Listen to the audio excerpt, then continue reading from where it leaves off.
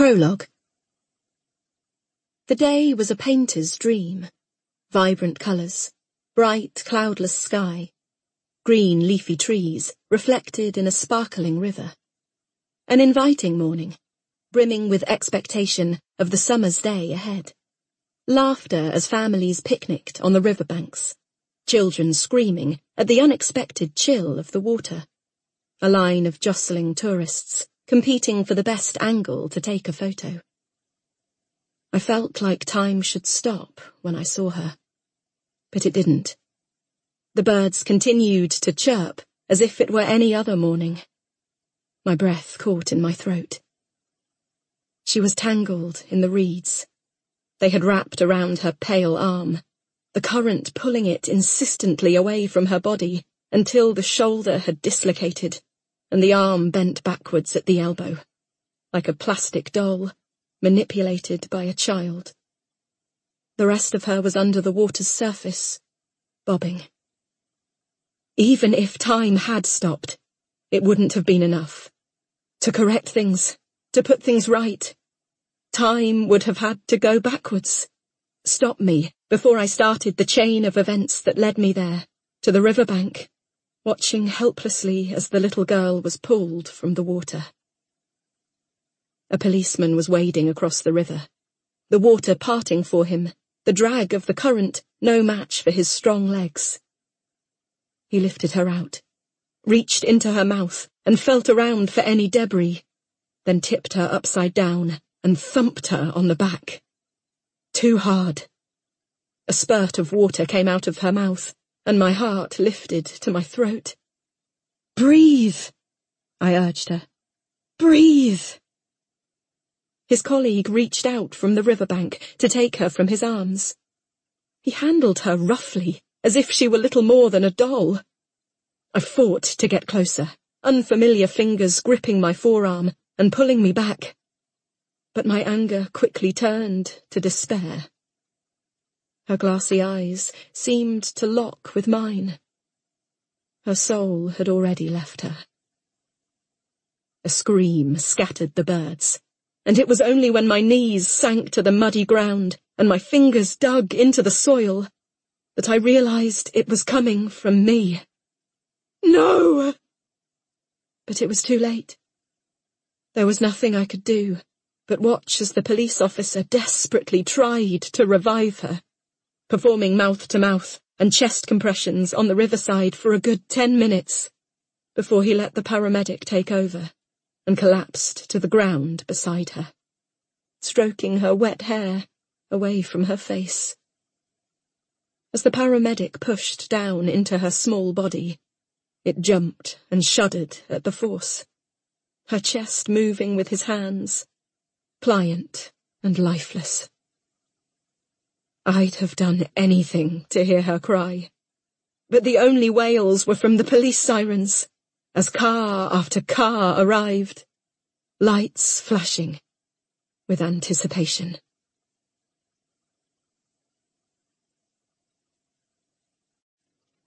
Chapter 1. The car's wheels crunch against the gravel as we pull up in front of the limestone cottage.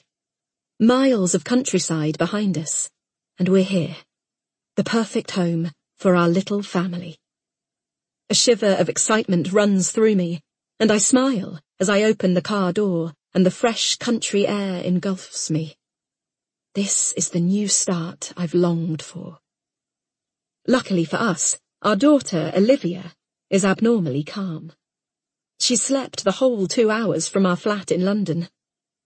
I gently unstrap her from the baby seat and lift her out, holding her up to see the cottage for the first time.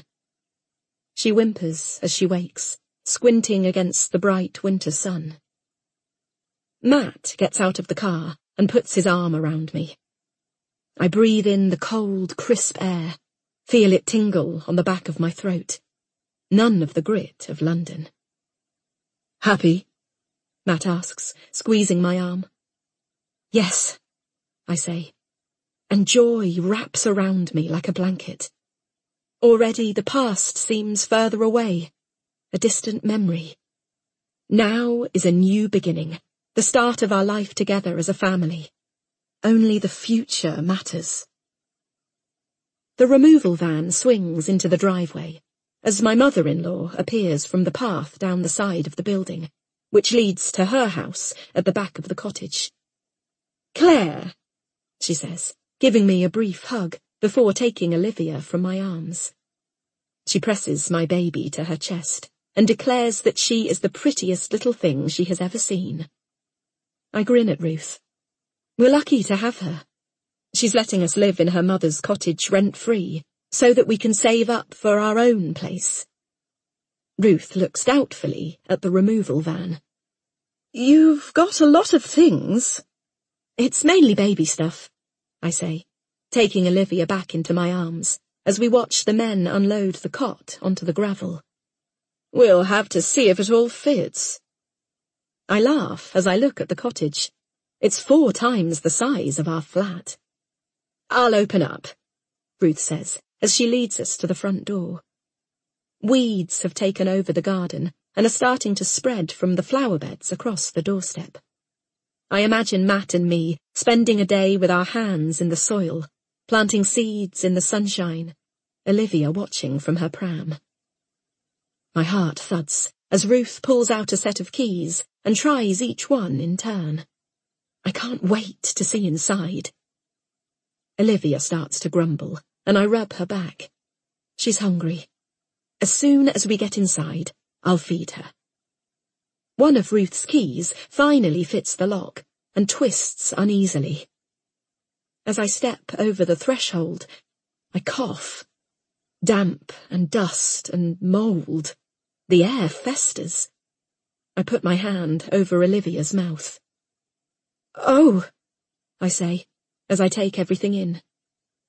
Shoes sit on the shoe rack, coats hang expectantly, and there's a letter on the ledge by the door, waiting to be posted. An umbrella left out long ago to dry is covered in a layer of dust. The beige stairlift waits patiently for its owner. Pamela, Ruth's mother, died of a heart attack 3 months ago. "I haven't been in for a while," Ruth explains, as she gathers up piles of letters into her arms from the carpet. "Who'd have thought there'd be so much post?" she says to herself. I hadn't expected this. I'm sure Ruth said she'd clear the house for us. I step around her and look for a place to breastfeed Olivia. A plastic mobility walker blocks the entrance to a living room. I push it aside, go in and perch on the edge of the floral sofa. I adjust my top and put Olivia to my dry, cracked nipple. She fights at first, knocking me away. I reposition her until she eventually latches on, and I wince. When she suckles vigorously, I sigh with relief. Olivia and I have both struggled with breastfeeding, but I am determined to make it work. The health visitor said it will help build the bond between us. I look around the living room. The mantelpiece is crowded with dusty ornaments and photographs. A book lies open on the coffee table. The house is untouched since Pamela left, and I feel like an uninvited guest. Matt brings me a cup of tea in a floral mug, and Ruth whisks out a mat to put it on. "We'll have to buy some milk," Matt says apologetically, but I sip the tea gratefully, taking care to hold it as far away as possible from my baby. It calms me. "Full of antiques, this cottage," Ruth says. "I know I can trust you both to take care of everything." I imagine Olivia as a toddler, zooming round the cottage, causing havoc. "We might need to move some things," I say. I've spent the last week looking at furniture online. I'd thought we'd finally be able to choose our own. "I don't know where you'll move things to," Ruth replies. I'm about to mention her huge house at the end of the garden, but I catch the look Matt gives me and say nothing. One of the removal men comes in, out of breath. "Where shall I put the boxes?" he asks. I look round the cluttered room. "Upstairs?" I suggest. Ruth leads the man away, and finally Matt, Olivia and I are alone. I let myself relax and take in my surroundings. It won't take long to clear the room and put up some pictures. We can make the cottage our own. There's a sudden crash from upstairs, and my muscles tense instinctively. I see the teacup in my hand turning over. A scream escapes my mouth as the hot liquid splashes over my jeans. The cup falls to the carpet. Ruth shouts at the removal men upstairs as Olivia screams. Matt rushes over, and I run my hands over Olivia, praying that the tea hasn't caught her. "I'm sorry," I say to Matt, tears welling up in my eyes. I could have burned her. I could have scarred my child. "It's okay," Matt replies, his arm round my shoulder. "One of the men must have dropped something. It made you jump." I can hear the edge of accusation in his voice. He hadn't jumped at the noise. If it had been him holding the tea, it wouldn't have spilt. Everything makes me jump these days. I'd hoped that would change when we moved to the countryside. But no matter how far I move, there are some things I'll never escape. I cover the side of my face with my hands, peering out through my fingers as I anticipate his next blow. My cheek is cold against the kitchen tiles. I lie where I've fallen, not daring to move in case I anger him further. Here it comes. I feel the connection with skin, the crack of bone. The sensation is entirely physical. My mind is numb, emotionless. But the punch is hard, and I stuff my hand into my mouth to stop the instinctive scream. My daughter is sleeping upstairs. I'm a trapped animal, frozen to the spot. As he lets out his anger, punch by punch. I deserve this. I've tried my best to please him, to be the perfect wife and mother, but I'm still not good enough. I'll never be good enough. My scars prove it. My black and blue body proves it. He can never hate me as much as I hate myself. I am nothing. No one. I lie still and let him finish, tiring himself out. When his energy has dried up, he gives me one final half-hearted kick in the ribs. Then he goes over to the counter and pours himself a glass of red wine, the expensive one he bought at duty-free when he flew back from Buenos Aires last year. He leaves the room, and I listen to his footsteps on the stairs. When I hear the door of his study shut, and I'm certain he's gone for the night, I stand up shakily. I wince as I put my weight on my left leg. I must have bruised it when I fell. Habitually, I check each limb still works, cataloguing my list of aches and pains in my head. The old injuries are healing. The new ones will take time. My body is in an endless cycle of injury and recovery. It's getting more and more difficult to lift my daughter without wincing. I go to the hallway to look in the mirror. I observe my face critically, as if it's a painting. My eye is black, and there is a new bruise on my cheek. An older bruise on my other cheek has faded to yellow. I'd kidded myself that it would soon be faint enough for me to cover it with makeup and go out to the supermarket, or even to a mother's group. But he's made sure that's impossible. I can't go out like this. For a moment, I let myself imagine fresh air tingling against my skin, my face turned up to the sun. But the idea of freedom is just a fantasy that I indulge myself in from time to time, because I haven't left the house for months. I'm completely trapped.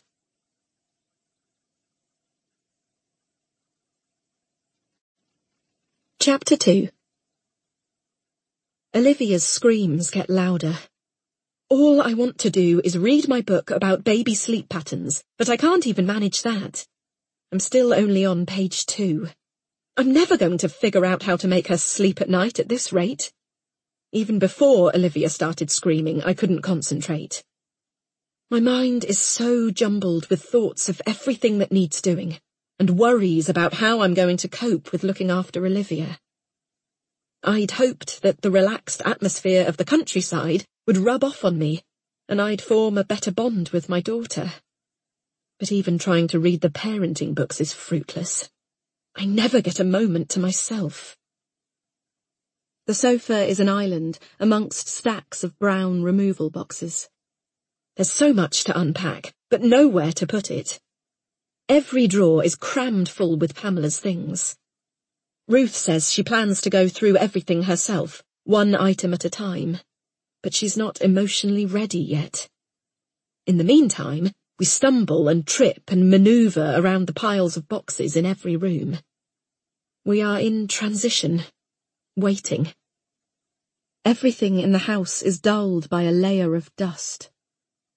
Once the house is clear of Pamela's things, and we've unpacked so we can see the carpet, I'll give every inch of every room a thorough scrub. The screams get louder. My back twinges in sympathy. My body hasn't realigned itself since the pregnancy. My spine isn't straight. My posture is off. I'm constantly leaning over, to change nappies, to comfort Olivia, to bath her. It shocks me how we all do this. Mothers everywhere. We bend down in reverence to our children, bow at their feet, as if they are the demigods we have to pray to keep our lives in order. The screams have stopped. She's dead. The thought enters my consciousness, and I know I should dismiss it, but I can't. I imagine finding Olivia trapped between the cot and the wall, unable to take a breath. Terror shudders through me. I rush up the stairs, squeezing past the stair lift. Olivia is sound asleep in her cot, her toy bunny next to her, in Pamela's spare bedroom. I sigh with relief. Her face is still damp from her tears, and I want to touch her cheek and wipe them away, but I daren't, in case she wakes. The battered bed next to the cot calls to me. The black paint has peeled off the metal frame, and the mattress sags in the middle. But I'm exhausted, and it looks like the most welcoming bed in the world. I give in and ease myself onto it, as gently as possible so I don't disturb Olivia. The spring in the middle creaks as it digs into my spine, and a faint smell of damp rises out of the mattress as it gives in to my weight. I don't care. Just 5 minutes sleep. 5 seconds. The doorbell rings. There is a pause, a moment of stillness so complete that I have to hold my breath in order not to interrupt it. Then the doorbell rings again, and Olivia's screams pierce the air. I thump the pillow beside me and swing my legs over the side of the bed. There's no way my baby will go back to sleep now. I pick her up and hold her to my chest, rocking her back and forth. The doorbell rings for the 3rd time. "Coming!" I shout. Perhaps it's Ruth checking up on me. I must get down the stairs before she lets herself in with her key. On our very first evening in the cottage, she came in while we were putting Olivia to bed. We'd found her in the living room, rummaging through a cupboard, looking for a DVD she'd lent Pamela before she died. The visitor is silhouetted in the frosted pane of the door, a flash of red, too tall to be Ruth. I open the door, and a woman in a smart red coat smiles at me warmly and offers a manicured hand. In her other arm, she carries a small baby, snuggled up in a coat exactly the same shade of red as her mother's. "Hi," she says. "I'm Emma. I live down the road." I manage to return the smile as I reach out my hand, juggling Olivia as she fidgets on my hip. I feel embarrassed by the dried baby sick on the shoulder of my oversized jumper, and wonder how Emma manages to look so immaculate, with her poker-straight blonde hair and expensive clothes. "Claire," I say, and Olivia screams, as if she needs to join the conversation. Emma's baby stares at the sky, oblivious to everything going on around it. I push my curly brown hair behind my ears, hoping I remembered to brush it this morning. I'm sure Emma must think I'm a mess, but she doesn't seem to notice. "I'm so glad someone else with a baby has moved in," she says excitedly. "I saw the removal van the other day, and I thought I must introduce myself. You're Ruth's daughter, aren't you?" "Her daughter-in-law," I correct quickly. "Oh," Emma says, and I catch what I'm sure is a sympathetic look. "Do you know her?" "Everyone knows her. She's the kind of person you need to know in this village. If you're her daughter-in-law, you'll be looked after." I smile, bemused. There's a whole side of Ruth I know nothing about. Emma reaches down and picks up a brown paper bag, with a logo I recognise from a shop in a nearby town. "I bought you some cake, as a welcome to the neighbourhood. Shall I bring it in?" I want to say no. I don't have enough energy for a conversation. But Emma has already stepped over the threshold and into my home. "Shall I take my shoes off?" she asks, sitting down on our dirty bottom stair, juggling her baby as she unzips her boots. I cringe. The house is filthy. Soon the feet of Emma's pale tights will be black from the dirt and dust. "Sorry about the mess," I say, gesturing half-heartedly at the unpacked boxes. Emma smiles. "Hard to keep a tidy house with a baby." "What's your baby's name?" I ask. "Lizzie. And yours?" "Olivia." "How old is she?" 2 months. "Lizzie's 3 months. The interaction is following the same script as all my introductions to other new mothers. The same conversation plays out at every mother and baby group across the country. Our lines are so well rehearsed, it feels like we've met 100 times before. "Come through," I say, picking my voice up, trying to be more friendly. I see the cottage with fresh eyes as I lead Emma through to the dilapidated kitchen. I've been convinced that as soon as Matt and I remove the clutter, we can make the house our own. But now I notice the peeling 1970s wallpaper and the unidentifiable stains on the threadbare carpet. "This is Matt's grandmother's house," I explain. "She passed away." "I'm so sorry," Emma says, concern in her eyes. "Oh, it's okay. I didn't know her that well, but my mother-in-law, well, she's finding it hard to let go. I want to put some pictures up, maybe give the house a lick of paint, but Ruth—" I try to think of the best way to phrase it, so I don't sound ungrateful. "Ruth wants the house kept as it is for now.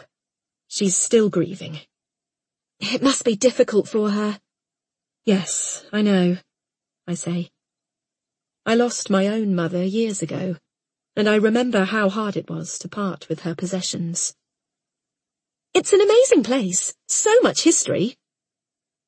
Emma is at my kitchen counter, holding Lizzie under one arm as she rifles through a drawer and pulls out a knife to cut the cake. I put Olivia down and go over to the sink under the window to fill the kettle. I can see Ruth and Jack's house at the end of our garden. A dark, looming shadow. There's no one home. "How big a slice do you want?"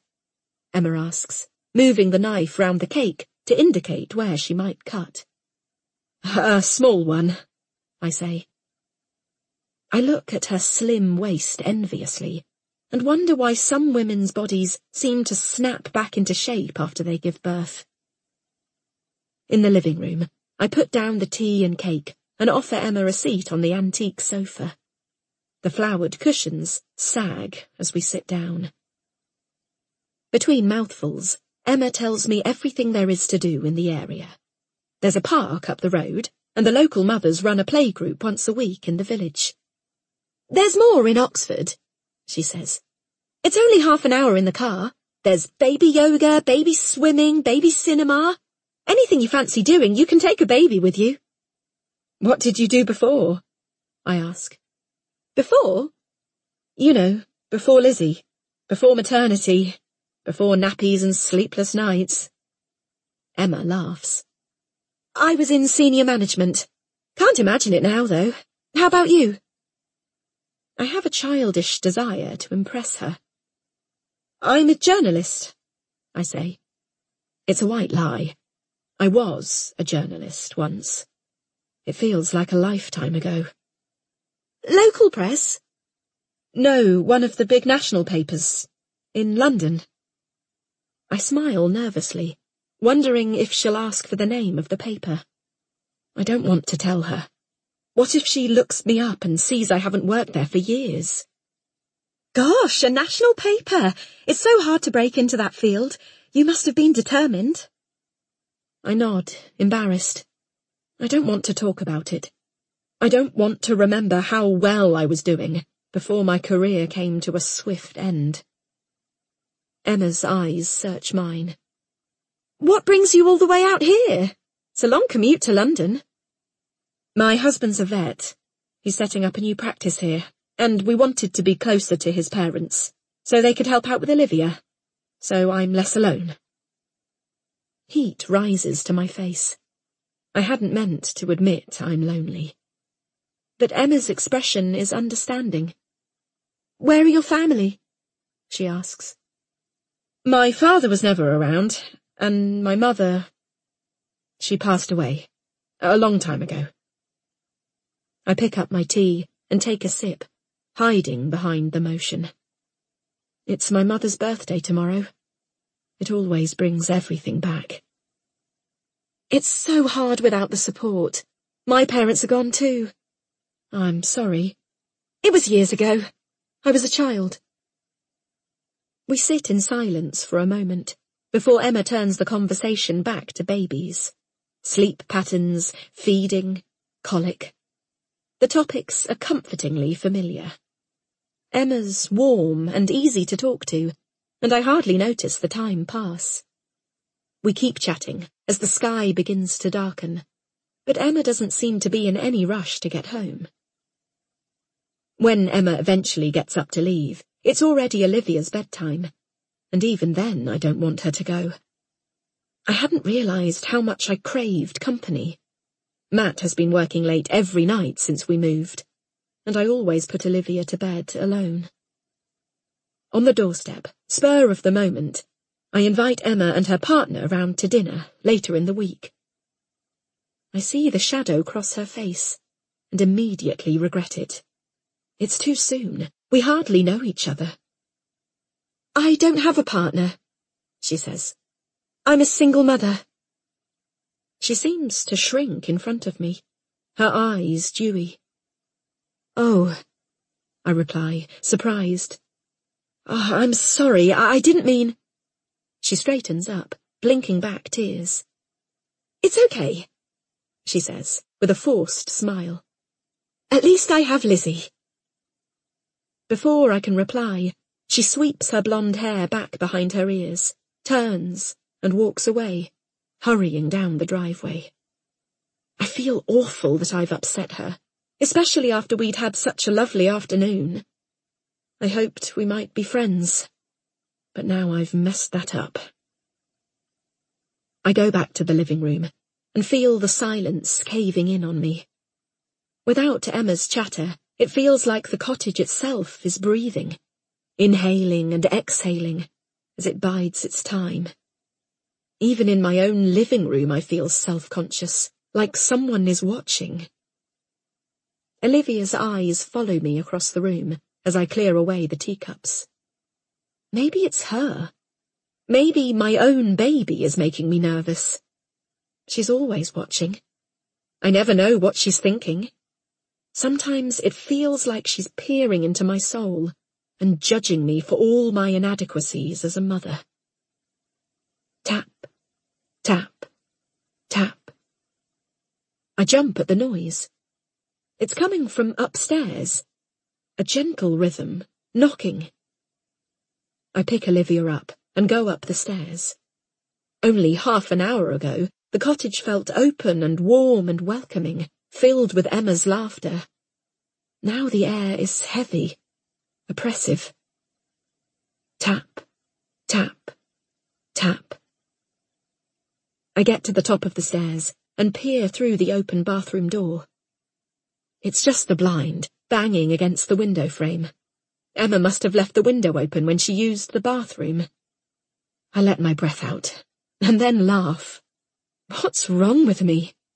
How can I be so paranoid about every sound? Olivia looks at me and starts to cry. I think about how Lizzie didn't cry the whole time she was here, but Olivia needed constant comforting.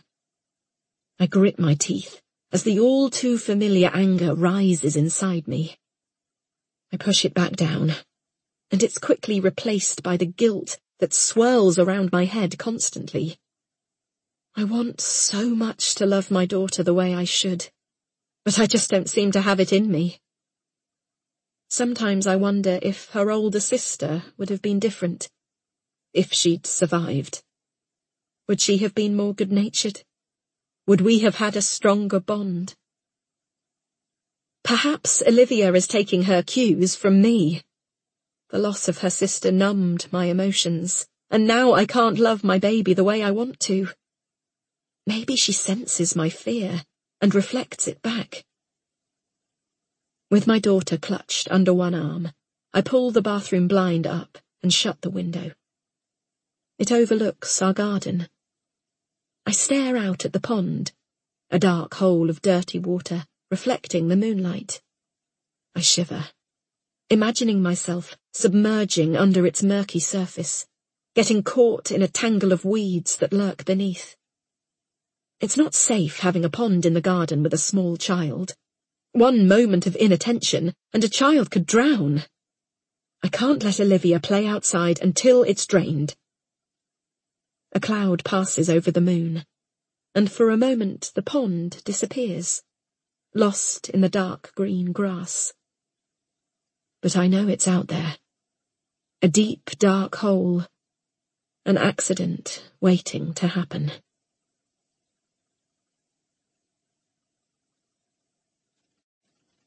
Chapter 3. When I wake the next day, I have a moment of peace, before I remember it's my mother's birthday. When I sit up, I feel my headache building behind my eyes, and I reach for the paracetamol on my bedside table. Another birthday she isn't here to celebrate. Reality is dulled as I go through the motions of the morning, feeding Olivia and preparing breakfast.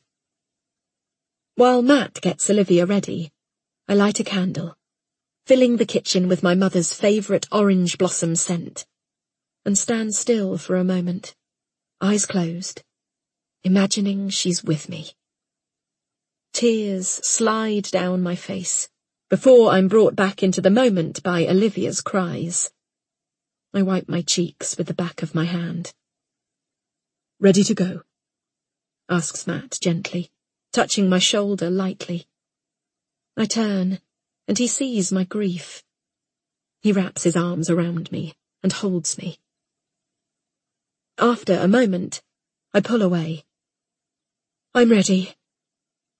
I blow out the candle and walk to the door. I have a second candle in my bag that I'll light at my mother's grave. It's hard to believe a whole year has passed since I last visited. Matt drives us to Wimbledon, where my mother's buried. We stop at a petrol station on the way, and I buy flowers and bottled water. I ignore the displays of red roses, and instead opt for orange and yellow chrysanthemums, her favourites. At the graveside, I sit cross-legged on the grass, as the wind whips through my hair. The ground is hard, and I can feel the February frost seeping through my jeans. I've been coming to my mother's grave on this day for the last 12 years. I fill the built-in vase with the bottled water and add the brightly coloured flowers, spreading them around evenly. They already look dog-eared, and I tip in the little packet of flower food that came taped to the stems, in the vain hope they'll last a few more hours in their battle against the elements. I put my candle on the cold, flat granite and strike the first match. It takes 3 before there's a spark of life. It's immediately blown out by the wind. Every year it's the same. There's only ever a flicker of light before it goes out, but it's enough for me to have shared that light with her, if only for a second. "Happy birthday, Mum," I whisper. The words disappear into the air. I close my eyes and try to bring her back. Her smell, her perfume mixed with the strawberry scent of her shampoo. I imagine her voice, her laugh, her smile when she greets me. I imagine the feel of her arms around me, strong and dependable when I was a child, and then weak and fragile, bird-like, before the cancer finally took her. I can picture her with Olivia, gathering her up in a hug and then rocking her gently, gazing into her eyes adoringly. But it wasn't meant to be. I glance across the cemetery and see Olivia with Matt on the other side of the vast space. Matt is bending over to read the inscriptions on gravestones, Olivia close to him in her sling. I'm glad she isn't old enough to understand. On my side of the family, there is only me. My father disappeared off to his new life in South Africa long before my mother passed away. I'm glad Olivia will grow up close to Matt's parents. I hope that between us all we can give her enough love, so she won't ever feel like she's missing out on her other set of grandparents. I chat to my mother as if she's alive. On her birthday last year, I confided in her about how much I still longed for a baby. We'd been trying for over 2 years by then, and I was exhausted by it. I was still grieving the loss of Olivia's sister, and I'd lost hope that we'd get another chance. I didn't know that just a couple of months after I visited my mother, I would see the double line on the pregnancy test. Our lives have changed irreversibly since then. We've had Olivia, moved house. Everything I longed for last year, I now have. I felt I was finally being given another chance at life, my opportunity to do things right. So why can't I be happy? I touch the cold stone, and then the words tumble out. I tell my mother how exhausted I am, how I never have a proper night's sleep. Motherhood hasn't lived up to my expectations. I just can't seem to bond with my daughter. Sometimes I feel like I don't deserve to be a parent. I'm not cut out to be a mother. When I run out of breath, there is no answer, no reassurance or advice, only the wind rustling through the trees. I wish my mother was here to guide me, to tell me how to love my daughter, the way I know she loved me. I feel a hand on my shoulder, and I jump. "Are you okay?" Matt asks. "You've been here a while." Olivia's fidgeting against him in the baby sling. "I'm fine," I say, slowly rising to my feet. "I was just telling Mum about Olivia." "She finally gets to meet her granddaughter," Matt says. Tears well up in my eyes. My mother's only time with Olivia will be moments like this, by her graveside each year, as Olivia grows. I wipe away the tears as I feel the warmth of Matt's embrace. He circles his arms around me, Olivia in the sling between us. "It'll be okay," he says. But he can't promise me that. As we start the journey back, Matt tells me he has a surprise for me. We're stopping at Richmond Park to see the deer. When we arrive, Matt gets Olivia out of her car seat and straps her to him in the baby carrier. She calms as soon as she feels his body against hers. I love the way they look together. Olivia's deep brown eyes and high cheekbones are a reflection of Matt's. Her frame is so small against his, and for a moment I see the lovable, tiny baby that others must see. The sun shines brightly, but there's a bitter breeze, and I carefully put Olivia's woolen hat over her bare head, and then put my own coat on. Matt carries the rucksack of nappies. My body is free, unencumbered.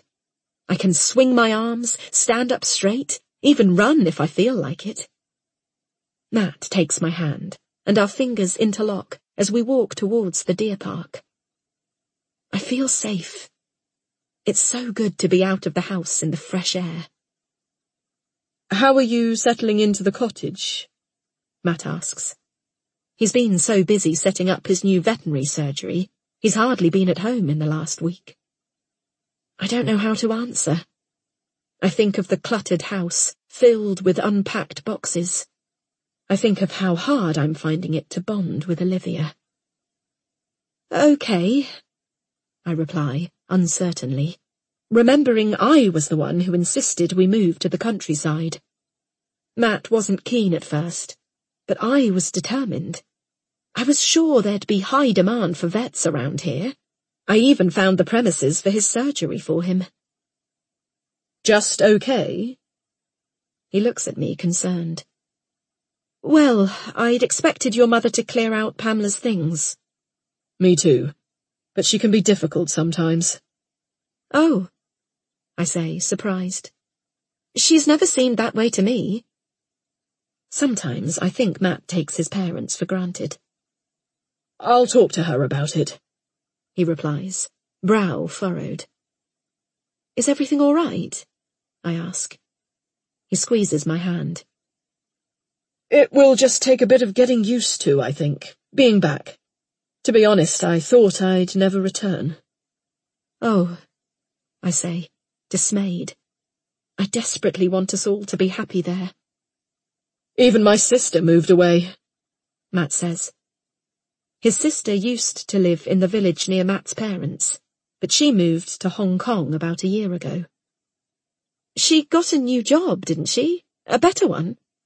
Yeah, she did. But I think she wanted to get away from Mum, too. She's not that bad, surely? I ask, confused. He puts his arm round me.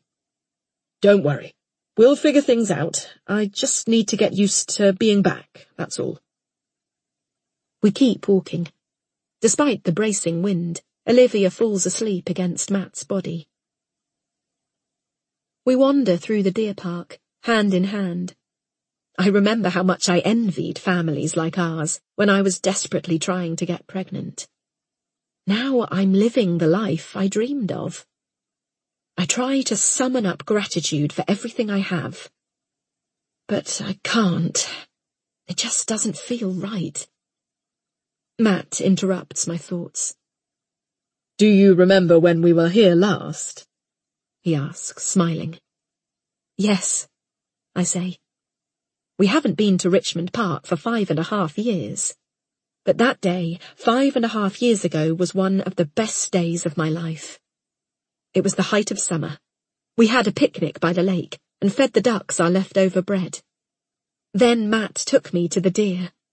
It was just after breeding season, and there were lots of fawns staying close to their mothers. Matt told me the history of the park, how the deer had always been able to roam freely.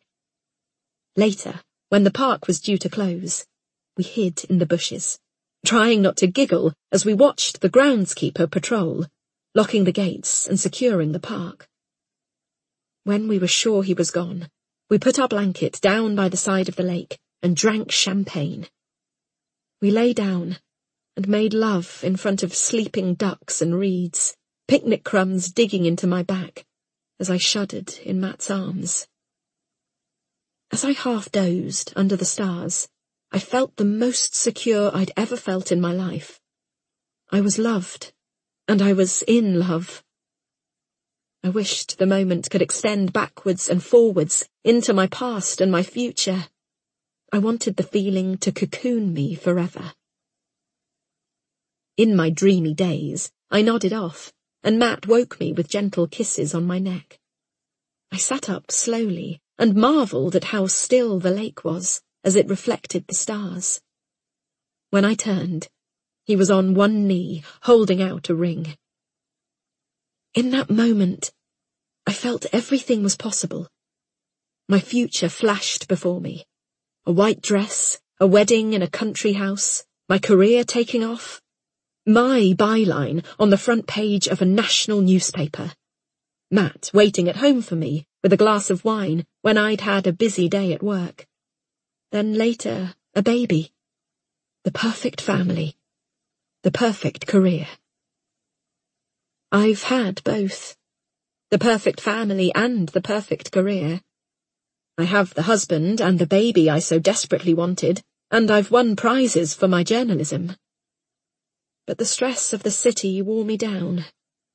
And now, even though I have Olivia, somehow it's still not enough. I force aside the thought. Today I only want to focus on enjoying the fresh air with my husband. Nothing feels better than the wind in my face and my hand in his.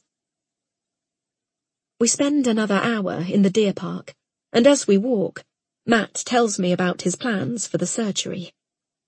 I don't have much to say about my days with Olivia, so I let him talk. His deep, lilting voice carries on the wind and surrounds me like a lullaby. I am safe with Matt. He's always there for me. At the very worst times in my life, he's been my protector. I don't want to think about what might have happened if he hadn't been there. He supported me when I felt like I couldn't go on anymore, that I didn't deserve to live. I was broken. He picked me up and helped me put myself back together. We pause by a wooded area, and Matt wraps his arms around me, Olivia between us. He kisses me deeply, and I remember all the longing I felt for him the day he proposed. His lips are on mine, and I catch the scent of his aftershave. I can't remember the last time we had sex. We've been too busy. His arms travel down my sides, stroking my breasts as he kisses my neck. He can't quite get the angle right, Olivia's small body between us, preventing a proper embrace.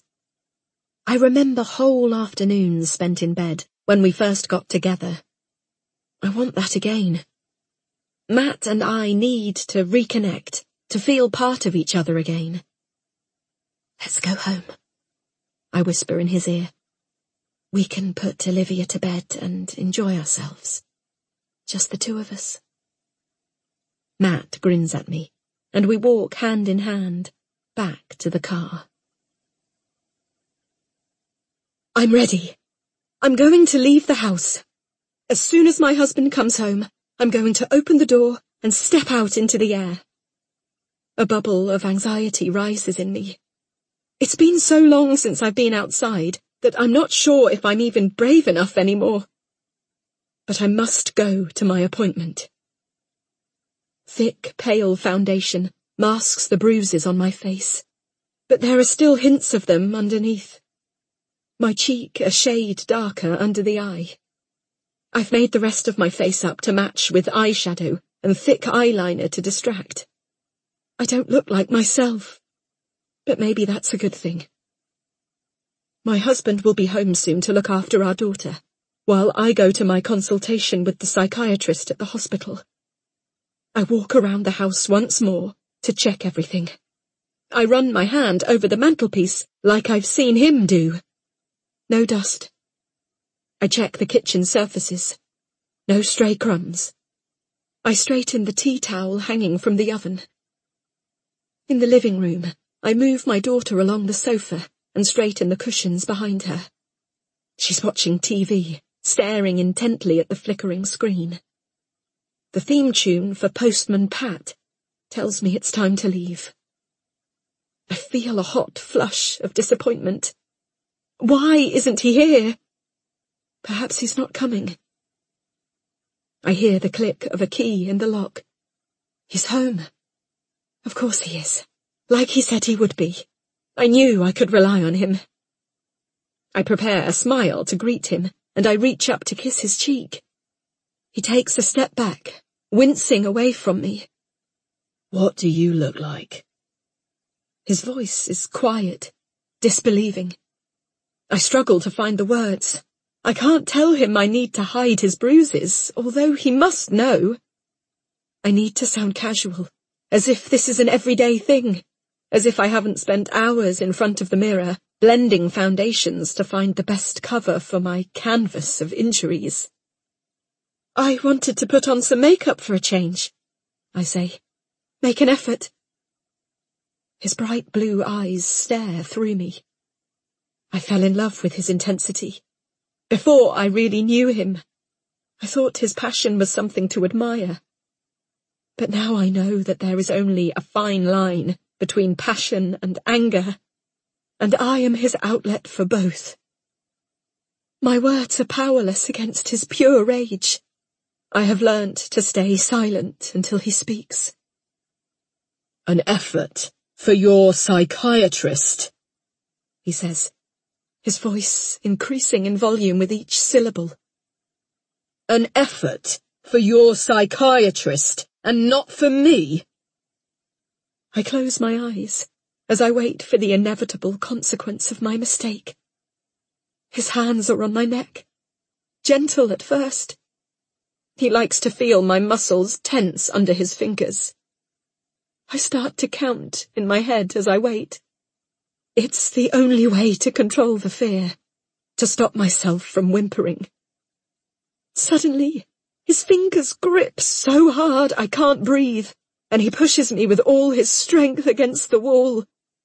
The crack of my head against the plaster is a physical release. I collapse and sink to the floor as I hear him walk away. It's over now. I'm not going to see my psychiatrist.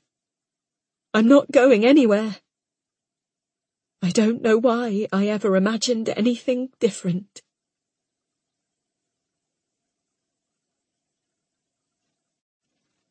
Chapter 4.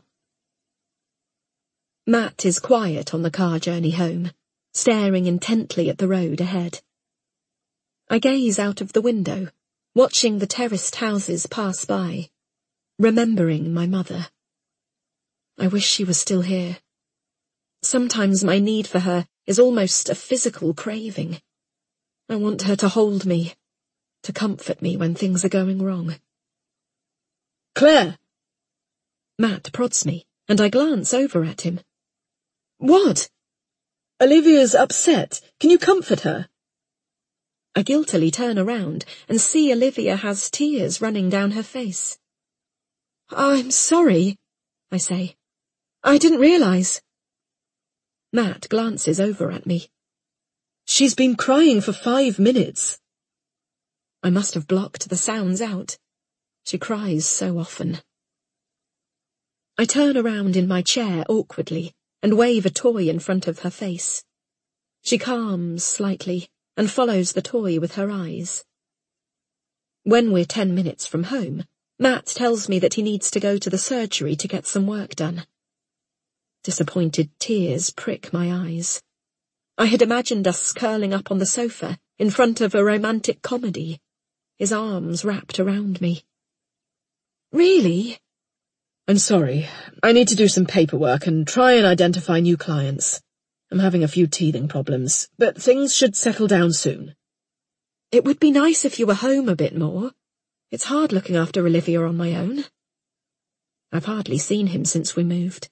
He's always working at the surgery. He sighs. I will be soon, I promise. It's just the setting up that takes the time. You could do some of the paperwork at home. Then you'd see more of Olivia. You don't need me, he says distractedly. I do, I confess quietly. Sometimes I feel like I'm still struggling to connect with her. I thought it would be easier for you here, Matt says, concerned.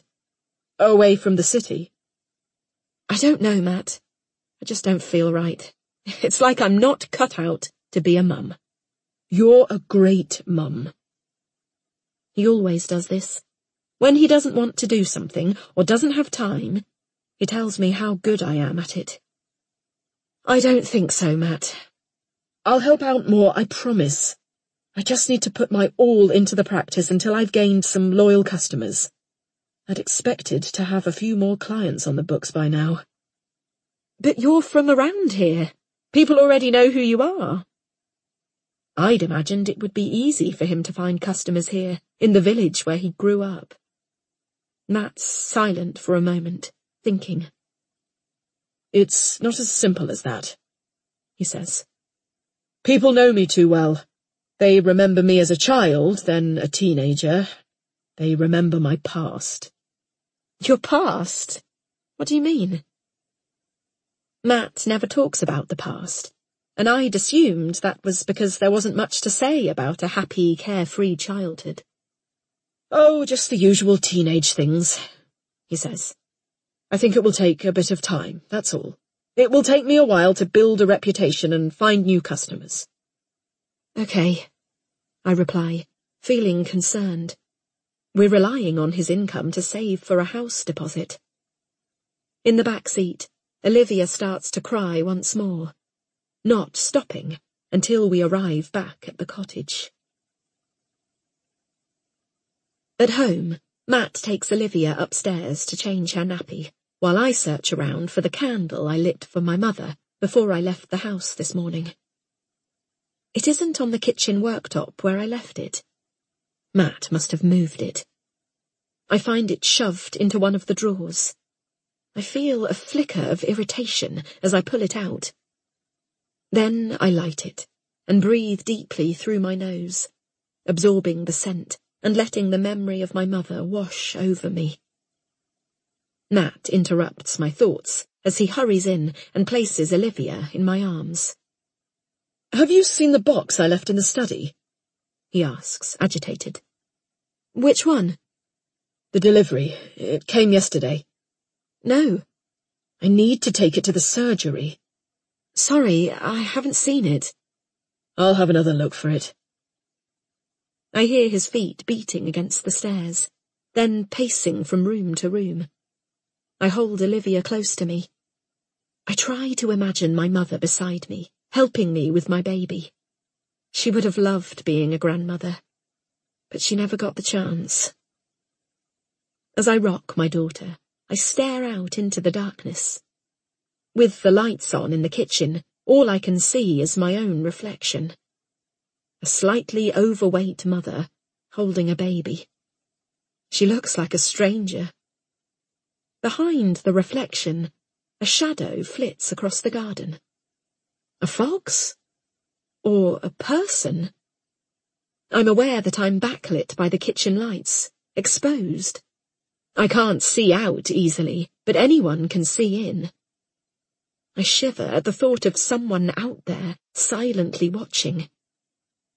It's just my imagination, I tell myself, as I turn on the kettle. Even so, I'd feel more comfortable if there was a blind over the window, and I could shut out the outside world. I must buy one.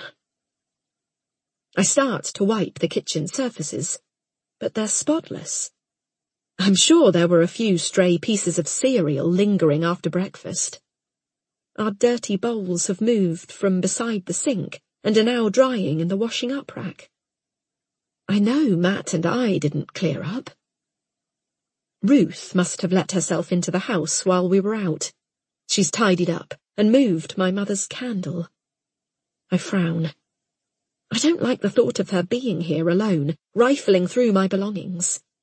If she behaves like that, we'll never really be able to relax here or make the space our own. I'm going to have to speak to her and ask her to respect our privacy.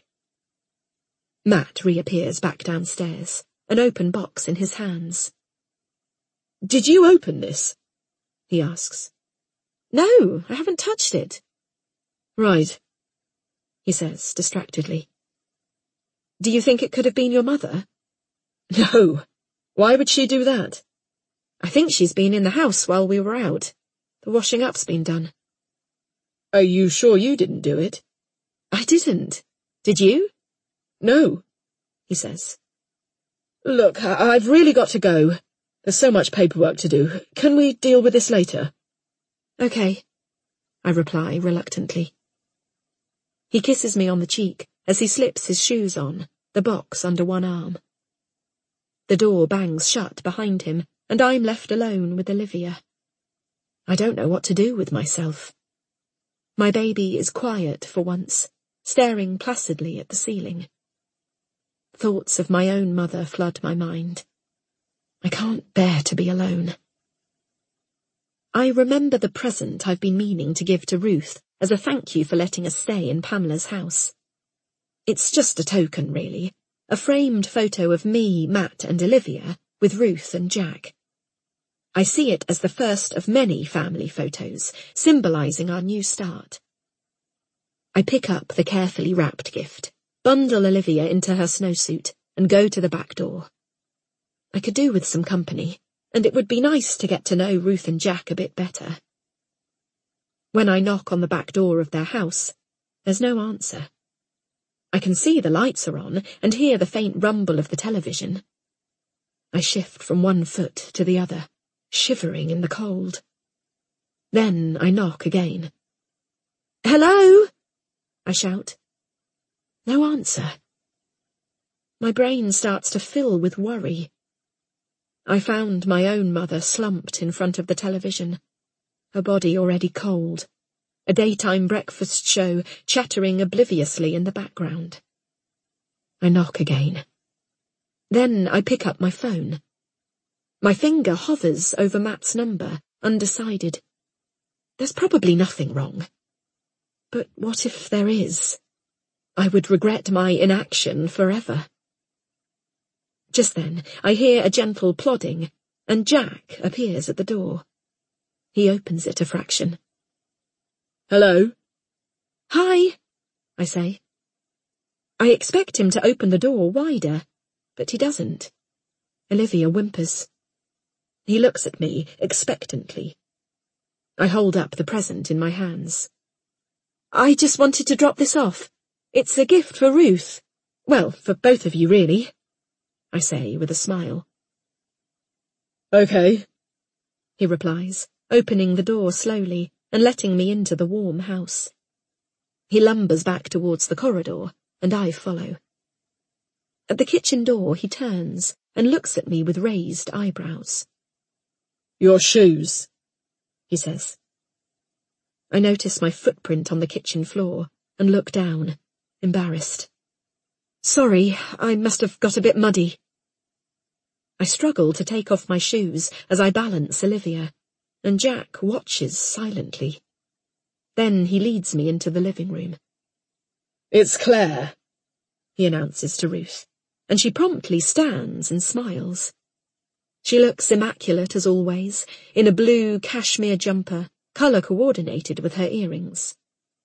As she looks me up and down, I remember I haven't changed out of my jeans since sitting on the ground by my mother's grave. "Claire! And Olivia! How lovely!"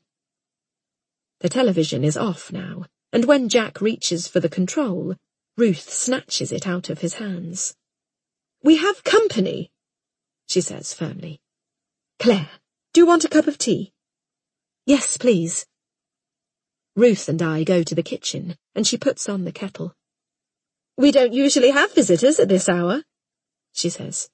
"What a pleasant surprise." I can tell from her voice and forced smile that she's far from pleased. It's only 6 p.m. "I can come back another day. I'm so sorry, I didn't mean to interrupt." "It's no bother, dear." In the awkward silence that follows, I hold out the present towards her, almost thrusting it into her hands. "This is for you," I say. "From me and Matt, to say thank you for letting us live in your mother's house." She eyes the present warily. "Should I open it now?" She almost looks as if she doesn't want it. "You could do. You don't have to, though. I mean, I could come back another day." I'm uncertain now. Olivia is heavy, and I want to sit down, but I don't feel welcome. The kettle has boiled, but Ruth doesn't seem to have noticed. When she seats herself at the table, I take that as an invitation to sit down opposite her. She opens the present and studies the photo. "It's lovely," she says finally. "What a nice thought. Thank you." "I'm glad you like it. I suppose we're your only family, really, aren't we?" I'm taken aback. "Well, my father's still alive." "But in South Africa?" "Yes." "Well, it's nice to have you closer. It must be hard for you without your mother." "It is." I nod, feeling too uncomfortable to confide in Ruth. "I know the feeling. It's been hard losing my own mother. I can't imagine it happening when I was younger. It must have been awful." She reaches her hand across the table and touches mine. "I'm sorry about Pamela," I say. "She was always kind to me and Matt." I wonder if I should broach the subject of clearing out her things. "It's so hard to throw away memories," Ruth says, as if she's read my mind. I know. I remember going through my own mother's meagre possessions before the council took back the flat. They'd given me a month. It had already been reallocated to another family. "I can help you if you like," I suggest. I don't want her to keep coming into the house when we're out, sifting through my belongings. "I'd prefer to do it on my own." I sigh, remembering how she'd stuffed my mother's candle in a drawer. "Of course. But I'd prefer it if you didn't let yourself in when we're out." She bristles. "It is my house, Claire." We reach an uncomfortable silence. "I'd better go," I say. "I need to get Olivia ready for bed." "Okay," she replies, looking at me intently.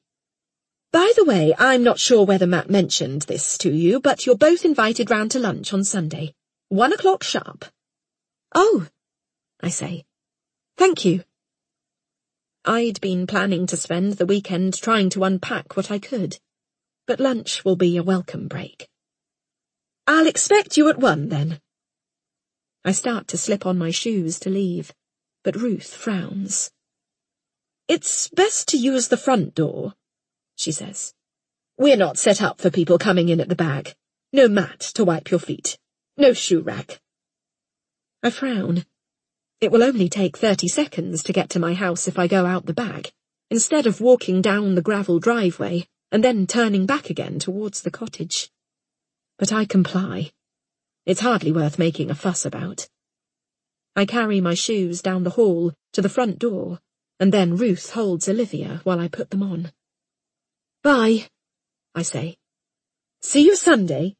Don't be late." When I get back to the cottage, it's time to put Olivia to bed. First, I need to feed her. I adjust my top and put her on my breast. She fidgets, hitting me and fighting, before she eventually latches on. I wince at the pain and think longingly of the pre-prepared bottles of formula in the fridge. I've promised myself that they're only a last resort, only if the pain gets too much. I gaze out of the window, between the gaps in the dusty Venetian blinds, thinking about my conversation with Ruth. I can't work her out. She was always so nice to me before we moved. But now I'm starting to see what Matt meant when he said she could be difficult. She seemed to deliberately make me feel unwelcome at her house. Perhaps she was just tired. Sunday lunch will be a chance for us to start again and get off on the right foot. The blinds are angled so I can catch glimpses of the outside world, but no one can see in. A shadow crosses in front of the window, pauses, and then moves on. I freeze, my arm tightening around my daughter. It's nothing, just someone walking past the house, perhaps a rambler. Ruth has told us that a walking path cuts directly through our driveway. Despite her attempts to keep them out, they have a right of way. I take my baby off my breast, ignoring her screams as I pull my top down, go over to the window and twist the lever to close the blinds completely. I sit back down on the sofa, but neither Olivia nor I can settle. I know she's hungry, but she seems unnerved now, reluctant to suckle. The health visitor told me earnestly that Olivia picks up stress from me, that I just need to relax. I take her upstairs and fill the bath, checking the temperature on the floating children's thermometer that's shaped like a flower. It's 1 degree too hot. I add more cold water, but now the water level is too high, and the plastic baby seat disconnects from the bottom of the bath and bobs upwards. I pull the plug, let the water go down a bit, and then gently place Olivia in the bath seat. She screams. I pull her out quickly, her wet body soaking my t-shirt. I check the thermometer again, certain I've made a mistake, but the temperature is well within the range. I put my daughter back in and wipe a flannel over her bald head. I hear a faint knocking sound. I want to investigate, but I can't. Babies can drown in seconds. Besides, it's just the cottage. It takes on a life of its own at night, creaking and groaning as the radiators clunk into action and the foxes howl in the garden. The sounds unsettle me. Matt says I'm too used to living in the city, where a constant background hum drowns out all other noise. Perhaps he's right. But this place doesn't feel like home. Dark crevices have formed behind the piles of boxes and looming walnut furniture. We need to declutter and unpack. Then maybe I'll stop jumping at every sound. I lift Olivia out of the bath. She screams as the cold air hits her, and I quickly wrap her in a towel. I hold her close, and then take her to the bedroom, putting her on my breast for what I hope will be the final feed before she settles for the night. Once she's in her cot, with her bunny beside her, I lie on the bed, watching her face scrunch up in anger as she gets redder and redder. The books say I should let her cry for a bit, teach her to self-soothe. Just knowing I'm here beside her should be enough to calm her. Whoever writes the books doesn't have a baby like mine. Every muscle in my body is tense as I lie beside Olivia listening to her scream. I wonder if I'll sleep more than 2 hours tonight. My limbs feel heavy, and I'm so exhausted I can hardly move. I wish I had someone to talk to, but I have no one. In London, I worked such long hours that most of my friends from school and university fell by the wayside. I made new friends at work, but they were mainly drinking buddies. Transient friendships that didn't stand up to the challenge of our lives moving in different directions when I left journalism. If only I had my mother. Or Miriam. Miriam was my closest friend.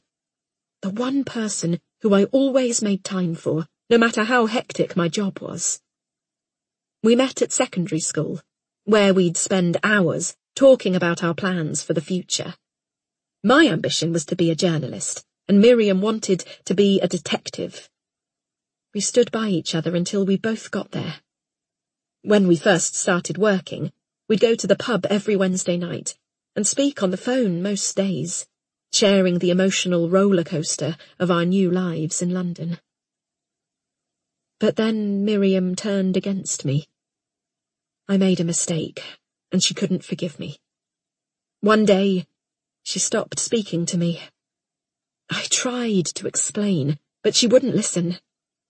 She stopped answering my calls, ignored me in the street. She cut me off entirely when I needed her the most. I try to put her out of my mind. I'll make other friends. Maybe Emma and I will become as close as Miriam and I once were. I don't even have Matt to talk to anymore. It feels like the distance between us has grown since we've had Olivia. Today at Richmond Park was the first time in a long time that we really connected. In the last few months, we've only spoken about practical things. Caring for Olivia, the logistics of moving house, setting up the surgery. We've both been busy. That's all. We need to start making time for each other, work on our relationship. When Matt gets home, I'll talk to him about it. I know we can build a happy life here. We both just need to put in the effort.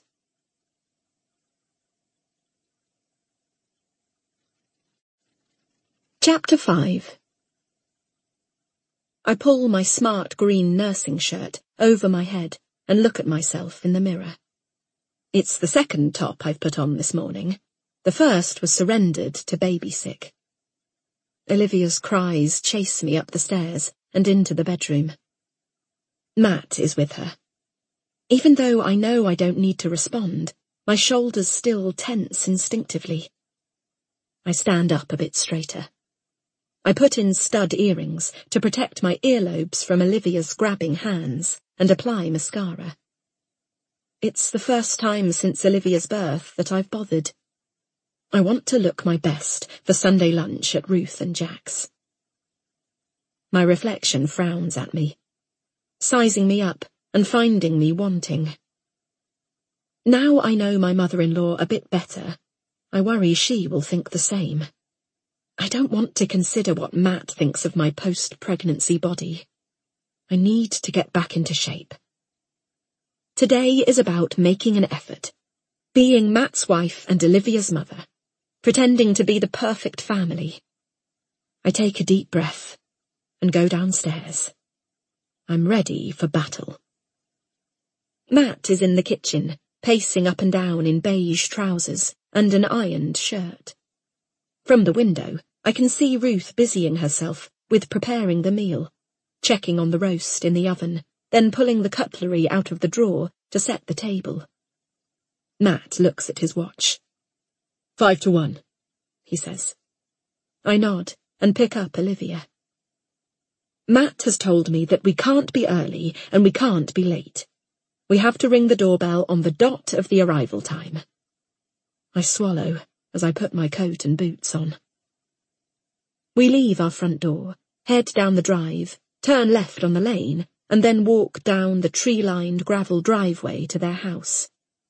At the door, Matt checks his watch, waits for the minute hand to click over to 1 p.m., and then knocks. Ruth greets us, beaming.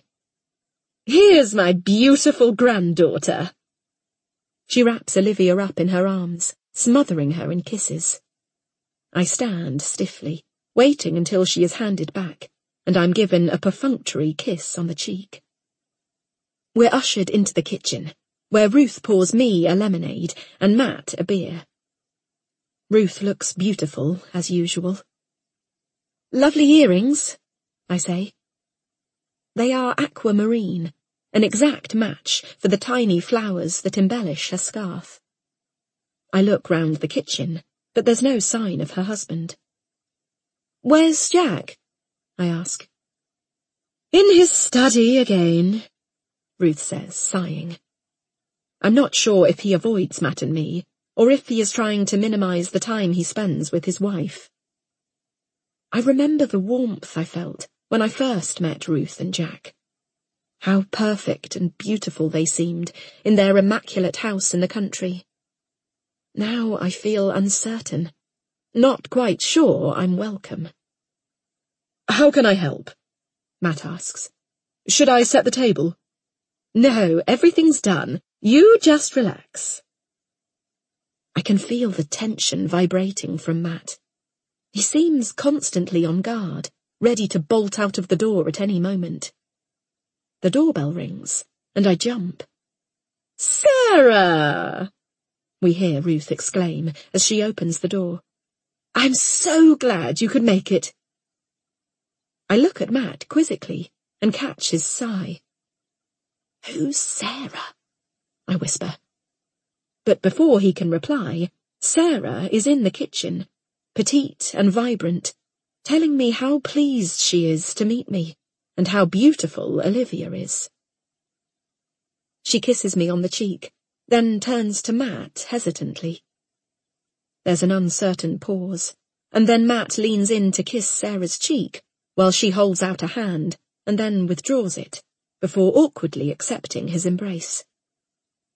"It's good to see you," she says, her right hand nervously tucking her wavy auburn hair behind her ear. "You too," Matt says stiffly. He's usually so gregarious, but his parents' house has a weight to it that seems to flatten him. Sarah turns to me and beams. "It's so lovely to meet your wife and family." "Sit up, everybody," Ruth announces. "Lunch is ready." Ruth has a wooden high chair for Olivia, but she's far too young for it. I suggest I put her on the floor on the rug. "I can't have my granddaughter on the floor," Ruth laughs. "I could go and get the baby seat from the car," Matt suggests. "No, don't do that," Ruth says. "She should sit with us." I hold her close to me over dinner, trying to contain her cries. She claws at my breast to feed, but I discourage her. I fed her just before we left. Her cries block out the conversation, and I pick at the roast dinner one-handed with my fork, eating one carrot at a time. Ruth comes around with the wine. She offers it to Matt, and he refuses, glancing over at me. I would love a glass, but Ruth skips right past me like she always does, and offers it to Sarah. As I watch Ruth pour the wine, I feel my face flush. "I'm so pleased you came back, Matt," Ruth says. "I knew you would eventually. The village is the perfect place to bring up children." Matt doesn't respond. He never talks about his childhood, never shares happy memories or sad ones, never says anything at all. I wonder if it was as idyllic as I'd thought. Ruth continues.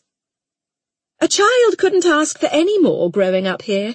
It's so far from the dangers of the city." She looks at me. She thinks I kept Matt in London for too long.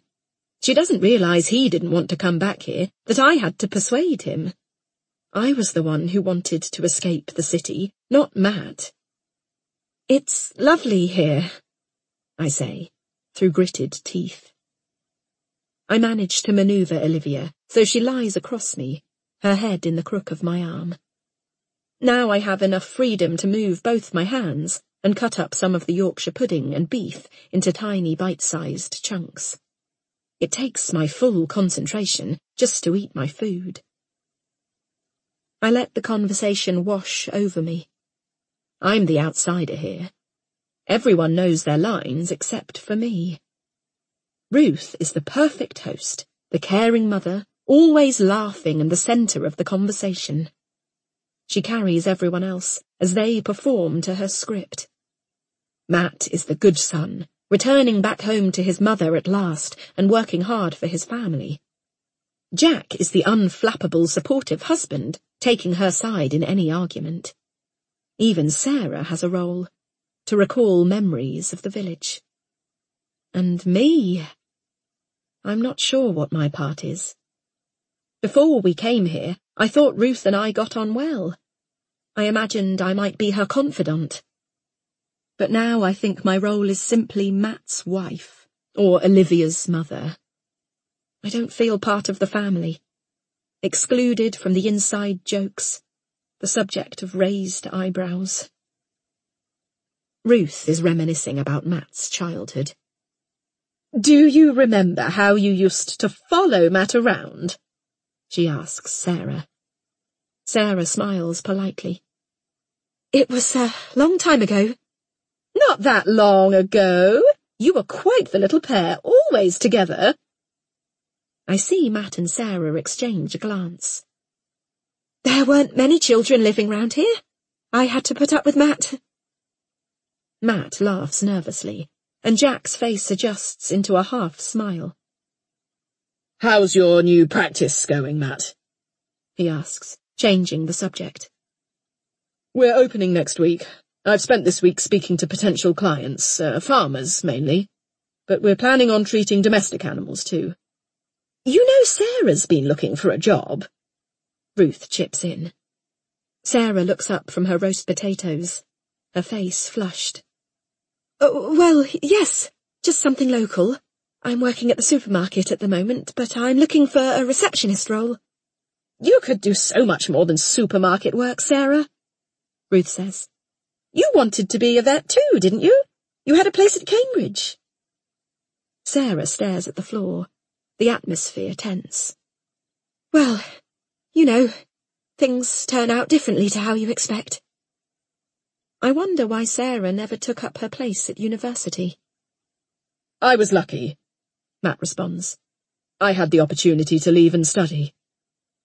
But you've come back, I say. We've come here to make a life for ourselves. My voice sounds hesitant, as if I'm no longer certain. Sarah could work for you, Matt, Ruth suggests, ignoring me. Surely you need some help with running the surgery. Well, yes, Matt says, sounding unconvinced. But not at the moment. We're still setting up. I think about all the hours Matt's been working. He needs all the help he can get. Couldn't Sarah help you get the business off the ground? I ask. You've been swamped. You could do with some assistance. He frowns. Maybe. He shoots me a look, but I refuse to be quiet. If he had some help, he'd have more time for Olivia and more time for our marriage. Why don't you just give it a try? I say. Ruth nods at me encouragingly. You'd have more time for your family, Matt. Okay, he replies, turning to Sarah. But it would only be admin, answering the phone, that kind of thing. Don't feel you owe me, Sarah says, looking embarrassed. Sarah, don't be silly, Ruth says, her jolly tone out of keeping with the muted atmosphere in the room. Of course Matt wants you to work with him. He'd be mad not to.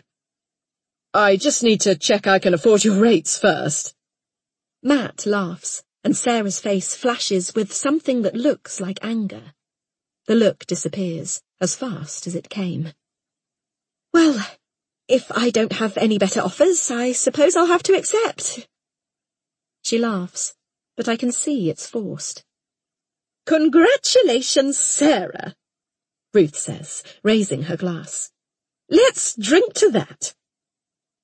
I raise my glass of water and notice that Sarah is holding up her wine glass as reluctantly as I am. Any more? Ruth asks, serving spoon hovering over the potatoes. She looks at me pointedly, and I realize everyone else has finished their meal. No, thank you, I say, and try to eat faster. But it's gone cold, and I've lost my appetite. Sarah reaches out her hands towards Olivia. I'll take her, she says, so you can finish. I smile gratefully and look at Matt. It should have been him offering, but he seems distracted, staring into the middle distance. I eat the cold food on my plate, trying to satisfy the twin demands of speed and appreciation of Ruth's cooking. Ruth frowns at me, but I'm not sure why. There are so many rules in this house that you trip and stumble over them. You never know which you are breaking, but you can't help leaving feeling you've done something wrong. We are evicted at 4 p.m. Ruth wants to get the washing up done before she goes to her tennis club committee meeting. As soon as the door shuts behind us, the argument starts. Ruth doesn't realize we can hear her through the open kitchen window as she launches into a tirade at Jack. He didn't help prepare the lunch, he didn't make enough conversation, he spilt food on the floor. I want to intervene, to protect Jack from Ruth. I turn to Matt. Should we go back? I ask. He looks at me in surprise. Are you crazy? I've been baking all morning, and the kitchen is a mess. The granite counter covered in a sprinkling of white dust. I smile to myself. This is one of the few things that brings me pleasure. The smell of freshly baked cakes changes the feel of the house. It's warm and inviting, rather than oppressive and closed. My daughter watches attentively, as I mix and stir and pour. In these moments, just the two of us, everything feels normal and homely. I had imagined life like this when I was a child. A family, a kitchen, togetherness. I hum to myself. I'll spend the afternoon clearing up, changing the house back to the clinical, clean space my husband likes to live in. But for now, I enjoy the mess. The ordinariness of a dirty kitchen. When the cakes are ready, my daughter and I sit at the table across from each other and dig in. I smile at her, and she smiles back. Her green eyes a reflection of mine. I can't describe how much I love her. All I want for her is a happy family life with two doting parents. The childhood I missed out on myself. I hear a key in the door. No, it can't be him. No. I look around the kitchen, alarmed, but he's already in the room. What's going on? He asks. I didn't expect you back. He surveys the kitchen. Clearly. He reaches for the cake on my plate, takes it, and throws it in the bin. You don't want to get fat. I shake my head. Our daughter is watching, her eyes wide. Why don't you go to the other room? I say desperately. She wants to take the cake with her, and sensing my husband's impatience, I let her. A trail of crumbs marks our path as I carry her wriggling body to the living room. I know I'll be punished for that. I come back into the kitchen and start clearing up. Who are the cakes for? He asks. For us, I say. Of course. He knows I'm lying. He never eats cakes or chocolate or sweets. He watches his physique with care. When I bake, I only bake small batches.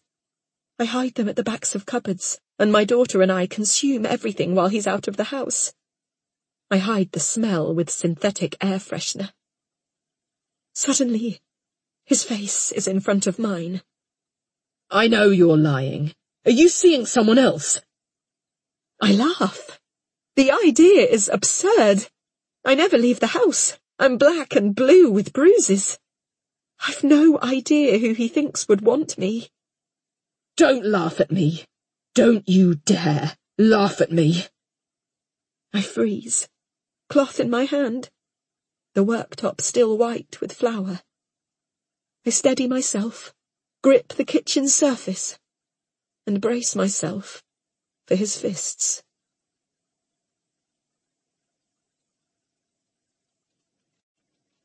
Chapter 6. Breathe, the yoga teacher instructs, as she looks serenely into the middle distance. And hold your pose. My eyes are heavy, and I let them close for a second as I follow the instructions. It's 10 a.m., but it feels like midnight. I only had an hour and a half sleep last night before Olivia woke up for her morning feed. But I'm glad Emma has dragged us to mother and baby yoga. Both of us needed to get out of the claustrophobic cottage. When I open my eyes, Olivia is quiet, staring up at me quizzically from the mat in front of me as I balance on one leg. She's calmer here, distracted by everything going on around her. Even this basement room feels lighter and airier than our cluttered, dark cottage. I'm going to start sorting the house out. I can't wait for Ruth to do it. Relax, Claire. The yoga teacher smiles at me encouragingly. My shoulders have tensed, and I try to switch off my thoughts as I pull myself into the next stretch. The other mums in front of me are straight-backed and tranquil, in lines on the mats, with their designer yoga pants and neat ponytails.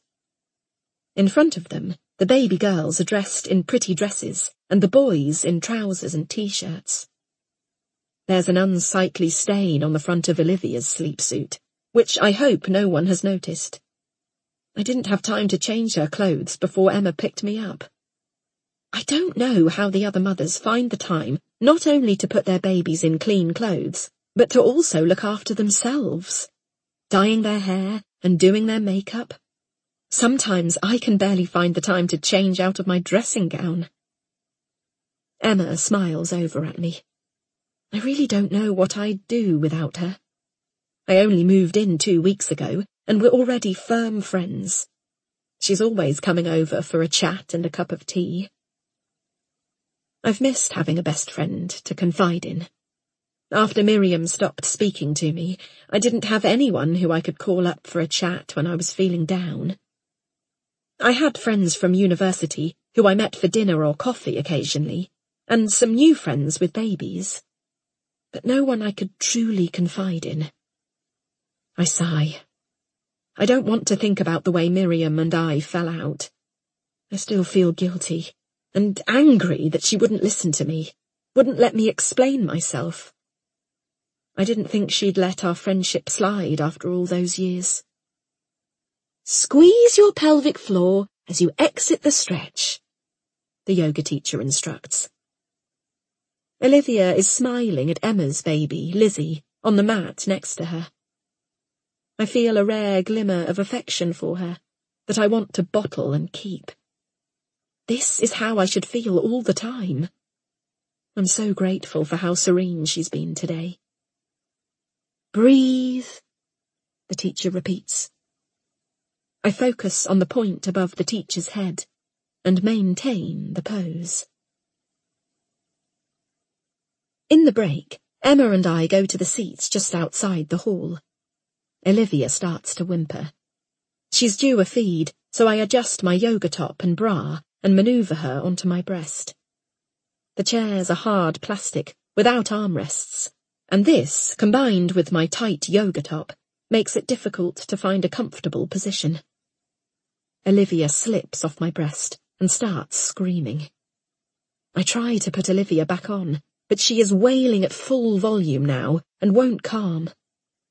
I rock her back and forth as I pull my top back over my exposed breast. Emma puts her hand on my shoulder. Do you want me to take her? She asks, reaching out one arm as she balances Lizzie in the other. No, it's okay. Thanks, though. I just haven't really got the hang of breastfeeding yet. I smile apologetically. Around us, other mums form groups and chat as they feed and rock their babies. I think of the NCT group I attended in Balham. I miss having that network of mums to meet with for coffee and share tips.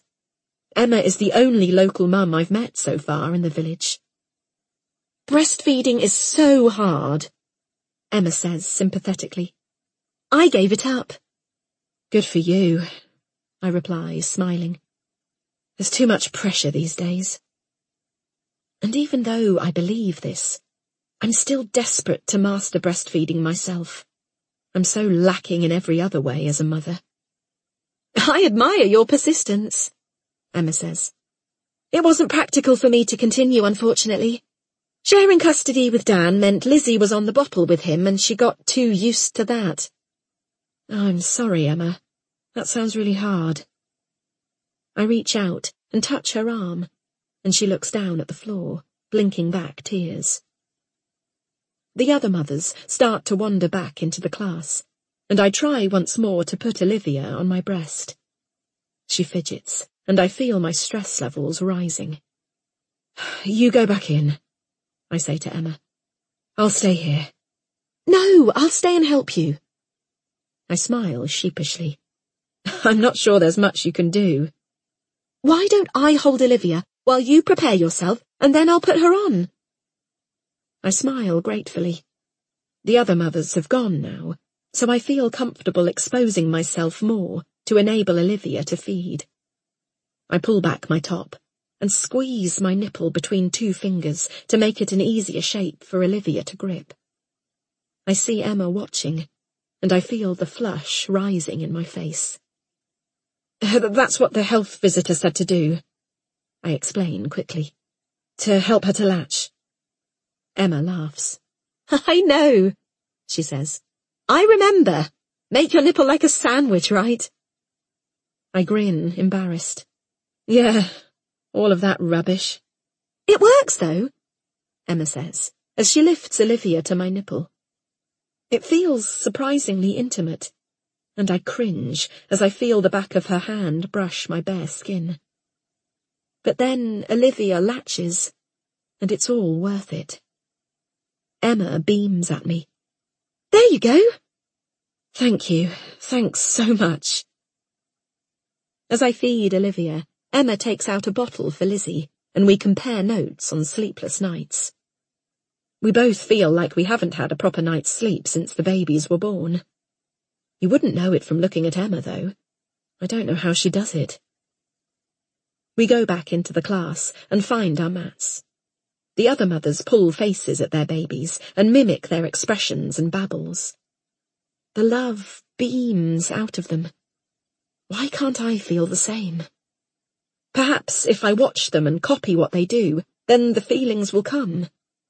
It must be like everything else. Just practice. The yoga teacher claps her hands. We're ready to start again. I return to the mat with Olivia and hold her in my arms as the teacher goes through the exercises for the babies. I sing along to the nursery rhymes from my own childhood, awkwardly doing the actions. Out of the corner of my eye, I watch the other mothers smiling adoringly at their babies, giggling with them and tickling their tummies. I try to copy, but as I tickle Olivia's belly, I feel no connection at all. A rush of emotion builds in my chest, and I worry I might burst into tears in front of everyone. I feel like a complete failure as a mother. I hold myself together long enough to get through the class, but when Emma and I have put the babies in the car seats and we're finally out of the door in the fresh air of the car park, the tears flow freely. What's wrong? Emma asks, putting down Lizzie's car seat. It's so hard to explain how I'm feeling. It's the despair that rises inside me during every silence. The knowledge that I'm getting it wrong as a parent, that I'm not bonding properly. It's the guilt of knowing I'm not good enough. Emma strokes my arm. You can tell me, she says. I struggle to say the words through my tears. It's just when I see the other mothers with their babies. Well, I suppose it just brings home what I'm missing. Or rather, what Olivia's missing out on. What do you mean? Emma hugs me close, and the warmth of her arms around me feels so much better. I shake with sobs. I just can't connect with her, I say. I don't deserve her. Oh, Claire, you're a great mum. Think of how you've persisted with breastfeeding. I saw your nipple. It was bleeding. I'd have given up long ago. Thanks, I say. You just make it look easy. Lizzie never cries. At that moment, Lizzie decides to whine, as if to disprove my point. We both laugh. She's getting cold, Emma says. We'd better get going. Oh, I'm sorry, I say. It's my fault we've been standing in the car park talking for so long. My selfishness isn't only affecting Olivia now, it's affecting Lizzie too. Don't be silly, Emma replies. She squeezes my arm. You needed to get that out, and you know that any time you want to, you can talk to me. Any time, day or night. When I get back from yoga, I'm in a better mood. In the corner of the living room, there's a pile of framed pictures, ready to be hung up over the peeling, stripy wallpaper. Matt has warned me that Ruth will be unhappy if I put nails in the walls. But I don't care. I need to make this house feel like home. My home. I smile at the thought of this minor rebellion. Olivia can't grow up in a shrine to her great-grandmother. I imagine painting the whole house, tearing down the oppressive wallpaper, and cutting back the trees that shade the living room. The cottage would be filled with light. I put my fantasy aside and focus on the task in hand, hanging one picture. I select a canvas of a photo I took myself when I was working as a travel journalist in Vietnam. It was 10 years ago, but it feels like yesterday. I'd finished my shift and was relaxing with a drink in a bar when I saw the teenage biker meticulously cleaning his motorcycle by the side of the bustling road, his single-minded concentration drawing me to him. I watched him for an hour as he polished the battered metal frame until the sharp sunlight bounced off it and reflected the mass of movement behind him. When he finally stood, admired his work, and got astride the bike, I jumped up from the bar and went over to photograph him. Matt had the picture blown up onto canvas and gave it to me as a birthday present 2 years ago. There was never a place for it in our tiny flat in Balham, but it will work perfectly here, between the alcoves in the living room. It'll change the look of the room entirely. I put Olivia on her playmat and turn on the mobile that hangs over it. I find a tape measure and stretch it out between the 2 alcoves, marking a dot exactly in the centre. Blocking out the tinny music from Olivia's mobile, I hold the canvas in the space and the motorcyclist's gaze meets mine. He's only 15 or 16, but he sits confidently astride the sparkling bike, one boot-clad foot the only contact with the dusty ground. The bright blue sky reflects off his helmet. His eyes meet the camera in an expression of defiance, his mouth and nose obscured by a black mask. In the background, people mill around him. Buses and bikes clamour by. Dust circulates, and animals scavenge. Amongst the chaos, he has an air of knowing calm and adventure. The world is his, and he will do what he wants with it. The picture fills me with longing. I imagine I'm back in Ho Chi Minh City, filled with excitement about the adventure ahead of me, absorbed by a new city bursting with life. When I close my eyes, I can feel the dust in my hair, smell the petrol, hear the rumble of the busy road. I loved being an international journalist, travelling all over the world, investigating issues like human trafficking and illegal animal trading. I tried to get behind the headlines, talking to the locals and finding the human stories that brought the injustices to life. That was before I settled in London and worked my way up at one of the national newspapers. The city changed me. It sculpted me into a different person. All the sensitivity I'd nurtured when I was working abroad was gone. My job was no longer about helping to showcase hardship. Instead, it was about telling the story that would sell the paper and getting the scoop by any means possible. I find a hammer and some old nails in the toolbox in the shed. We have our own, but they're in one of the many unpacked boxes. As I hammer the nail into the mark I've made, Olivia starts to cry. I sigh. I'm very nearly finished. I survey my work. The nail is slightly wonky. I straighten it up with the edge of the hammer and then resume. I hang the picture up and step back to consider it. It's perfect there. It gives the room a new energy. It feels more like home already. Olivia's screams drag my attention away. Suddenly, exhaustion overwhelms me. The strain of so many sleepless nights catches up with me.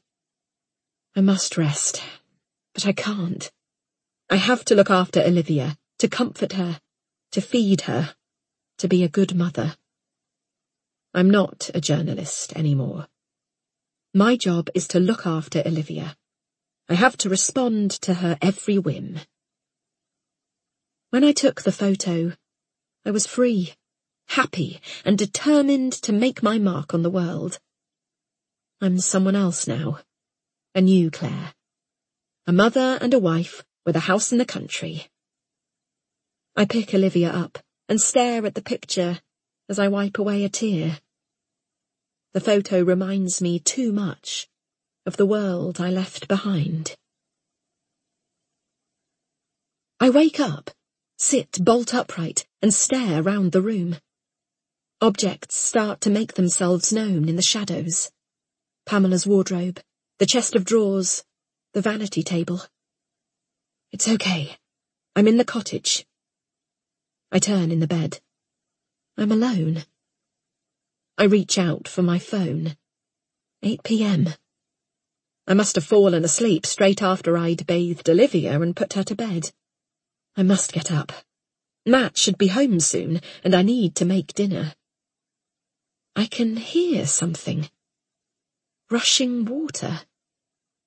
I'm not sure if the noise is real, or if I'm still trapped in the echoes of my dream. I ease out of bed and open the bedroom door. The noise is louder. It's coming from the bathroom. The door is shut. For a confused second, I think that Olivia's in there, that I never took her out of the bath, that she's drowned.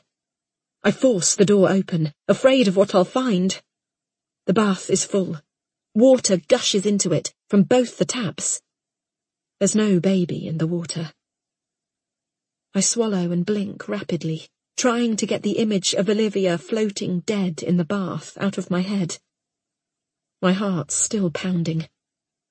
For a moment, I thought my nightmares had come true. I stare at the water, cascading into the tub. I clearly remember taking Olivia out of the bath, draining the water. Why would I have turned the taps on again?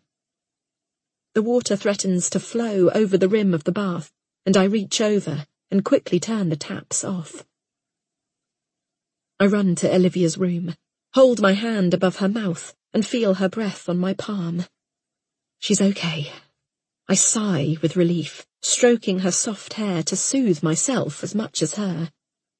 She murmurs in her sleep, warm and alive. Back in the bathroom, I stare incomprehensively at the full bath, racking my brains to try and remember. But I can't. I remember lying down, but not turning on the taps. It must be Matt. He must be home early. Matt, I whisper, so as not to wake Olivia. He'll never hear me. I go downstairs. All the lights are off, and the dark crevices of the house are threatening, as if hiding the secrets of the past. I get to the bottom of the stairs and turn the light on in the hallway, chasing away the shadows. Matt? He isn't home. I must have left the taps on. It's the only explanation. There's no one else here. I must have started running the bath and then been so exhausted that I went to the bedroom and fell asleep. How could I be so stupid? I feel the familiar stab of worry niggling at me. I'm so absent-minded lately. How can I be a fit mother if I can't even remember to turn the taps off?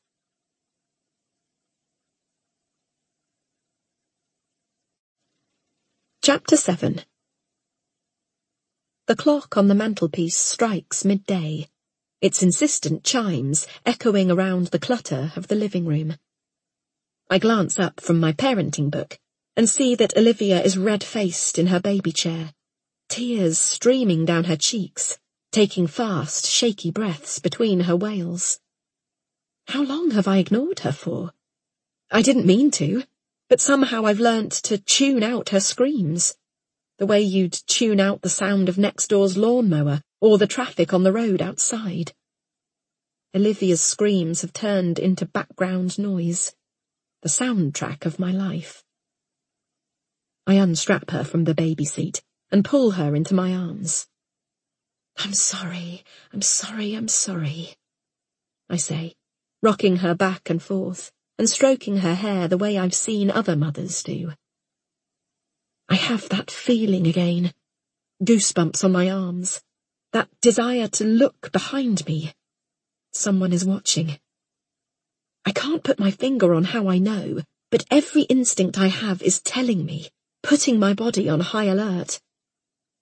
I go over to the Venetian blinds at the bay window and pull the cords one by one so no one can see in. The living room is dark now, and I have to turn the light on. I feel afraid, hiding in my own house. I hear a sound from the kitchen. Did I imagine it? I stand stock still, trying to listen above the noise of Olivia screaming in my arms. I'm sure I can hear something. Footsteps. Someone is in my house. Hello? The door of the living room opens. I just about manage to hold back my scream as Ruth appears, smiling. My pulse is still racing as I force a smile. My fear turns slowly to annoyance. I thought I'd made myself clear I didn't want her letting herself in. I think about changing the locks, but I know this would be a step too far. This isn't my house. I close my eyes and take a deep breath. When I open them, Ruth is beside me in the living room. I'm not sure I have the energy to confront her. I haven't slept for more than 2 hours in a row since Olivia was born. Hello, love. She leans towards me to kiss me on the cheek, and I have to stop myself recoiling. Then she puts her face right up close to Olivia's and coos. I tense. Olivia whimpers.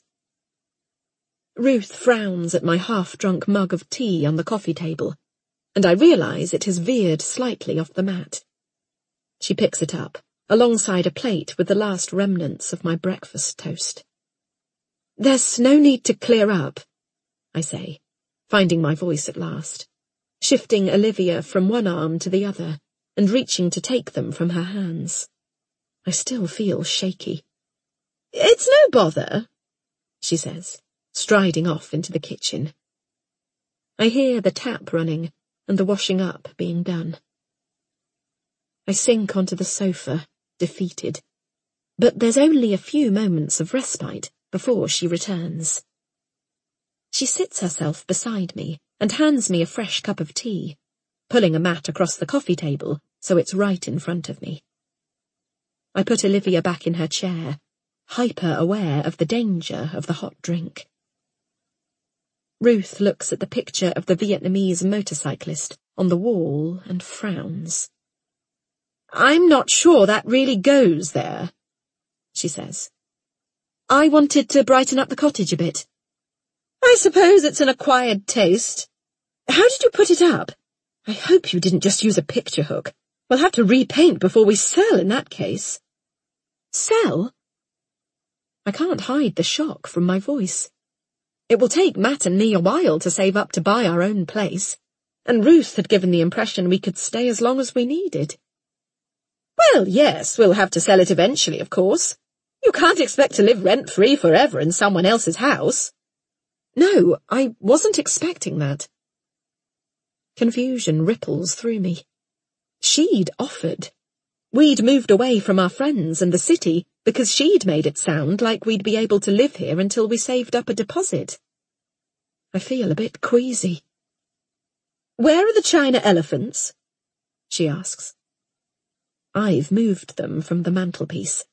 I'm planning to put up photos of Matt and me and Olivia in their place. I want the cottage to feel like a family home. Our home. I put them in the cupboard. I didn't want to risk them falling on Olivia. She frowns. You'd have to be pretty clumsy for that to happen. Do you want them in your house? I offer. Oh no, I don't want the clutter, but you must look after them. They're part of the family. I nod. I'm part of the family, too, but perhaps not as important as the china elephants. Olivia starts to grumble. I sip my tea, feeling uncomfortable, and wonder how long my mother-in-law is planning to stay. Aren't you going to see to her? Ruth asks. I go over and pick Olivia up. She's like this all the time, I say, as I try to comfort her. It sounds like an excuse. Matt said you were finding it hard, Ruth says, and leans in closer. It's difficult looking after a little one. Sometimes my two really made me lose my temper. What has Matt told her? I try to hide the anger that bubbles up inside me. It's none of Ruth's business how I'm coping. I'm fine. I wanted to come round to see if you'd read the paper. The paper? Yes, the local paper. There's a story in it about a mother who burned her baby. She pulls the newspaper triumphantly out of her bag. Look, she says, holding it out to me. The article fills the front page. An accident with a pan of boiling water. A baby scarred for life. I feel the familiar fear rising up inside me. That fear that I will take my eyes off Olivia for 1 second and something awful will happen. They think the mother was negligent, Ruth says, hammering the message home. She looks round the room disapprovingly at the scattered baby toys and teethers. It just shows you can never be too careful. I know she's warning me, telling me I must tidy up, or it will be my fault if something awful happens. I feel overwhelmed. I'm so exhausted. Looking after Olivia takes every waking second. I pass Olivia over to Ruth and bend over, rapidly picking the toys off the floor and placing them in a pile in the corner of the room. There's nowhere else to put them. All the cupboards are full. Ruth hands Olivia back to me as soon as I sit back down. She returns the paper to her bag and changes the subject. It must be hard with Matt out at work all the time, she says, her eyes suddenly kind. A little, I reply, unsure of her intentions. You know he only employed Sarah because he's a kind man. Sarah? I remember how insistent Ruth was that Matt offer Sarah a job. I thought maybe that's what was bothering you. Why would that bother me? She must think I'm jealous. Any excuse to believe I'm not coping. A lot of people would be bothered by their husband employing his ex-girlfriend. But not you, clearly. She laughs and reaches out to touch my shoulder. I'm lucky to have such a well-adjusted daughter-in-law. I feel my shoulders tense as reality hits me. Matt hasn't been home before 9 p.m. since we moved. He's been spending all his time working with his ex. He's misled me. He never told me that he and Sarah had history. My stomach knots round itself. I thought I could trust him. Why is he keeping things from me? Ruth is staring at me intently, and I realise she knows I wasn't aware. She wants a reaction. That's the reason she's come to see me. Why would it worry me? I say, trying to sound casual. Oh, you're a brave woman, Ruth laughs. Of course it shouldn't worry you. Matt's such a loyal partner. But I know how easy it is to get paranoid. He's a good-looking man. Matt loves me, I say, but my voice sounds hesitant. I'm so glad you feel like that, dear, Ruth says. I just wanted to check you were all right with it. I frown. Why did Ruth invite Sarah round for Sunday lunch with us, and then insist she take a job with Matt? It doesn't worry me, I say. I'm sure she's a good employee. But Matt hasn't mentioned her at all. I have no idea what goes on when he goes to work. Is it suspicious that he never talks about her? He spends all day with her. Surely there must be something to report. Ruth sees right through me. Matt's never been good at communication, she says. There are lots of things he probably hasn't mentioned to you. I desperately want to ask her what she means, but I'm determined not to rise to the bait. She scans my face as I try not to react. Then she laughs. You know, there are probably things he hasn't even told me. He's always been secretive. I get the feeling that she's testing me, seeing how far she can push me. I stay silent as she searches my face, and then she seems to tire of her game. Well, I just came round to check you were all right, she says. She kisses Olivia on the cheek. I've got tennis in half an hour, so I'd better be off.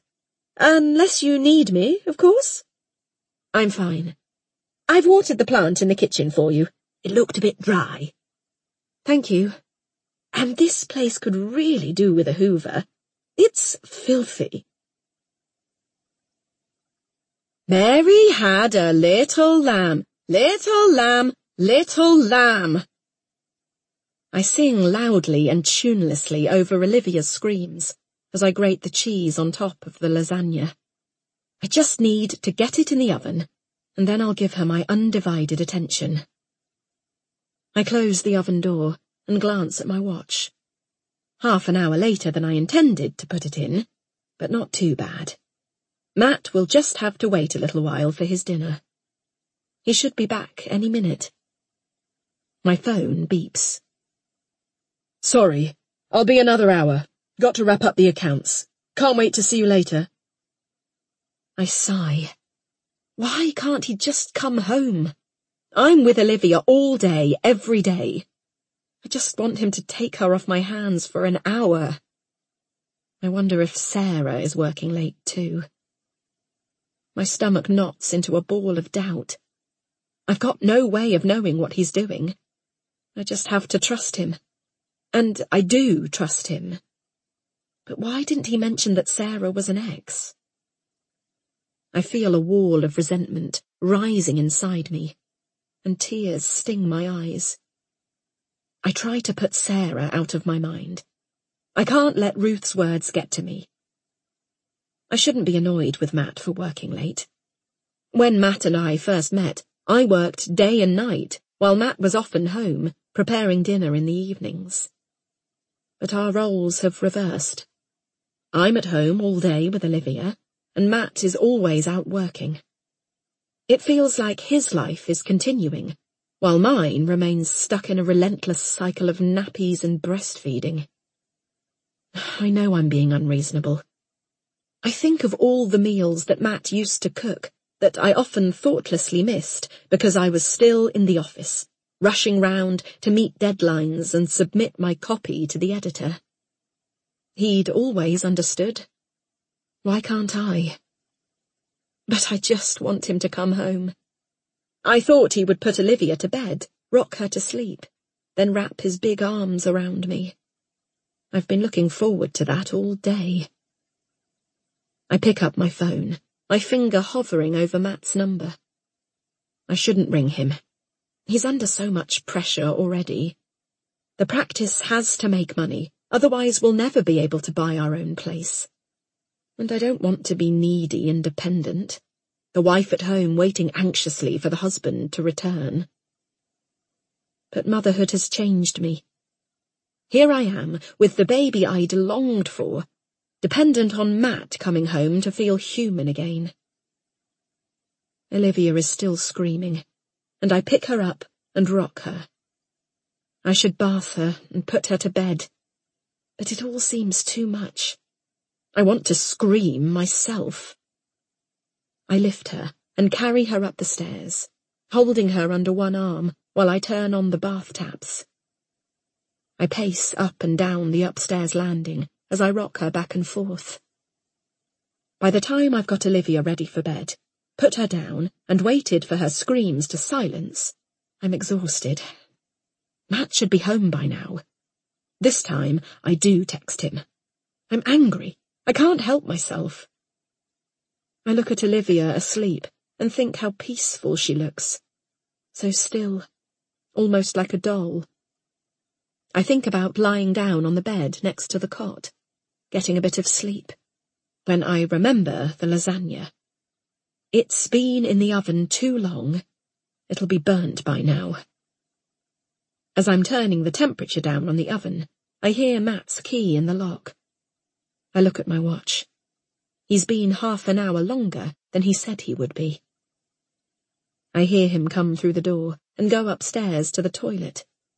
He hasn't even said hello. Olivia looks peaceful, he says as he comes into the kitchen. He tries to kiss me on the cheek, but I turn away. She's been screaming all day, I reply. And your mother came over unannounced, let herself in the kitchen door without even knocking. I'll speak to her. Matt tries to wrap his arms around me, but I'm too angry to accept his embrace. You told her I wasn't coping, I say accusingly.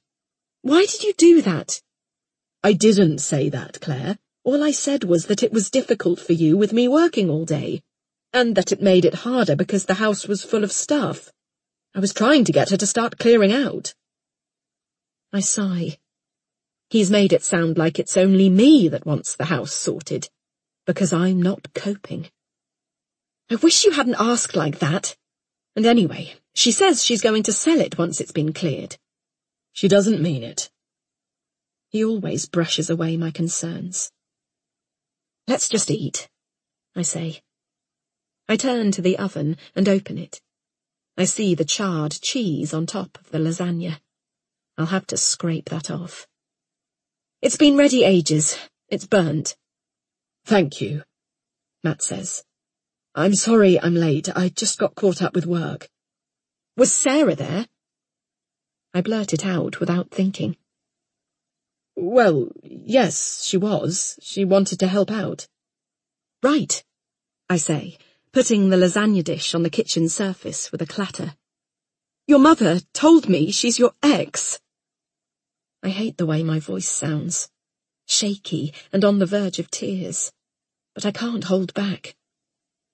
Yes, from a long time ago. We were teenagers. He sighs and leans heavily against the counter. Why didn't you mention it? I scrape the black bits off the top of the lasagna with a sharp knife and cut 2 helpings for me and Matt. I'm not even sure if I'm hungry anymore. I didn't think to say anything. It was Mum who wanted me to employ her. So you're at work together all day, late into the night, and I just stay here cooking and looking after our baby, being the perfect little housewife, putting your dinner on the table. Even as I say this, I know that it isn't true. The kitchen looks like a bomb has hit it. There are utensils and dirty plates everywhere. The surfaces are spattered with sauce. I am far from the perfect housewife. Matt sighs. Let's not talk about it now. We're both tired. I'm the one that's tired, Matt. I'm the one that gets up 3 times in the night to feed Olivia while you sleep. And you're the one who wanted a baby. He says it so quietly that I think I must have misheard him. What? Nothing. Let's just eat. Shock reels through me. I was the one who wanted a baby? But you did too. I want to throw the lasagna at him, to hurt him. Make him understand how hard this is for me. I suppose I did. But it was something you just suddenly set your heart on. When we were dating, we both said we didn't want to be tied down. We had our jobs, we had enough money, loads of holidays, don't you remember? I know this is true. When Matt and I met, my career was more important to me than anything, and I loved the life we built for ourselves. But over time, my priorities changed. When we discussed children, you said you wanted them too. I said that if that would make you happy, then I wanted what you wanted. I just wanted you to be happy. You were so sad, Claire, after what happened. And you seemed to think that a child was the answer, that a baby would fix everything. There's some truth in what he says, but I don't want to hear it. I don't want to even think about it. I'm angry that he's saying this now, when it's too late. Are you saying you didn't want our daughter? I fight back with the words I know will hurt him.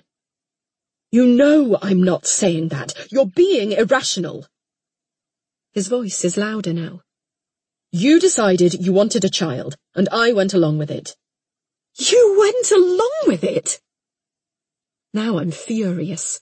The pulse in my forehead throbbing so loudly, I can hardly think straight. I remember how hard we tried for a baby, the unexplained infertility, the trips back and forth to the doctors, the baby I lost, the medical investigations to work out what might be wrong with us. I had thought Matt was just as determined as me to make it work. He sighs. Oh, you know I didn't mean that. I'm tired. Let's just eat. I slam the plate of burnt, tepid lasagna down in front of him. Sauce and cheese splashes up onto his shirt, and he glares at me angrily as he rises suddenly from his seat and turns to face me. Claire! His face is up close to mine, and anger radiates from him. For a second, I think he might hit me. I turn and run from the room, tears streaming down my face. They are watching me. The car has been parked opposite our driveway for an hour now, in the only spot with a direct view of our house, through the gap in the trees. In that hour, the driver hasn't moved from the front seat. I've checked every 10 minutes. Sometimes I wonder if I'm imagining things, if the car is really empty, the owner visiting one of the other houses. The driver is just a shadow, so still that they're hardly there at all. But then bright sunlight reflects off the screen of their phone, and I know they're real, their face turned towards the house, watching. Who are they? They must be able to see me, too, looking out. I can't concentrate with them outside. My body is tense with fear, on edge at what might come next. What do they want? I can't let anything disrupt our lives here. I've got used to the way things are, confined to the house. I've learnt to make the best of it, keeping myself occupied. I've learnt to tiptoe around my husband when he's home, navigating my way carefully around his rage. We exist in a strange equilibrium, an unlikely dance of avoidance and togetherness. He is aggressive, I am passive. He is hard, I am soft. Yin and yang, the sun and the moon. It works somehow. But it's a delicate balance, and now someone is watching, threatening the life we've built. I remember how angry my husband was the other day, when he suggested I was having an affair. Has he sent someone to spy on me? I shiver, afraid, although there is nothing for him to find out. No affair, no friends, no life. I don't exist anymore. Not in any real sense. I benefit from the trappings of my husband's success. The huge house, my 4x4 parked in the driveway, my top-of-the-range phone. But I don't own the house. I never drive my expensive car. And I don't have any friends to call. I don't even have social media anymore. My husband made me delete my accounts. There's no trace of me. No pictures. Nothing.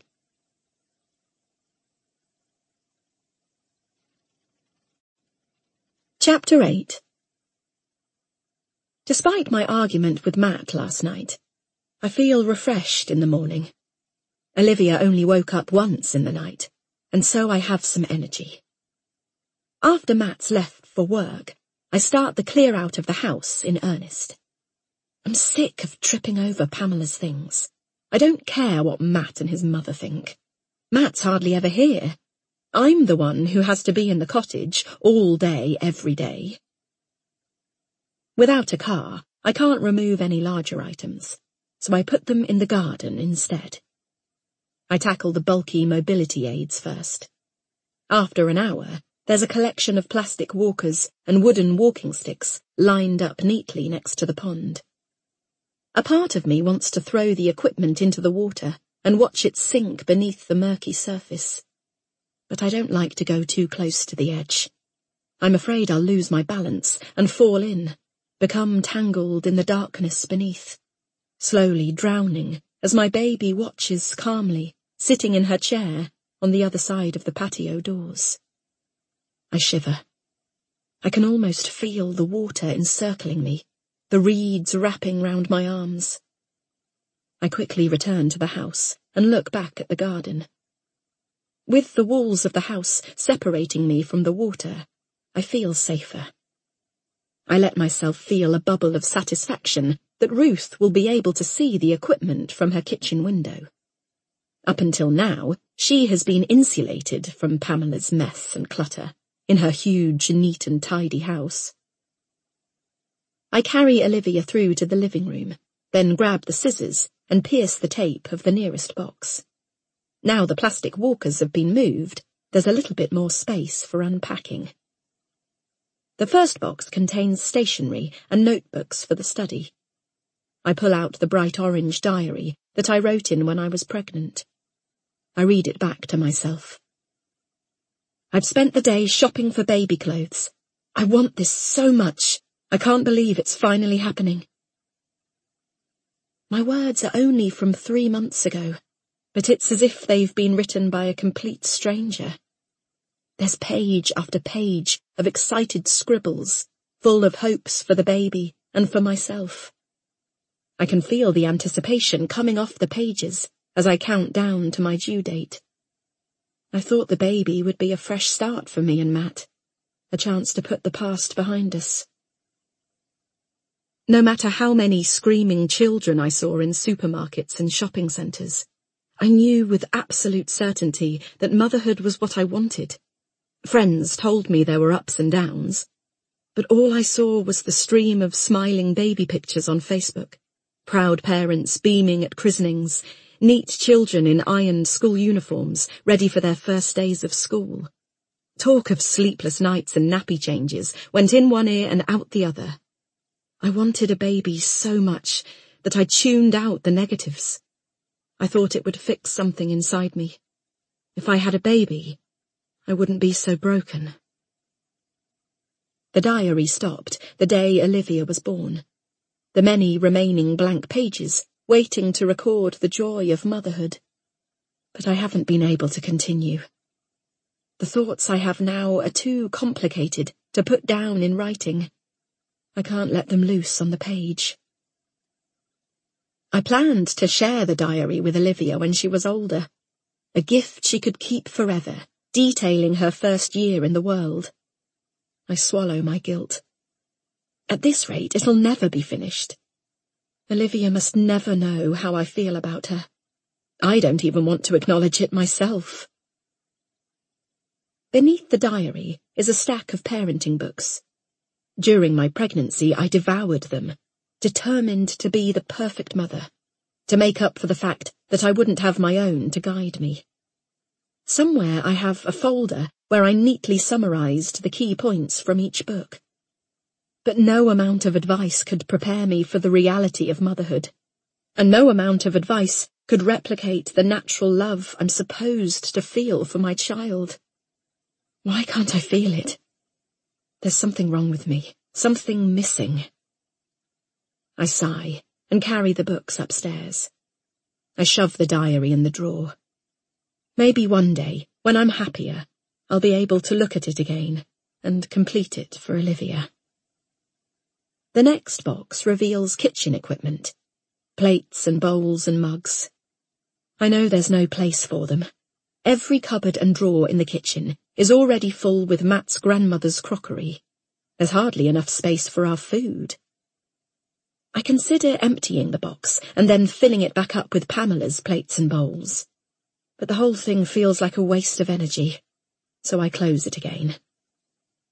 I hear Olivia grumbling upstairs. She must have woken from her nap, so I leave the boxes and tend to my daughter. While I'm breastfeeding, I think about my argument with Matt last night, how dismissive he was when I asked about Sarah. Ever since I found out that they used to be a couple, I've had that niggling sense of doubt. I wonder why he never told me about her. Unable to resist, I search for Sarah online on my phone. I find her Facebook profile and scroll through the publicly available photos. There's not much there. Just a few of her on a beach and a couple in the countryside. I hover over the Add Friend button and then decide against it. I can't let my curiosity about her take over. But she makes me feel uneasy. I don't understand why she stayed in the village when she had so many prospects. What on earth would possess her? I abandon Facebook and try typing Sarah's name into Google. She has such a common name, and there are too many results from a basic search, so I add the name of the village and then add the county. The first result is Matt's website. He set up a site for his new surgery before we even moved out to the countryside. He thought he'd get new inquiries, but it only got a few visitors a week. From the data, it looked like it was just the same people coming back to his website again and again. Matt and his mother, we thought. Not new customers. The website hadn't even had any inquiries. I'd forgotten it existed. Sarah's photo is front and centre of the newsfeed on the site, introducing her as a new member of staff. The only member of staff. She smiles into the camera, looking professional yet countrified, in a neatly ironed blouse and Wellington boots, her auburn hair shimmering. She could be a model for one of those country lifestyle magazines. I sigh. There's no point comparing myself to her. I scroll further down the feed. There's not much else on there. Just the news that the practice is opening, accompanied by a picture of me and Matt, arm in arm. I'm beaming into the camera, heavily pregnant and happy. I wish Matt had asked me before he put the photo up. He knows I worry about privacy. Anyone could see my name on that website and track me down. I push the thoughts aside. I can tell Matt to take the picture down, but it's unlikely to be a problem anyway. It's already been up a few weeks, and clearly no one has been looking at the website. I'm just paranoid. I need to stop thinking like this. I look at the time and realise I must leave. I'm meeting Emma at the park with Olivia. By the time I've changed Olivia's nappy, put her coat and gloves on, checked the contents of the nappy bag, and settled her in the buggy, I'm running 15 minutes late. I text Emma to apologise and then rush out, pushing the buggy up the hill at speed, working up a sweat. When I arrive at the park, I see Emma sitting on the bench alone, staring into the fountain. Emma! I smile at her, and she gets up, wrapping me in a hug. It's so good to see you, she says. You too. Sorry I'm a bit late. Don't worry about it. I was just enjoying the rare sunshine. Despite the cold, the sky is clear and the sun beams down, warming our bare faces between the hats and scarves. Thanks, I say, looking around for her buggy. Where's your lovely daughter? Oh, she's with Dan. A wave of envy washes over me. While her ex looks after Lizzie, Emma has some time to herself, without a clinging, needy baby. You're free, I say brightly. You can do anything you like. I see the expression on Emma's face, and wish I could take it back. She's told me that when she's not with Lizzie, she feels bereft, as if she's without a limb. I'm sorry, I say. What time are you picking her up from Dan's? Not for ages, so we have the whole afternoon. I see her trying to force a smile, and I desperately try to think of a way to cheer her up. I can see how hard it is for her without Lizzie. Olivia interrupts us with a scream. It's a welcome distraction, and I take her out of the buggy and hug her close. Her cries continue. Is she hungry? Emma asks. I don't think so. I only just fed her. Do you want me to take her? Emma reaches out her arms for Olivia, and she immediately calms in Emma's embrace. You've got the touch, I say quietly. I feel like such a failure next to her. I always wanted lots of children, she replies. But I might have to stick with just one. She blinks back tears and stares into the fountain. Oh, Emma. I hate to see her like this. She's normally so full of life. You're such a great mother. I really hope you'll get another chance. You've got so much going for you. You're kind and caring and beautiful too. You'll have your pick of men when you're ready to date again.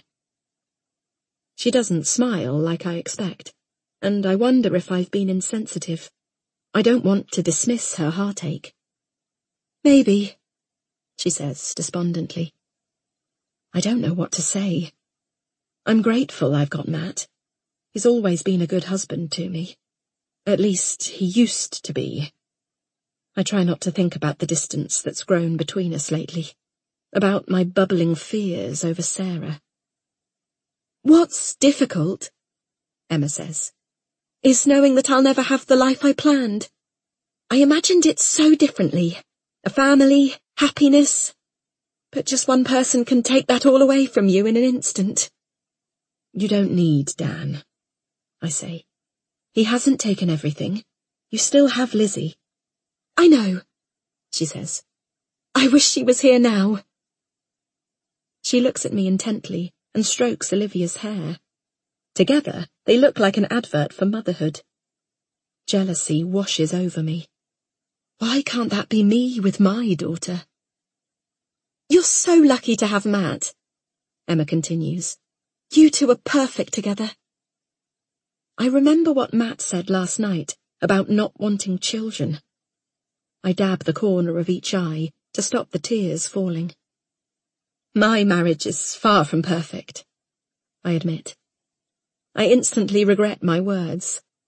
How can I complain about Matt's small flaws when Emma is struggling on her own?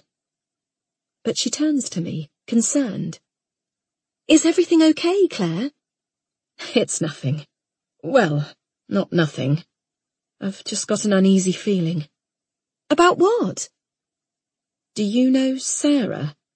I ask. No, Emma says, eyebrows raised. She's a friend of Matt's, actually an ex-girlfriend, who he started employing at the surgery.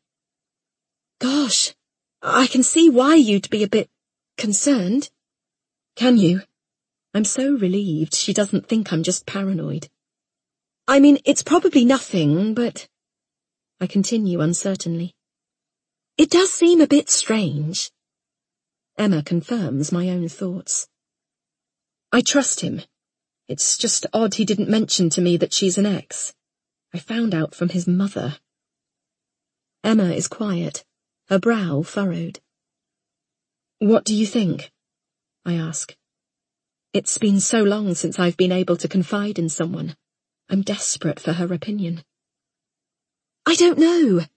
Every relationship is different, I suppose. She glances down at the floor before she continues hesitantly. But the whole thing reminds me a bit of Dan.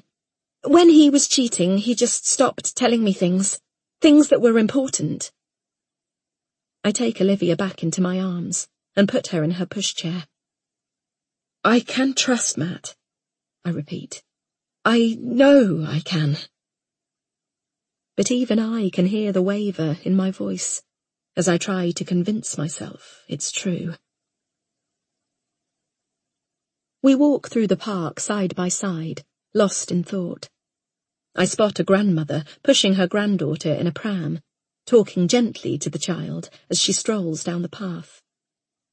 I imagine what the mother might be doing. Working out at the gym, resting, shopping, anything she wants.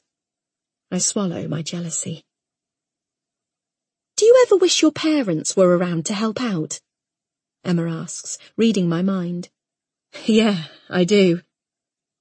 I think of how much my mother would have loved Olivia, the close relationship they could have had. But some things aren't meant to be. Me too, Emma says wistfully. My parents died when I was tiny. I never had anyone to guide me. I'm sorry, I say, feeling bad for her. At least I had a mother growing up. It's okay, she replies. I haven't thought about it for years, but now when I see grandparents with their grandchildren, I think of my own parents and remember how I felt as a child. How alone and lost. I don't want Lizzie to miss out on that love the way I did. I know exactly what you mean, I say. I just have my mother-in-law, and although she tries to help... Emma laughs. Every single time we've met, I've complained about Ruth. She's difficult, Emma confirms. Yep, she keeps coming into the house unannounced, moving things around. Matt says he'll speak to her, but sometimes family aren't all they're cracked up to be, Emma says. That's why we have friends. I smile and nod, blinking back tears. We can be family to each other, Emma continues, putting her arm around me. I feel warm inside. It's so nice to have someone around who listens and understands me. Even if my own family aren't here, and Matt's family don't seem to like me, I'll still have Emma. I'm so grateful for that. We walk round the park for hours, just chatting. I start to feel alive again, normal. Claire the person, rather than Claire the mother. Emma suggests we go and feed the ducks.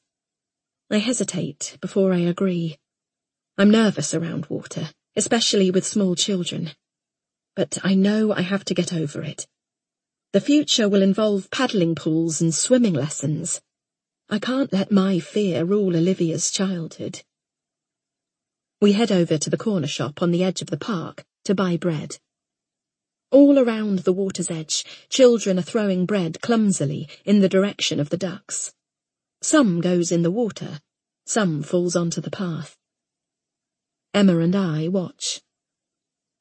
Olivia is far too young to feed the ducks, and I start to wonder why we thought this was a good idea. Two adults, standing side by side, throwing bits of sliced bread into a pond. I can't take my eyes off the children. As I throw my bread absent-mindedly, I count them and assign each one to a parent. The reeds are tall and thick. It wouldn't take much for a child to fall into the water and become tangled up. I'm not sure if anyone would even be able to see them from the path. A child on the other side of the pond wanders closer to the water, drawn in by the swimming swans. His mother is casually chatting behind him. Watch him! I want to scream. Watch him! But I don't, and the child returns safely back to his mother to get more bread. Another child, to my right, walking just a bit too close to the edge. My heart beats faster. I can feel the heat rising in me. Despite the day's chill, I'm sweating under my winter coat. I feel sick. I can't catch my breath. I need to get out of here now. I grab the handles of Olivia's buggy and push at it. It doesn't budge. I push harder, and the back wheels rise off the ground, moving forward an inch. The brake. I put my foot under the lock and release it. The wheels free, and I speed away from the pond. Are you all right, Claire? Emma shouts after me. A minute later, I have to stop. I bend over, my breathing ragged and fast. I throw up onto the grass.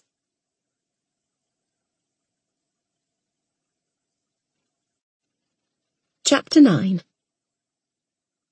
Emma appears beside me, breathless from running. Claire! What happened? Are you all right? Her eyes crinkle in concern. I'm fine. I stumble over the words, embarrassed. You've been sick.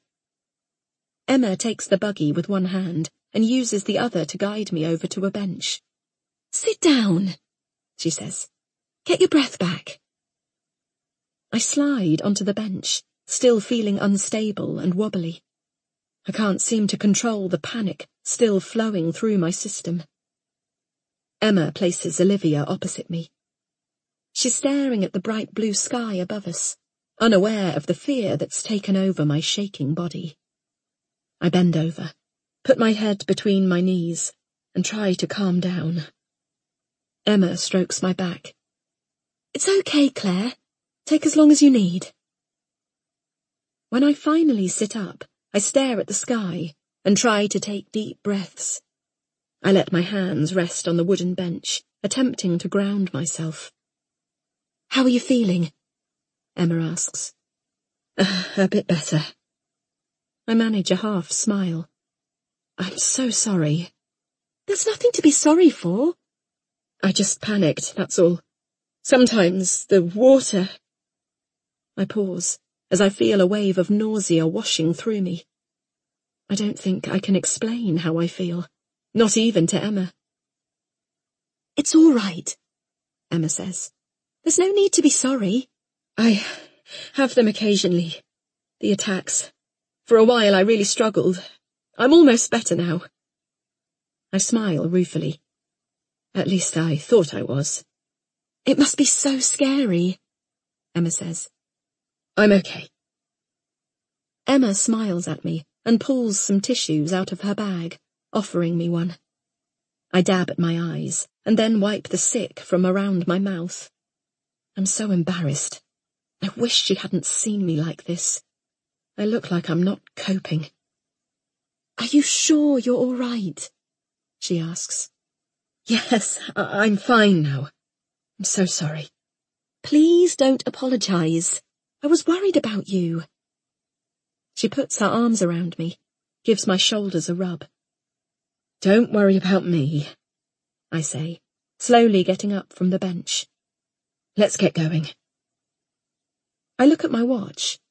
If we don't hurry, Emma will be late to collect Lizzie from Dan's. Are you sure you'll be okay? Emma asks once more, wrapping me in a hug when we reach the gate. Yes, I say. I think I'll have a walk in the village. Distract myself a bit. I wish I could come with you, but I really need to pick up Lizzie. It's okay, really. You've got to go. She's been so kind to me already. She gives me one last squeeze. I'll call you later, okay? Sure. I watch her walk away, and then I spend an hour or so wandering around the village. I go to the post office and browse the cards. I see a comedy card with a picture of a woman berating a man and an awful pun that only Miriam and I would ever find funny. I remember that Miriam's birthday is next week, and for a moment I consider buying it for her. She'd find it hilarious. I replace it on the shelf with a sense of regret. In the last 3 years, I've sent Miriam cards on every single one of her birthdays, but I've never had one back. Maybe it's time to stop. She clearly hasn't forgiven me, and it's time for me to move on. I have a new life now. Miriam has chosen not to be part of it. I know as soon as I push the door open to the cottage that someone has been in. The air is still, and yet it feels disturbed, as if each molecule has repositioned itself. Hello? I call out. The silence is so complete that it feels like it's lying in wait for the noise that will disturb it. A clatter, a bang. But there's nothing. I carry Olivia through to each room in turn, and open the blinds and draw the curtains, letting in the light. There's no one here. Upstairs, I sit on my bed and place Olivia on my breast. I rest my head against the pillows. If I can just rest while she feeds, then maybe I'll feel a little better. I look around the bedroom. Our toiletries and books and electronics cover every surface. There's so much clutter that it feels like the room is closing in on me. The wooden cupboards and the dressing table are overflowing with Pamela's things. Our clothes are relegated to a cheap soft cupboard, which sags in the middle under their weight. Pamela is still at the core of this cottage, and our life is just a superficial layer on top. I frown. Something is wrong. I look round the room again. Matt's things are everywhere. His deodorant, his aftershave, a vet periodical and paperwork. My books are there too, but my personal items are gone. My hairbrush, my deodorant, the watch I've stopped wearing because it scratches the back of Olivia's head when I'm breastfeeding. They were on the bedside table this morning. I know they were. My whole body tenses, and Olivia pulls away from my breast and starts to whine. Someone has been in my bedroom. I get down off the bed and look back at it. It's neatly made, the duvet folded down a bit. The pillows are fluffed, except for the indent where my head rested a few seconds ago. I didn't have time to make the bed before I went out to meet Emma. I was rushing around, feeding Olivia, finding the spare nappies. And besides, I never fluff pillows. Someone's been here. In my room. Ruth? I shiver, imagining Ruth in this room, judging the mess, judging me. I have no privacy. My life isn't my own anymore. By the time Matt comes in, I've put Olivia to bed, and I've just started dinner. It's already past 9 o'clock. Much later than we used to eat. But I'm determined to cook. I want to have accomplished something today, aside from changing nappies. And I want us to sit down at the table together, eat homemade food, and talk to each other for once. We never spend any time, just the two of us, anymore. Matt comes into the kitchen and gives me a kiss on the cheek as I cut up the chicken. He washes his hands and starts on the vegetables. I pour oil into the wok and turn on the heat. Your mother's been round today, I say, unable to hold it in. Sorry? It's got to stop, Matt. When? When I was out. She let herself in and went through our things in the bedroom. Why would she do that? Matt looks puzzled. I finish cutting up the chicken and chuck it into the pan, followed by the vegetables. I don't know. She'd moved my hairbrush, my deodorant, and my watch. You've got to talk to her. I thought you had already. Why won't she listen? I glare at Matt. He always tiptoes around his mother. He doesn't seem to be able to stick up for himself with her. Are you sure you didn't move them yourself? Matt asks doubtfully. Of course I'm sure. But then I pause and reconsider. I'd found the hairbrush and the deodorant wedged between the bed and the table. The watch was on the floor. It's possible I'd knocked them off and they fell there. But that doesn't explain the neatly aligned duvet and the fluffed pillows. The bed was made, too. You didn't do it before you left? I hate the doubtful expression on his face. No, I was in a rush. I think I would remember. You need to speak to your mother. This has got to stop. But as I say the words, they sound wrong. Could I have forgotten? We pick at our food. Neither of us seems hungry. I'm worried about you, Claire, Matt says eventually. I can't look at him. I think that if I meet his eyes, he might be able to see through me, to see I'm not coping. I want to hide away, but at the same time I have a desire to let him take me in his arms and fix everything. I'm so torn. I'm not getting any sleep, I admit. I think of how he lies there each night fast asleep, while I breastfeed Olivia. He's even bought earplugs, so he's not disturbed when she cries. I don't think you're well. I'm fine, I lie. It's just the sleep, honestly. Maybe if you got up and helped in the night, I'd be less tired. This reminds me of before. Before what? When you were ill before. You said some crazy things back then, too. I pick up my plate and scrape most of my dinner into the bin. I don't want to have this conversation. I thought we'd moved on from the past. I don't know why Matt's brought it up. I'm going to bed. We need to talk, Matt says. You can't blame my mother for everything. I walk away from his voice, up the stairs. I hear his chair scrape back, and within moments he's on the stairs behind me. Claire! He raises his voice. Don't walk away from me! I reach the top of the stairs, and he grabs my shoulder. I shake him off. Not now, Matt. I go into the bathroom, lock the door behind me, and sit down on the lid of the toilet, my head in my hands. I just need some time on my own, without anyone watching or judging. Matt pounds on the door. Claire! Claire! Olivia wakes and starts screaming. Claire, open the door. I just want to help you. You've woken her up now! I shout through the door. It took ages to get her to sleep. Open the door, Claire. No, you can deal with her. You woke her up. My baby's screams get louder. There's a thud, and then the bathroom door bursts open. The loose screw in the bolt bounces across the bathroom floor.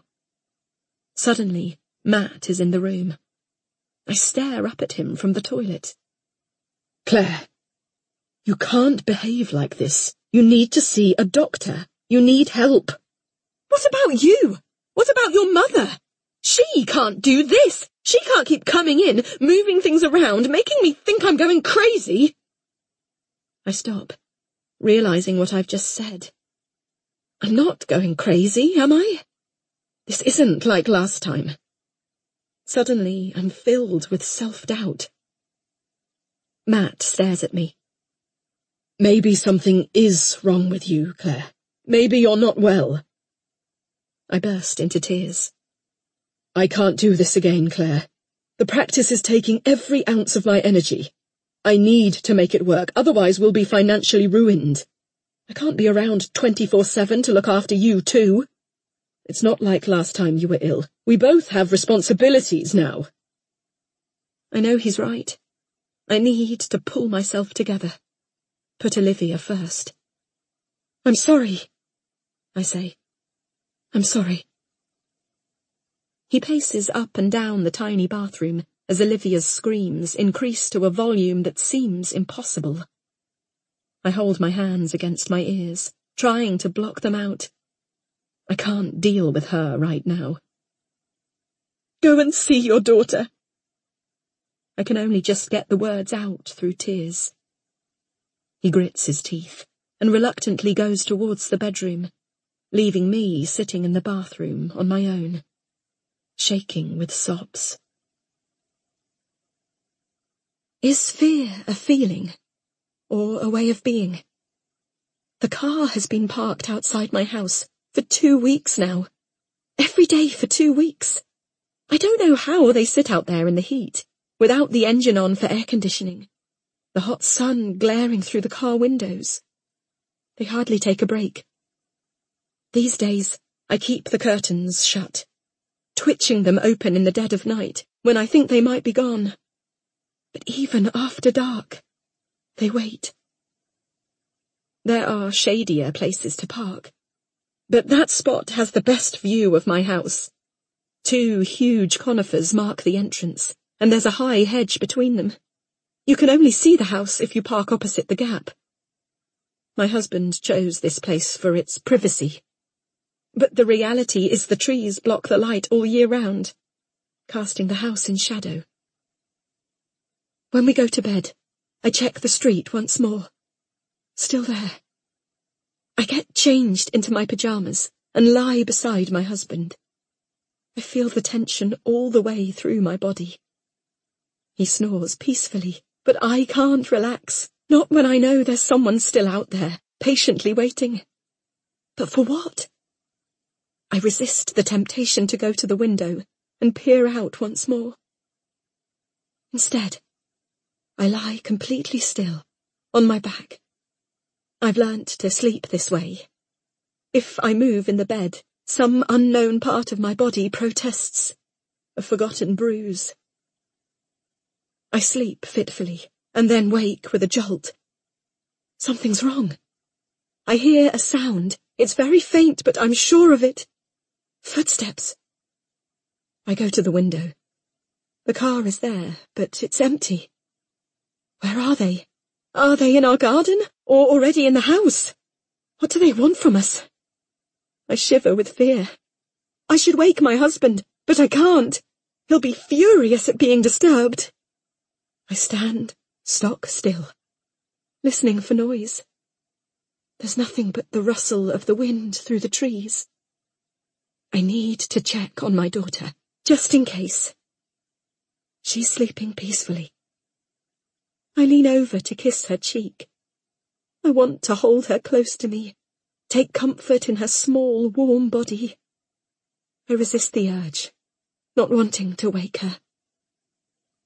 Everything's going to be all right, I whisper, to reassure myself more than her. I go to the window and look out at the car. I can see movement on the path that leads from our house to the road. Light, fluid footsteps, carefully avoiding the sensors of our security lights. I let out the breath I didn't realize I'd been holding.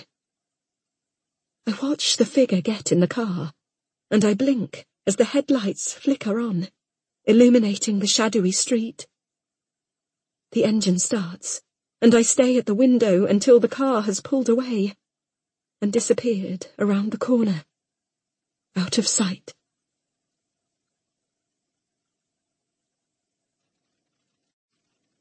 Chapter 10. Olivia watches me as I go through the bathroom cupboard, pulling out toiletries and putting them on the tiled floor. Old face creams, hardened tubes of medicinal toothpastes, lavender-scented bath and shower gels, bottles and bottles of talcum powder, makeup remover, toothpicks, old, dried nail varnishes. Since my argument with Matt, I haven't been able to calm down. I didn't sleep at all last night. I tossed and turned, going over and over our argument again and again. I don't want to think about what he said to me. I'm sure he's wrong. I'm not ill. It's not like last time. I've told myself that if I just sort out the house, Matt and I will be happier. I'll tackle it myself, one room at a time. I won't throw away anything that might have meaning for Ruth. I know from clearing out my own mother's house that that would be unforgivable. I don't think there'll be anything sentimental in the bathroom, but I'm still careful as I go through the cupboard. I know how unexpected items can bring back memories. People say you can always look at photos, but images are static. Scents, sounds, and sensations bring everything back, clearer than any picture. Just the smell of my mother's perfume on a stranger's coat used to bring her back in full technicolor. They discontinued my mother's scent 5 years ago. I wish I'd kept just one bottle of her perfume. I hadn't liked the way the smell of it would jar me back into my grief. But those moments, sprinkled unexpectedly amongst the everyday, gave me another path to my memories. As time goes by, it feels like the roads to those memories are closing off, the paths overgrown and inaccessible.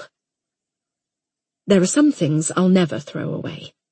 My mother's red, dangly fake feather earrings. She wore the same ones every day, cheap ones from the supermarket. I'll always remember the feel of her earring brushing my face as she hugged me.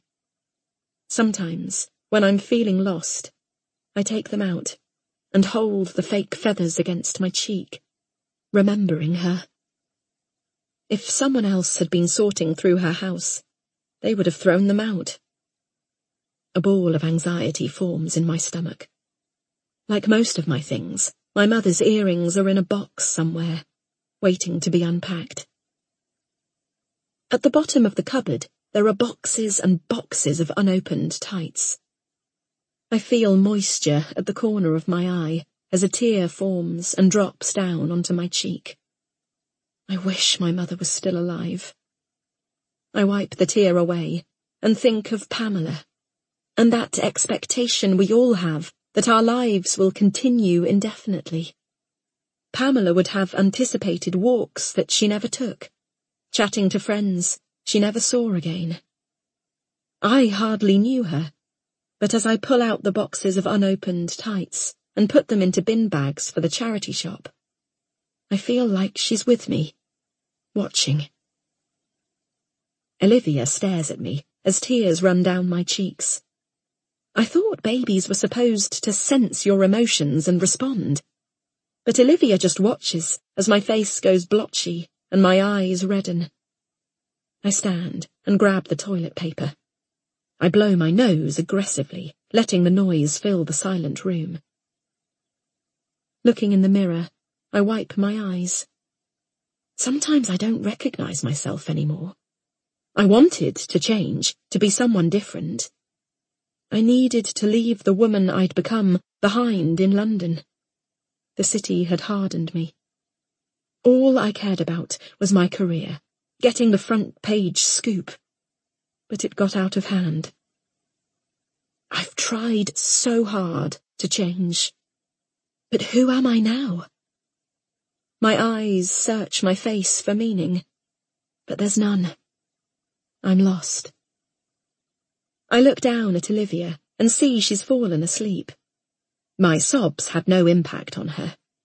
I wonder if she's learnt to block out my despair. I wonder if she'll grow into an emotionless child, out of tune with the world around her. Perhaps she takes after me. These days I always feel out of sync, misaligned.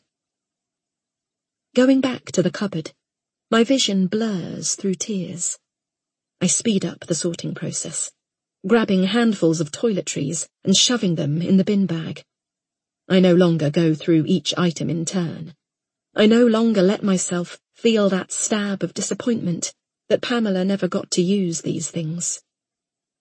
Soon I have 4 full bin bags. 3 are just rubbish, but 1 is suitable for the charity shop. I carefully lift each bag over Olivia's head. I'll wait until Thursday, when the bins are taken, before I put them out. I don't want Ruth to think that I've thrown out any of her mother's things, although she might see the bags in the hallway if she lets herself in. I take them to the study and shove them in there, on top of a pile of our boxes. I go back into the bathroom and look at the cupboard. The bottom 3 shelves are completely empty. I smile. I'm making progress. As I'm surveying my work, Olivia wakes, and I realise she was due a feed 2 hours ago. I frown, frustrated with myself. What kind of mother forgets that? After Olivia is fed and changed, and has spat up milk over my shoulder, I shove the bin bag of toiletries in the bottom of the buggy, strap Olivia in, and make my way to the charity shop in the village. There's a woman in front of the till, a collection of overflowing bags of donations at her feet.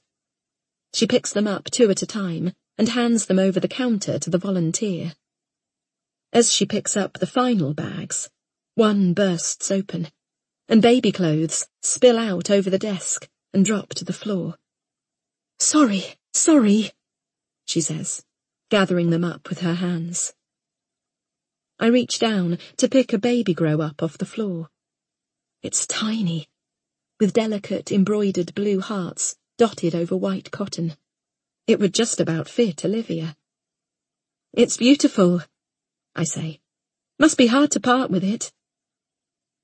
The woman turns, and her face reddens. Sarah? She looks up, and I see the tears in her eyes. We both stare down at the baby grow. I didn't realize... I start, unsure how to finish the sentence. Are you all right? I'm fine, she says, wiping her eyes. She quickly gathers up the baby clothes and shoves them back in the bag, hurrying away before the volunteer has the chance to thank her. My eyes follow Sarah, and it takes a moment for me to realize I'm next in line. Do you accept unopened toiletries? I ask. The volunteer looks at me over her glasses, eyeing the black bin bag doubtfully. Let me have a look. She peers into the bag and rummages through the items. Yes, we'll take these. Thanks, I reply, smiling with relief. At least one bin bag of stuff is out of the house. I leave quickly, keen to speak to Sarah. She's already a little way down the road when I catch her up. Are you sure you're okay? Yeah, fine, she says. Her eyes are red and puffy. I want to know what's wrong and who the baby clothes belonged to, but I hesitate, not wanting to upset her further. The moment expands. Sarah seems stuck, as if she wants to say something, but can't form the words. Do you want to get some lunch? I ask. A part of me is concerned and wants to check she really is all right. But another part of me wants to get to know her, to reassure myself about her and Matt working together. She half smiles, and I can see she's holding back tears. I know what it feels like to be desperately holding things together, and I want to reach out and comfort her. Okay, she replies. It would be nice to get to know you better. I know Matt so well. I feel my shoulders tense at the reminder of how close she is to my husband. We walk together to the garden centre, just outside the village. The path is narrow, so I go ahead with the buggy. I can feel Sarah's eyes on my back as she walks a pace behind, and the wind rustles through the trees. The garden centre cafe is crowded for a weekday, and I manoeuvre Olivia round the different food stations, sliding my brown tray along the ledge.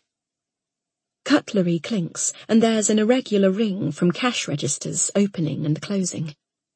Sarah offers to take my bag, which gives me a free hand to reach over and grab a sandwich from the shelf. An elderly lady taps her walking stick against the buggy to tell me to move it out of the way of the drinks section.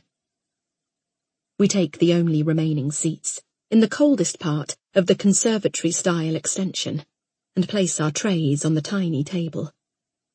Sarah takes her napkin and clears the crumbs.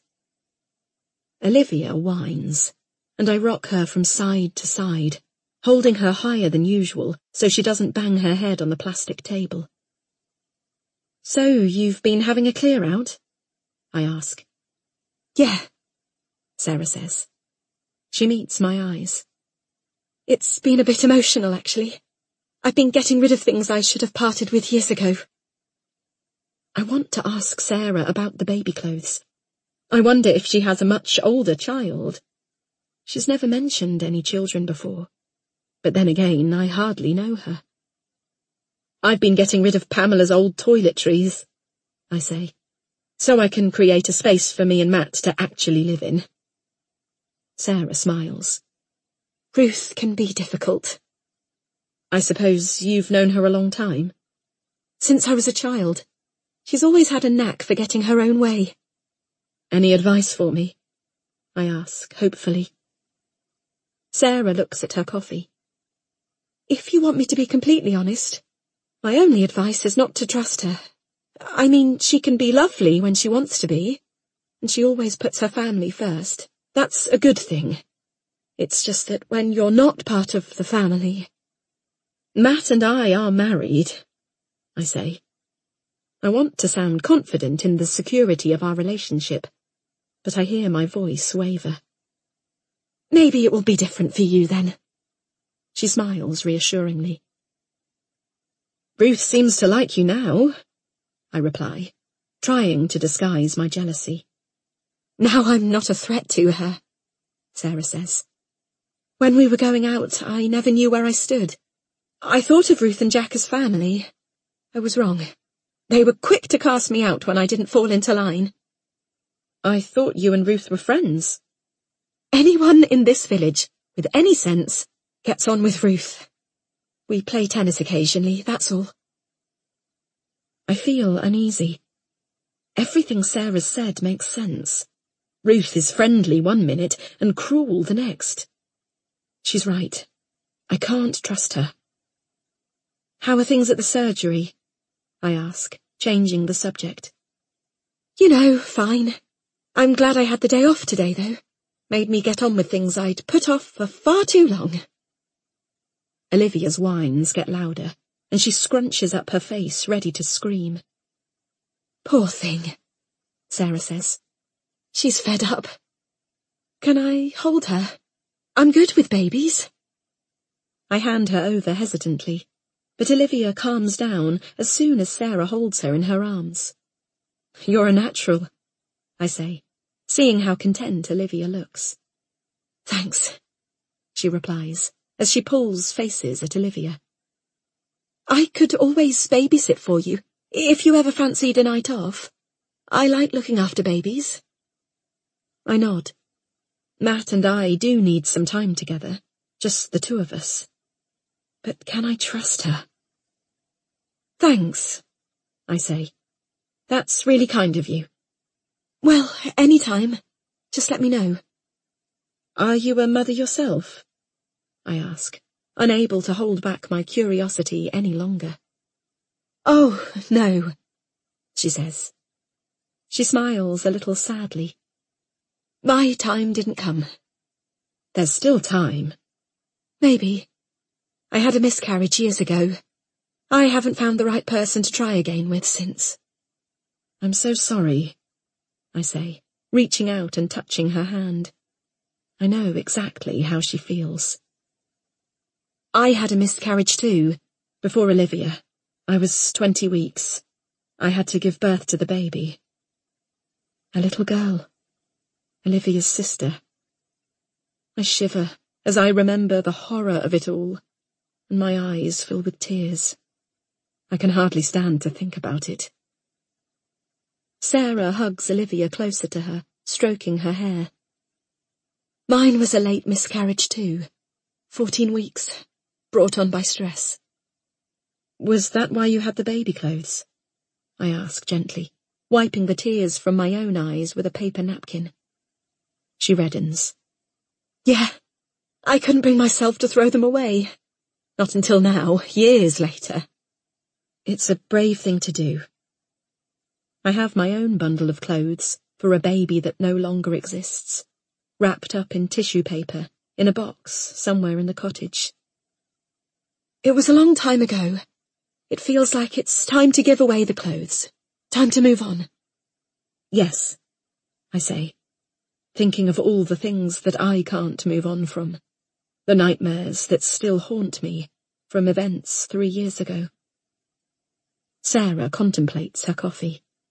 I hope you don't mind me saying, but with you and Matt coming back, somehow it's made it easier to put the past behind me, to move on.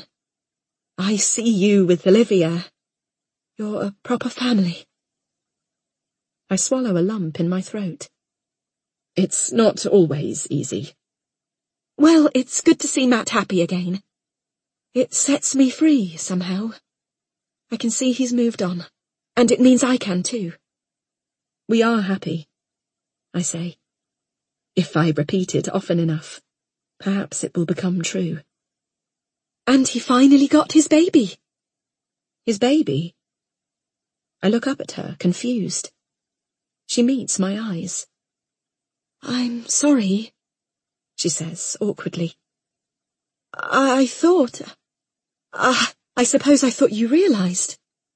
Realised what? But I already know what she's going to say before the words come out of her mouth. The baby I miscarried was Matt's.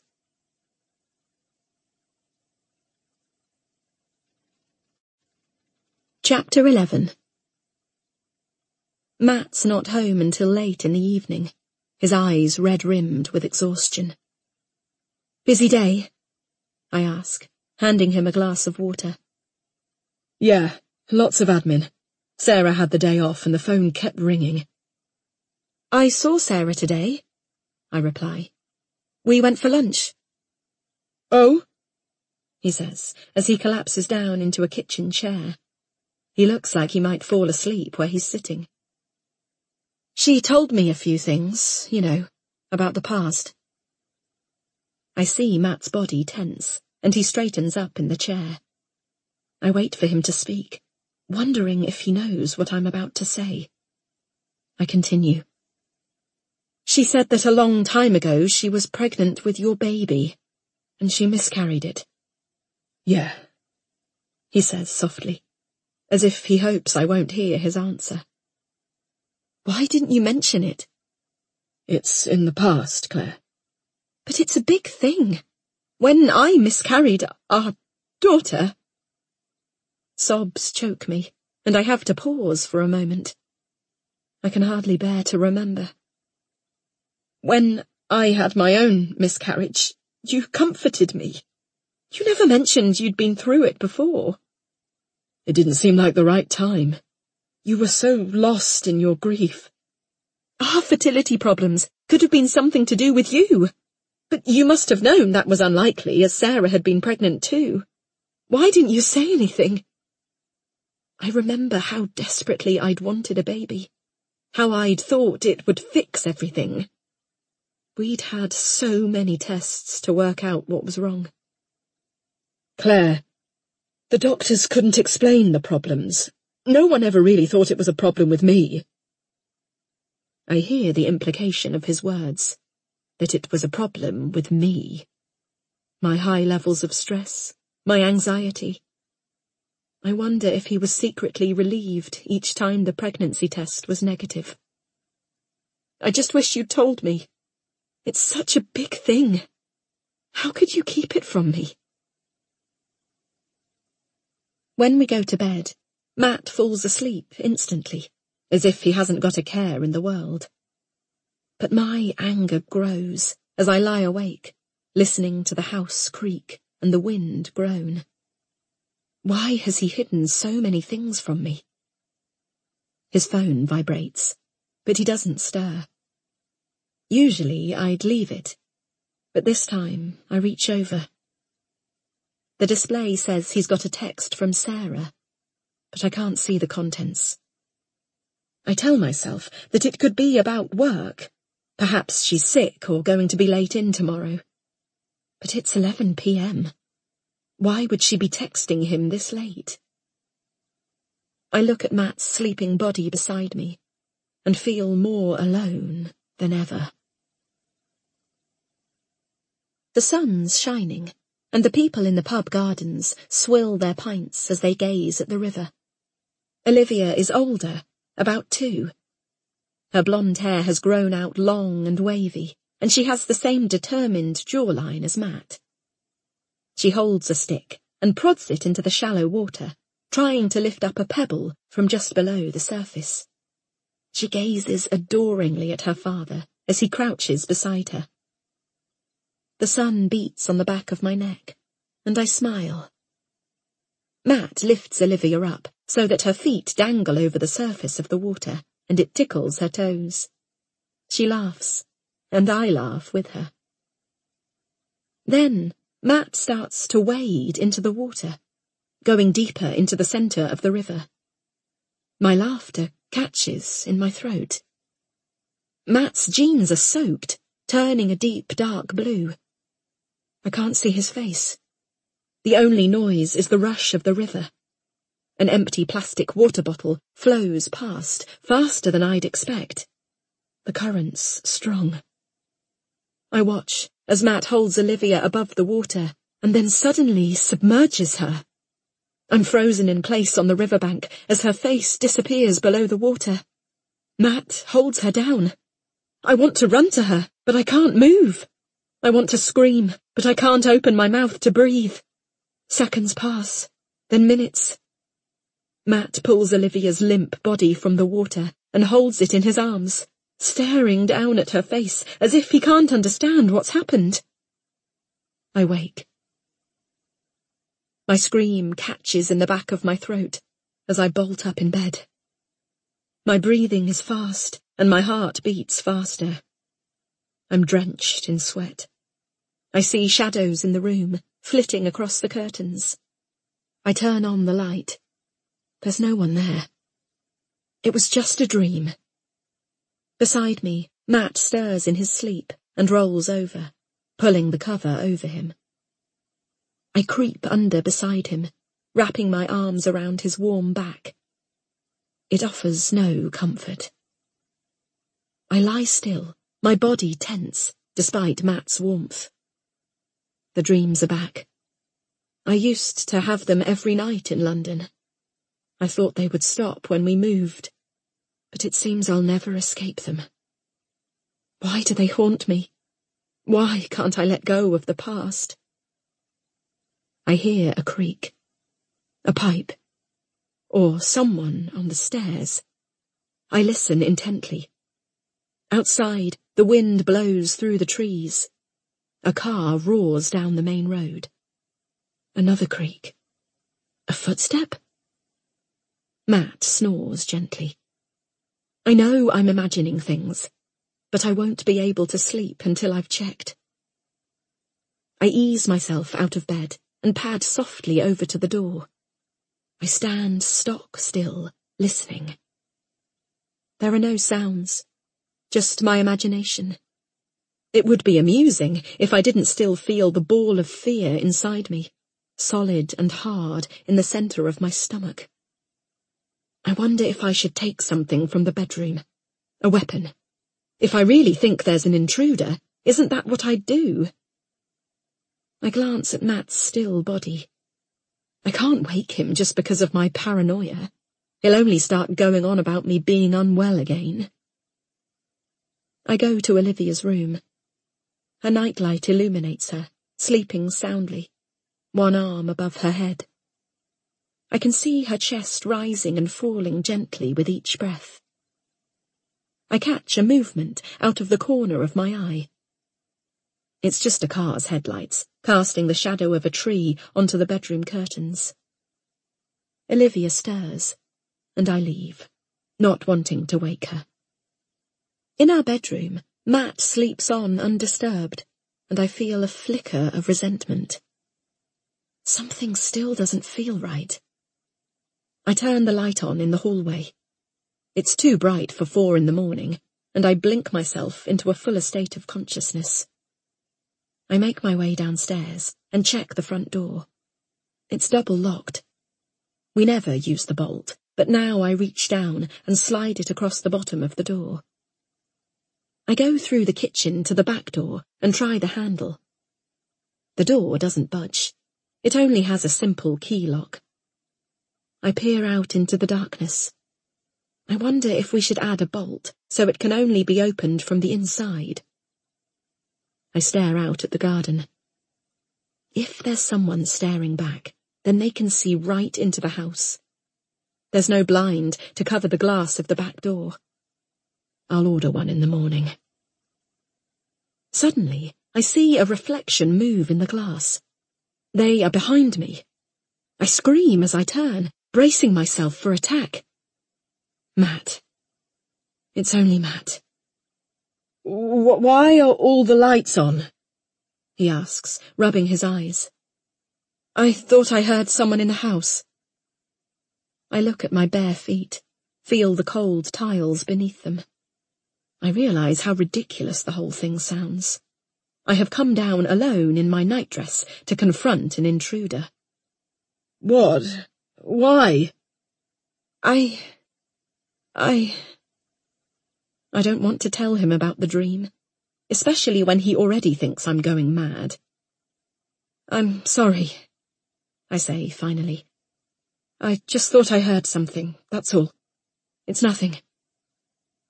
He grips the kitchen counter, and I can see he's frustrated. His bloodshot eyes tell me how much he needs to rest. He's been working too many hours. It's taking its toll. Finally, he reaches out and puts his arms around me. I can tell he is going through the motions, calming me down, so he can get back to bed. There's no one here, Claire. Even in his embrace, my body's tense, and I can't relax. But I know he's right. All the doors were locked. There's no sign of a break-in. No one's in the house. Are you having the dreams again? He can read me so easily. I look up at him and nod, ashamed. I feel like a disturbed child with a calming parent. Our relationship shouldn't be like this. They just mean you're stressed, he says. Matt means to reassure me, but I can still feel the adrenaline flooding through me. I know I'm stressed. I thought I'd left my fears behind in London, but I haven't. Out here, there's even more to deal with. The never-ending dusty clutter that fills the house. My interfering mother-in-law. Matt spending so much time at work. With Sarah. The thoughts ricochet around my head. But to say them out loud would be ungrateful. I was the one who insisted we move.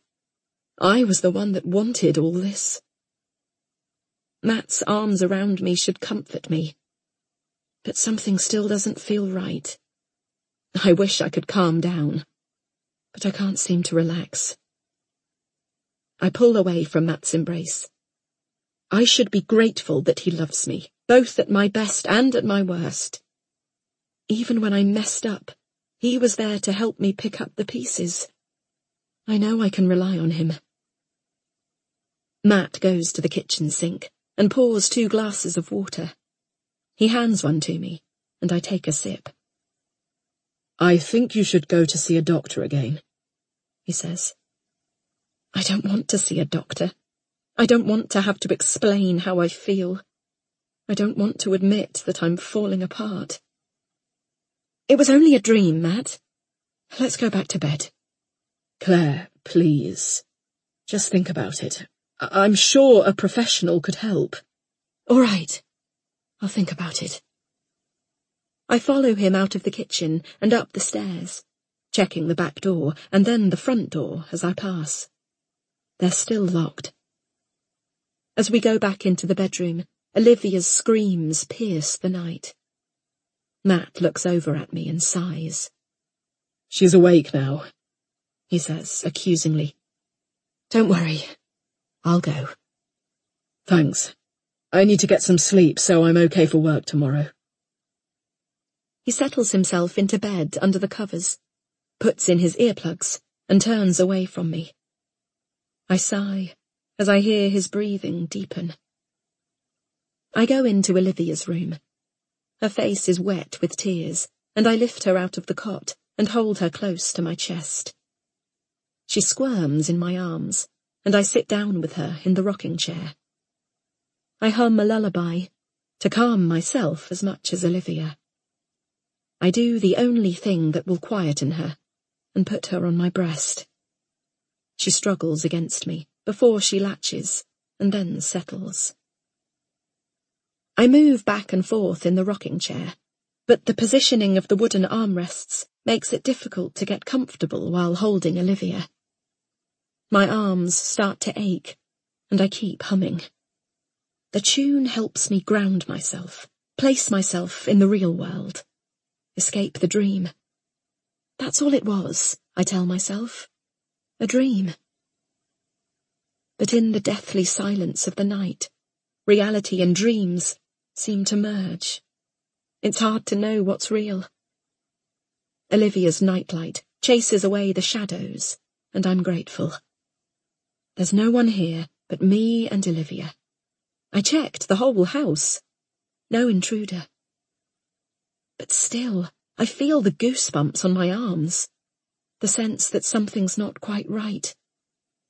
It must be all in my head. I need a proper night's sleep. Then things would be clearer. Olivia's eyes eventually fall shut. I lay her back down gently in her cot, next to her toy bunny. When I get into bed, Matt's snoring softly. I stare at the ceiling. The adrenaline hasn't left my body, and my heart's still racing. I try to relax, but I can't. Something's still bothering me. Then I realise. The nightlight in Olivia's bedroom. I always switch it off once she's asleep, but when I went into her room, the nightlight was on. I wasn't imagining things. Someone was in our home. When I wake up in the morning, I'm overcome by a sense of dread. It's my birthday, and I feel sick with uncertainty. I like days that are mundane and predictable. Days when I know what my husband is likely to do, how he's likely to respond. But my birthday is not one of those days.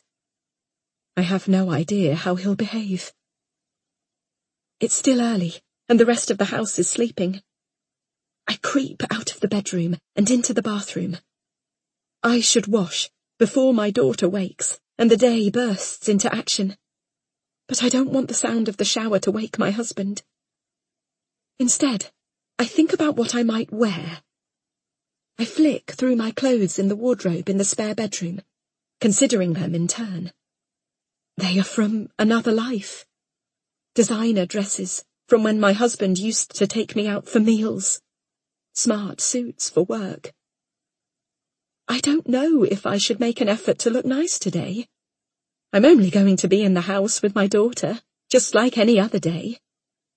But I can imagine my husband berating me if I choose casual clothes. And I can also imagine him getting angry if I do dress up, repeating his accusation of an affair. I don't know which is the greater risk. I go to the curtains and peer out. The sun beams through the window. The car isn't there today. At least I have that to be grateful for. Who is it that's watching me, and what do they want? I wish I could go out today, just for once. I imagine myself in a floaty summer dress, the sun's rays warming my skin, my arms slowly browning. Perhaps I will take my daughter into the garden later, staying close to the house to avoid the prying eyes of the neighbours. I go back to the wardrobe and pick out a dress. It's light and airy and not too showy. I'll have to wear a cardigan over it when I go in the garden, just in case the neighbours spot the blue-green bruise that covers my entire upper arm. Later, when my husband is at work, the post comes, letters landing with a thud on the mat. But there aren't any cards, only bank statements. I let myself cry, just a little bit, remembering how alone I am. I cut myself off completely from family when I met my husband. My father was abusive, and my husband whisked me away from him, rescuing me, my saviour. Without my husband, I'm not sure I'd have ever escaped. But it wasn't long before I found out that he was no different from my father. I'm anxious about my husband's return home, not sure whether he has any plans for my birthday. But an hour earlier than usual, I hear his key in the lock. My body tenses at the sound, and I rush downstairs. For you. He presents flowers and chocolates, and kisses me on the lips. Thanks, I splutter, surprised. But you don't like chocolates. I'm confused. But you do, he says. They're all for you. A special treat. Oh, I say. I feel the tears forming at the corners of my eyes. I'm so relieved he's being nice to me. Are you going to go and get ready then? Get ready?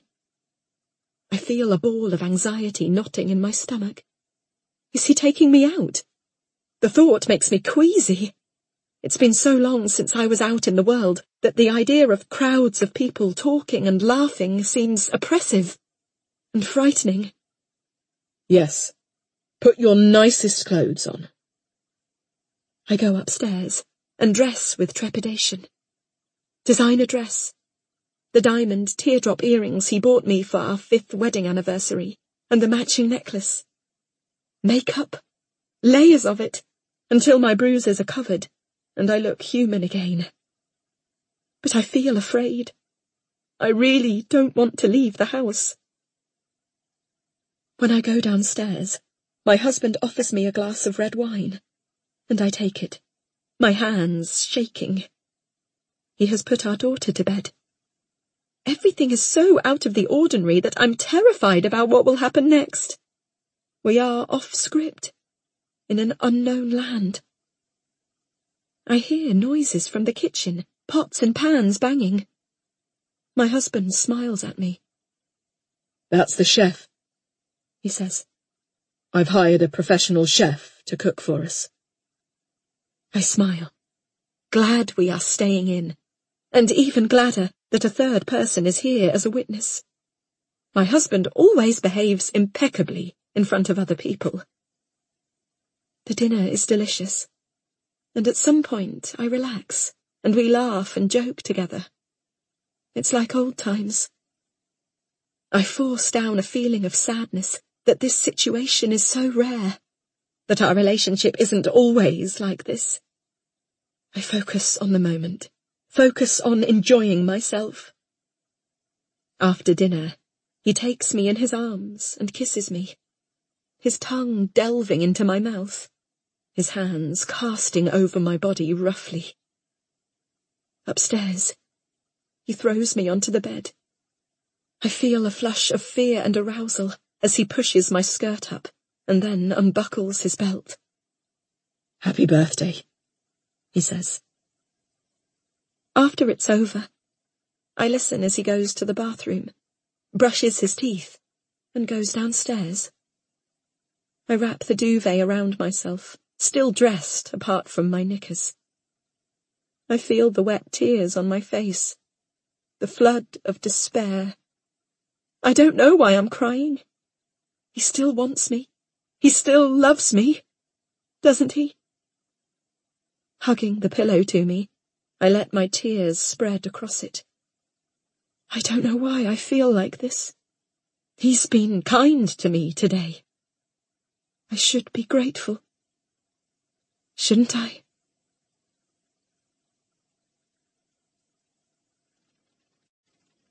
Chapter 12. When I wake up, Matt isn't in bed. I roll over groggily and check my phone. It's already 7 a.m. Confused, I go into Olivia's room and see Matt sitting with her, cooing at her. She smiles up at him, and I feel a tinge of jealousy. How are you feeling? Matt asks. I've been tossing and turning all night, totally convinced someone had been in the house. But now it seems so unlikely. It could only have been me that left Olivia's nightlight on. Bit tired, I reply. Thanks for letting me sleep in. I think you needed it. Yeah, I think I did. Are you going to go to the doctor today? I'm not sure I need to. I was just being paranoid last night. He looks at me intently. But there's more going on than that, isn't there? You haven't been yourself since Olivia was born. I suppose not. He's right. Something's wrong with me. I'm so forgetful, so paranoid. Will you ring the doctor? I agree, and Matt stands over me when the phone lines open at 8. I'm pleased to get an appointment for the morning, as I've arranged to see Emma in the afternoon. Matt strokes my back. It will be okay, he says. Just tell them the truth. I'm not sure how to. Is it that bad? He asks, concerned. I'm worried about you, Claire. It reminds me of last time you were ill. I'm worried too. I don't want to ever get to the state I was in last time, when it seemed like there was no way out. It's different this time, I say. I'm not as bad. I sigh. I wonder if I can confide in him. He's looking at me so intently. What is it then? I take a deep breath. It's Olivia. I feel like I haven't bonded with her, that I don't love her the way I should. The words sound even worse out loud. They are words that no mother should ever say. I notice Olivia watching me, and I turn away from them both, ashamed. Matt wraps his arms around me and hugs me tight. It will be okay, Claire. You're a good mother. Just talk it through with the doctor. I'm sure they'll be able to help. 2 hours later, I sit on a sofa at the GP's surgery, which operates from a converted house on the edge of the village. My hands shake as I thumb through an old copy of a celebrity magazine, looking at wedding pictures of a minor royal I've never heard of. I don't know what I'm going to say when I go through the door and see the doctor. I look at Olivia, smiling up at me from her buggy, and feel the familiar guilt rising inside me. She deserves so much more. I worry that the doctor will see my history of depression in my notes, and judge me when I tell them how down I feel. What if they think I'm an unfit mother and take my daughter away from me? I had wanted Olivia so much, but I didn't let myself get excited the way I did the first time I got pregnant. We'd been so organised back then. We named the baby Martha Rose as soon as we found out she was a girl and bought drawers of baby clothes. I imagined bringing her home from the hospital in the blue and white striped dress that was neatly folded in the drawer waiting for her arrival. When we finally got pregnant again, 2 years after my miscarriage, I refused to name the baby until she was born, a living, breathing being. When I went past 20 weeks, I started making promises to my unborn baby, as she kicked me from the inside and sat on my bladder. I would be the best mother. I would love her no matter what. I would never get angry or raise my voice. All the baby had to do was come out alive, and I'd be forever grateful. I had broken all of my promises in the first 2 months. The buzzer rings insistently, and it's my turn. I swallow back tears as I push the buggy into the consultation room. The doctor smiles at me. She's very happy, she says, looking at Olivia. My heart sinks. How can I possibly explain how I feel towards her? What can I do for you? The doctor asks, as I take a seat. I start to speak, but the words won't form. And then I'm sobbing. I've been feeling a bit down, I mumble. She leans closer. How long have you been feeling like this? Since she was born. Okay, she says. I'm just going to run through a few questions with you about how you're feeling, and then we'll decide on the best course of action. I swallow back tears as I answer her checklist of questions about my mood, anxiety, and sleep. Sometimes I look at her, and I don't feel anything at all. I whisper, overwhelmed by guilt. And other times I wonder if I hate her. The doctor scribbles in her pad. I wonder if she'll ask for more detail. I think of all the other things that are going on. The feeling that someone's watching me, the forgetfulness, the dream last night. I see her looking at my notes on her computer, and I hold my breath. I don't know if she'll see the record of what I tried to do to myself 3 years ago. I don't know if she knows. She turns to me and smiles. I smile back, relieved. She can't have seen anything in my notes. It sounds like you've got postnatal depression, she explains. It's very common. Okay, I say. The word depression echoes in my brain. I don't want it to get worse. I don't want to feel the way I did last time, like there was no way out. I'll refer you for cognitive behaviour therapy, she says. That will help you change your patterns of thinking and control how you feel. How long's the wait? I can't say at the moment, but usually it's not too long, around 2 to 3 months. Tears start to well up. I need help now, not in 3 months. She stops typing into her computer and turns to me. In the meantime, you need to start looking after yourself. Do you have family to support you? Yes, I say. My husband's parents live nearby. I see her eyebrows raise, and she takes a second look at her computer screen. My surname will have told her just whose daughter-in-law I am. She probably knows Ruth. Everyone does. There's nowhere to hide in this village. Okay, she says, as she searches around in her desk drawer and pulls out 2 leaflets. Don't be afraid to ask for help from friends and family, and it's important to eat well and exercise. She hands me the first leaflet, with a picture of a smiling woman jogging through a park on the front.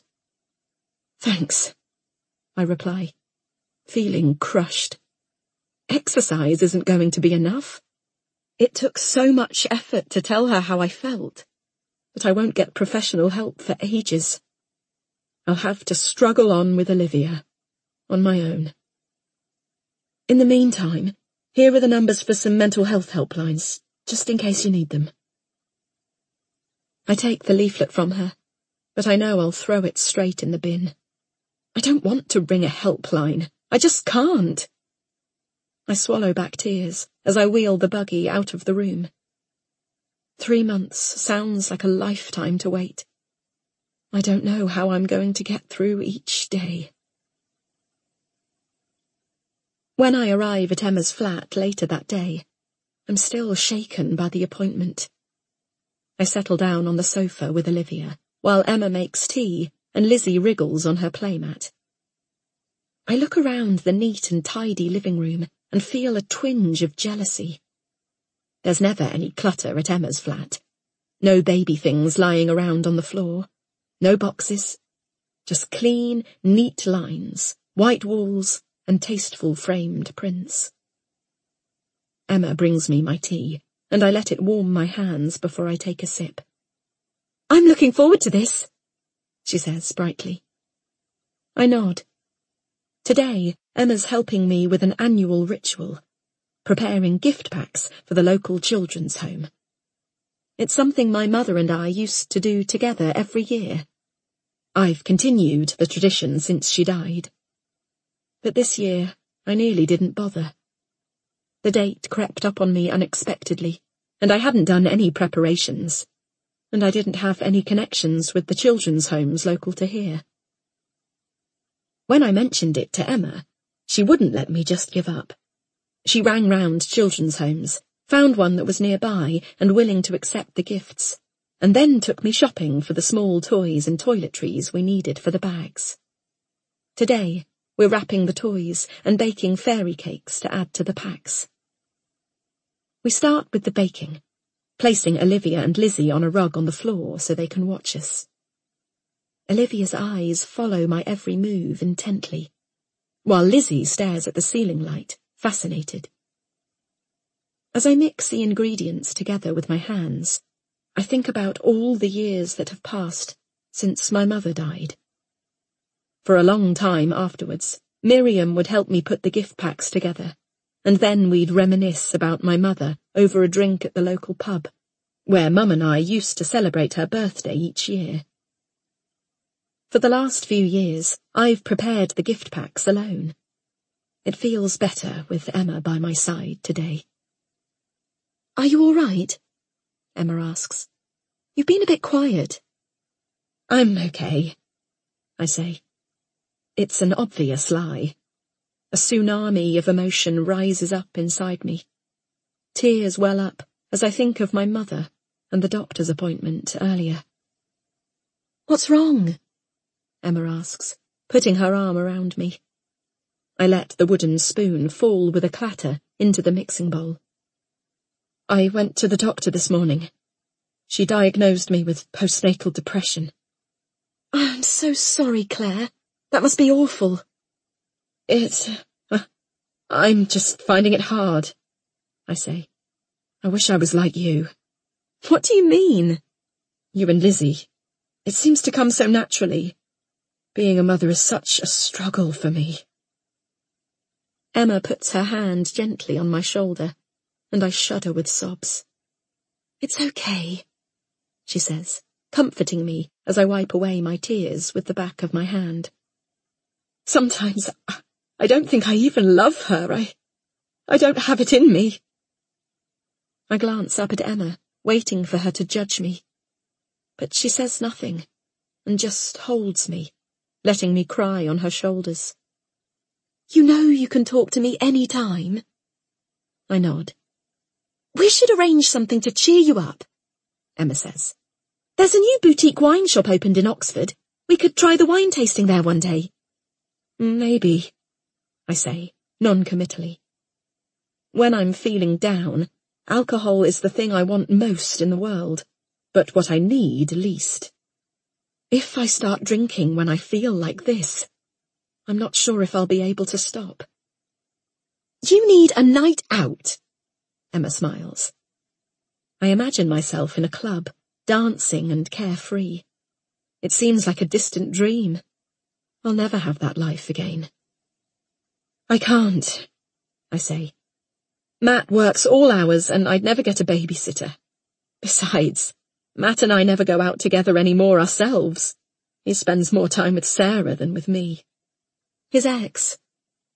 They work late together a lot. They're very close. I remember the text Sarah sent Matt late at night the other day. I could babysit, Emma says. Give you two the chance to reconnect. Thanks, I say, feeling grateful. We need that. I hope a night out together will be enough. But in my heart, I know our relationship needs a lot more work. We moved out here to bring us closer together. But each day, the distance between us seems to grow. I'm terrified that one day the gap will be too big to ever bridge again.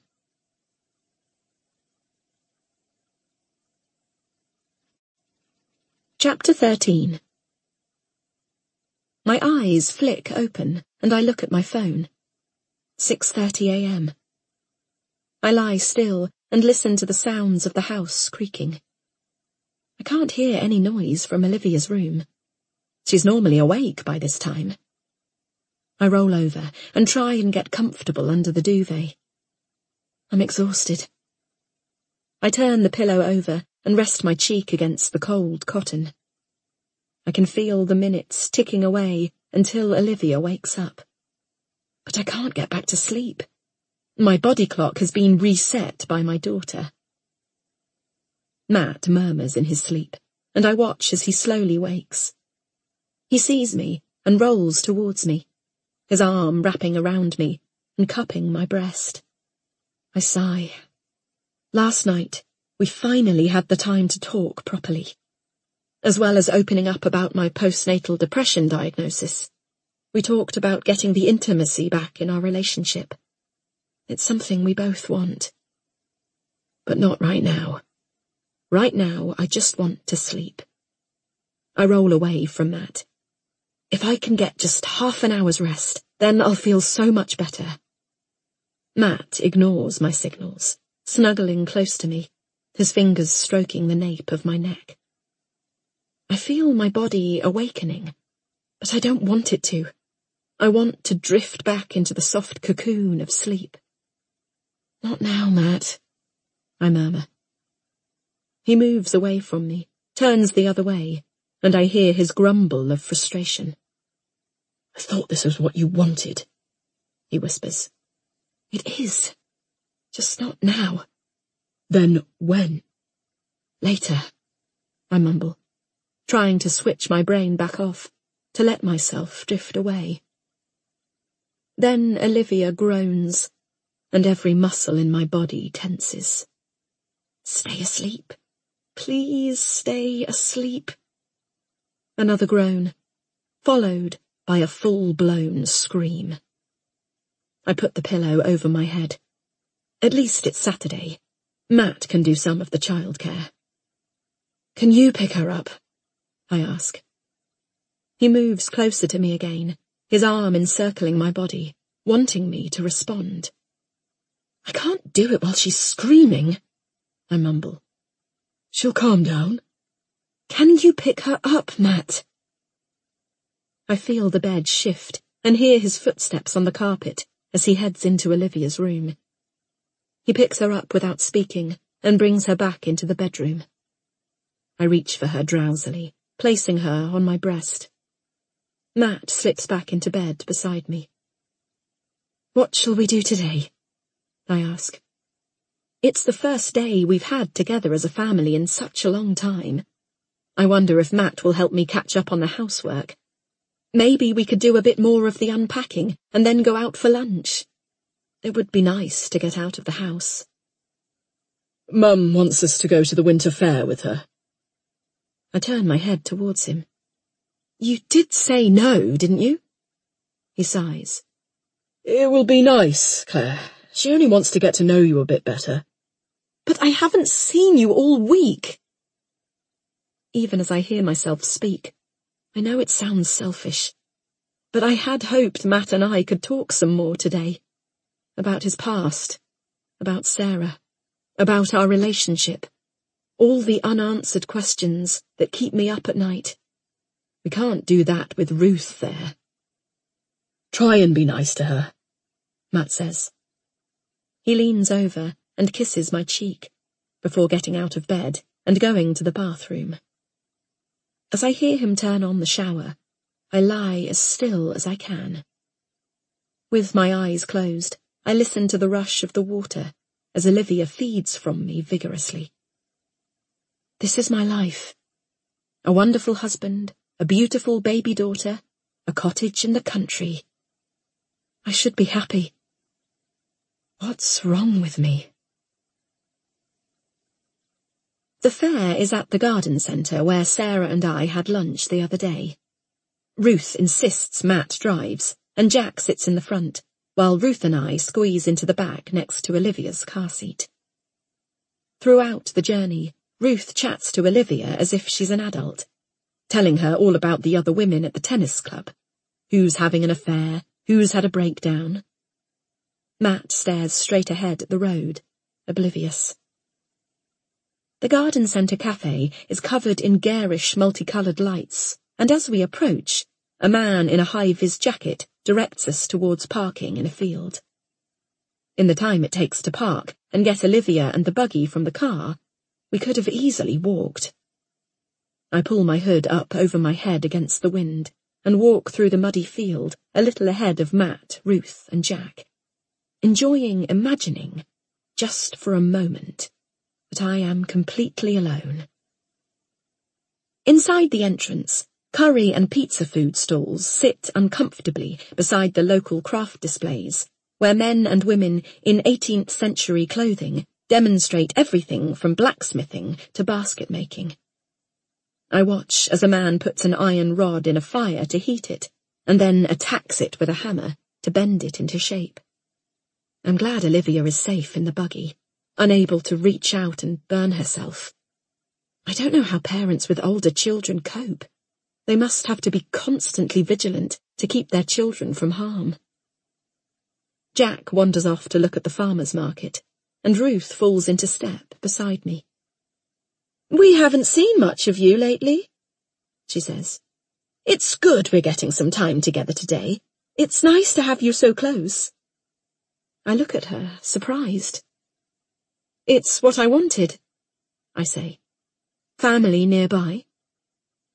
I leave the rest of my thoughts unsaid, that it hasn't worked out as planned, that I regret moving. I saw my mother's walkers by the pond the other day. I look at her guiltily. The mobility aids had sat by the pond for 5 days, in full view of Ruth's house, before Matt had taken them away. I just wanted them out of the house. They were getting in the way. I'm sure they were. She laughs. I bet you attempted to throw them into the pond. They'd disappear then. It's very deep. No, of course not, I say. But she's reminded me of another thing I need to worry about. Another hazard for Olivia. We'll need to drain the pond, I continue, if Olivia's going to play outside in the summer. Yes, it's very dangerous otherwise. Jack and I can help you dig it out. And I must clear out the house soon, she says, unprompted. I just want to do it properly. Make sure I'm not throwing away anything sentimental. Thank you, I say, swallowing my guilt about the things I took to the charity shop the other day. I smile at Matt as he catches us up. Your mother's going to help us drain the pond and start clearing out the house. That's great, he says. Have you seen what's over there? He points to a fairground ride, rows of chairs hanging from the rotating top of the carousel.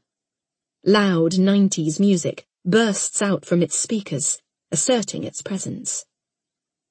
They've put it at the edge of the field, far away from the farmers' market stalls, selling expensive cheeses, artisan bread and sausages.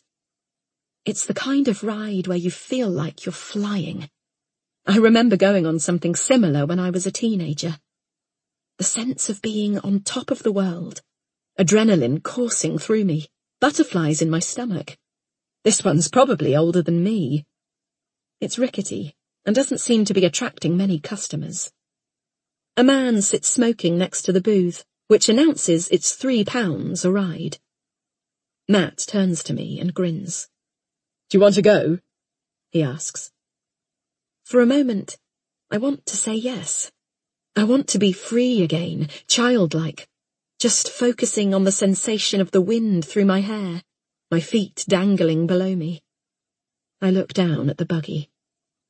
No, I say. I can look after Olivia. And he's off, without a backward glance, over to the ride. His boyish impulsivity was something I fell in love with. I smile. I'm glad he's enjoying himself for once. He's seemed so down lately, worrying about the practice. Ruth turns to me and laughs. He never changes. I watch as he hands over his money to the operative. One of us will always have to look after Olivia, I say. It will be a long time before we do that kind of thing together. Oh, did you want to go too? Ruth says. I can stay with the buggy. That's not what I'd meant, not really. But I grab my chance at freedom. Are you sure? I reply. Thanks. I run after Matt, paying my money and pushing myself up into the swing beside him. You're joining me? He asks with a grin. Yep, I say, laughing and looking around. As an adult, I notice things I'd never have paid attention to as a teenager. The rusty cogs in the rotating wheel on top of the ride, the way the swings sway in the slightest wind, the fact that the guy who comes to lower the bars across us is no more than 18. My heart thumps loudly in my chest.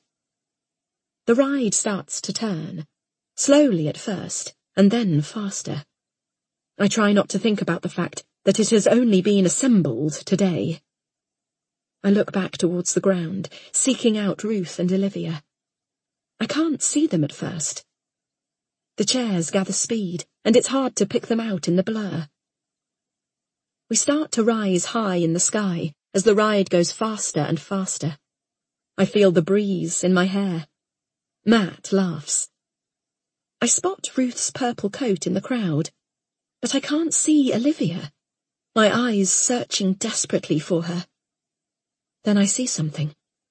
A pram zigzagging across the field, away from me and into the distance.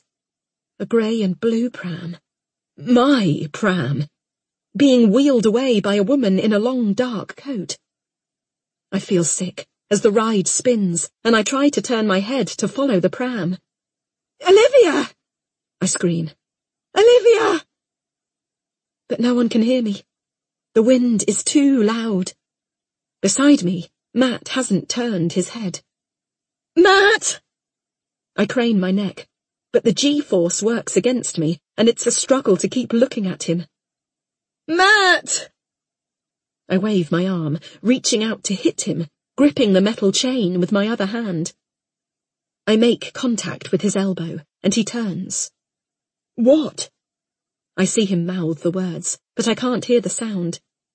We're going even faster now, the wind blowing into us. As I turn to Matt, my swing loses its straight trajectory and veers from side to side. "Olivia!" I shout. I try to point, but we're moving so fast that I can't identify the woman with the pram anymore. She's merged into the blur of the crowd. "Olivia?" Matt mouths. "We need to stop the ride." "What?" But there's no button to press. Nothing I can do.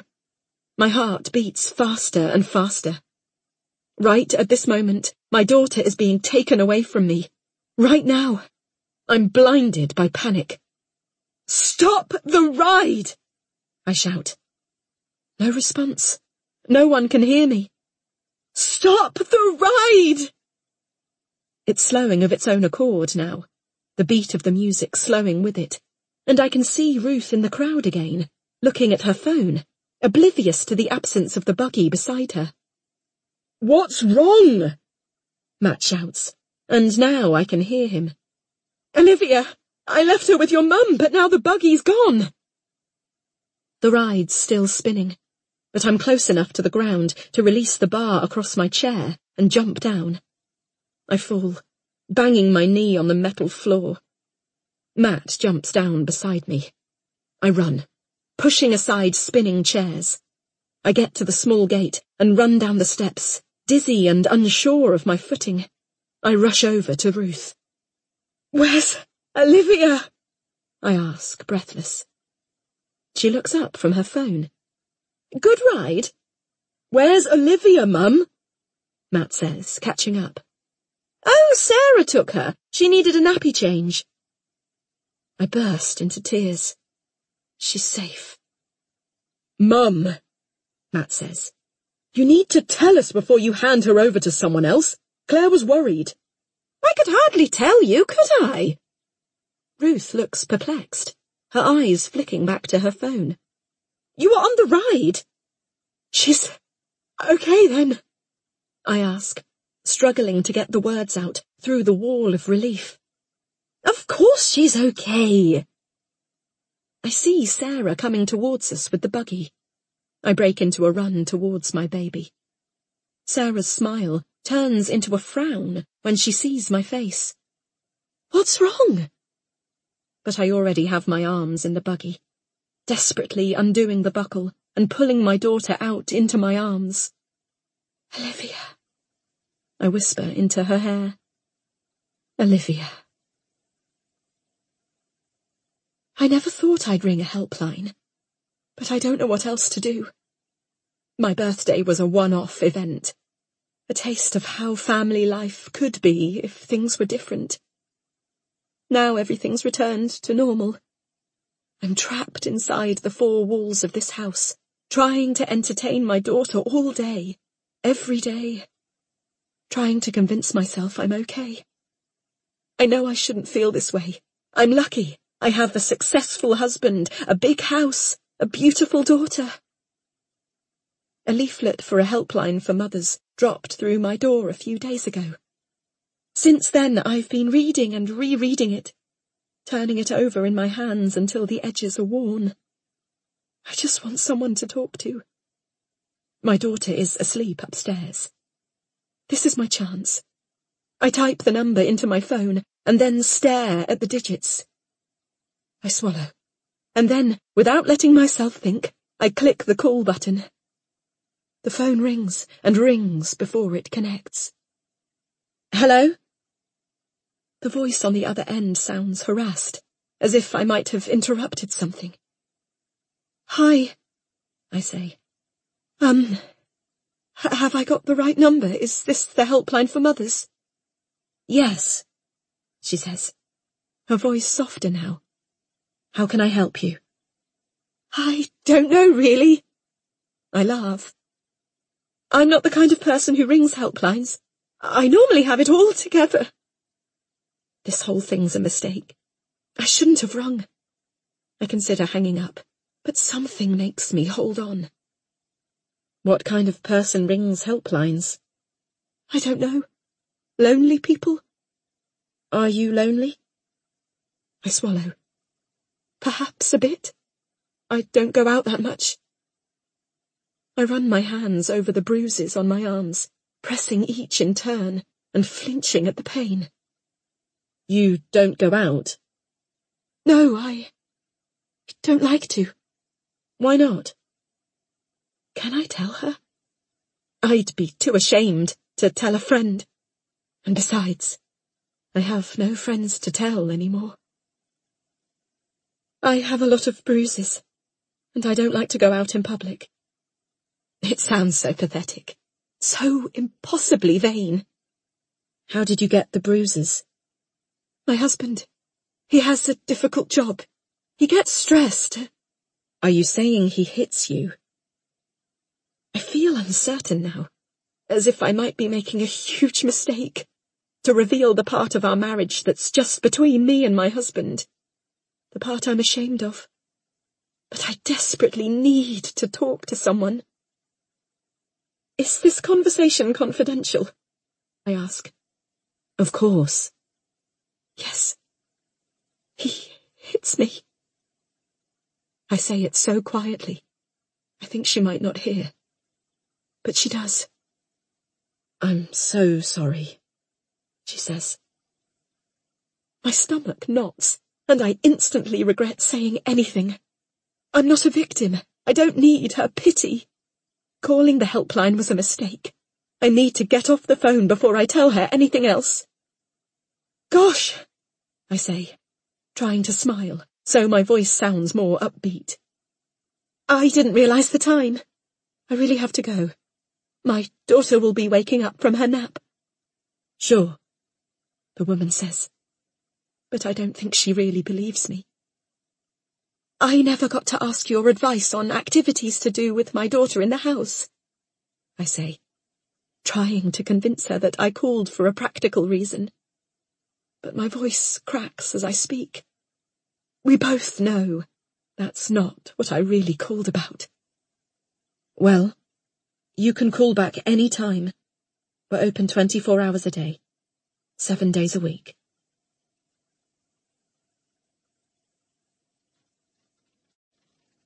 Chapter 14. When Emma arrives at our door, I wrap my arms around her in a bear hug. I'm so grateful she's offered to babysit. She steps over the threshold into our house, and I take her coat and hang it on the rack. "I know I'm a bit early," Emma says, "but I didn't know what to do with myself at home without Lizzie. Dan's looking after her, so I thought I'd come and help you get ready." I take her through to the living room, where Olivia lies on her playmat. She starts to whine, and Emma leans over her. "Hello, Olivia," she says. "Hello, hello, hello." She tickles her feet, and Olivia manages a smile. I escape to the kitchen to make tea, snatching a precious break away from my daughter. When I take Emma her tea, she holds out a wrapped gift towards me. "I have a present for you," she announces, smiling. "Oh," I say, embarrassed. "There's really no need." She's the one doing us the favour. "Well, it's really more for Olivia than you. I couldn't resist spoiling her." Emma watches intently as I tear open the wrapping paper.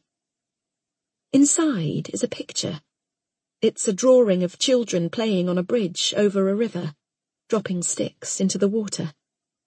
"I found it in a charity shop," she says. Oh. Just like that, I'm back in my nightmare from the other night. The river, Matt holding Olivia below the surface of the water. I feel the fear rise up inside me and try to swallow it back down. It was only a dream. Emma sees my expression. "Don't you like it?" she asks, her voice filled with concern. "I do. It was just unexpected. Thank you." I give her a hug and hold her for a couple of seconds, allowing myself a moment to calm my nerves. "Let's go and hang it up," she says.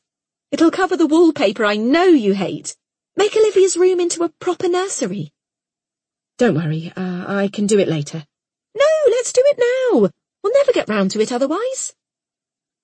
At her insistence, we go upstairs, and I try to push the memory of the dream out of my mind. In Olivia's room, there's a hook above the cot. Emma hangs the picture, while Olivia wriggles in my arms. Emma stands back to appreciate it. "There," she says. "It really works in the space." I stare at it. I hate it. I want to tear it straight down. Tears start to well up as we leave the room. I can take it down later, I tell myself. I can't say anything to Emma now. I can't be ungrateful. Emma is already on to the next thing. "What are you going to wear?" she asks. "I don't know." I haven't had time to think about it. Olivia has been restless all day, and I've been counting down the hours until tonight. "Let me help you," Emma says. She heads towards our bedroom, and for a moment I hesitate. I don't want her in my personal space.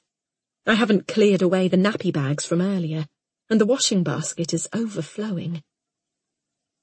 I follow her with Olivia. I'm being silly. Emma knows me. She's my friend and she has her own baby. She won't care if the bedroom is messy.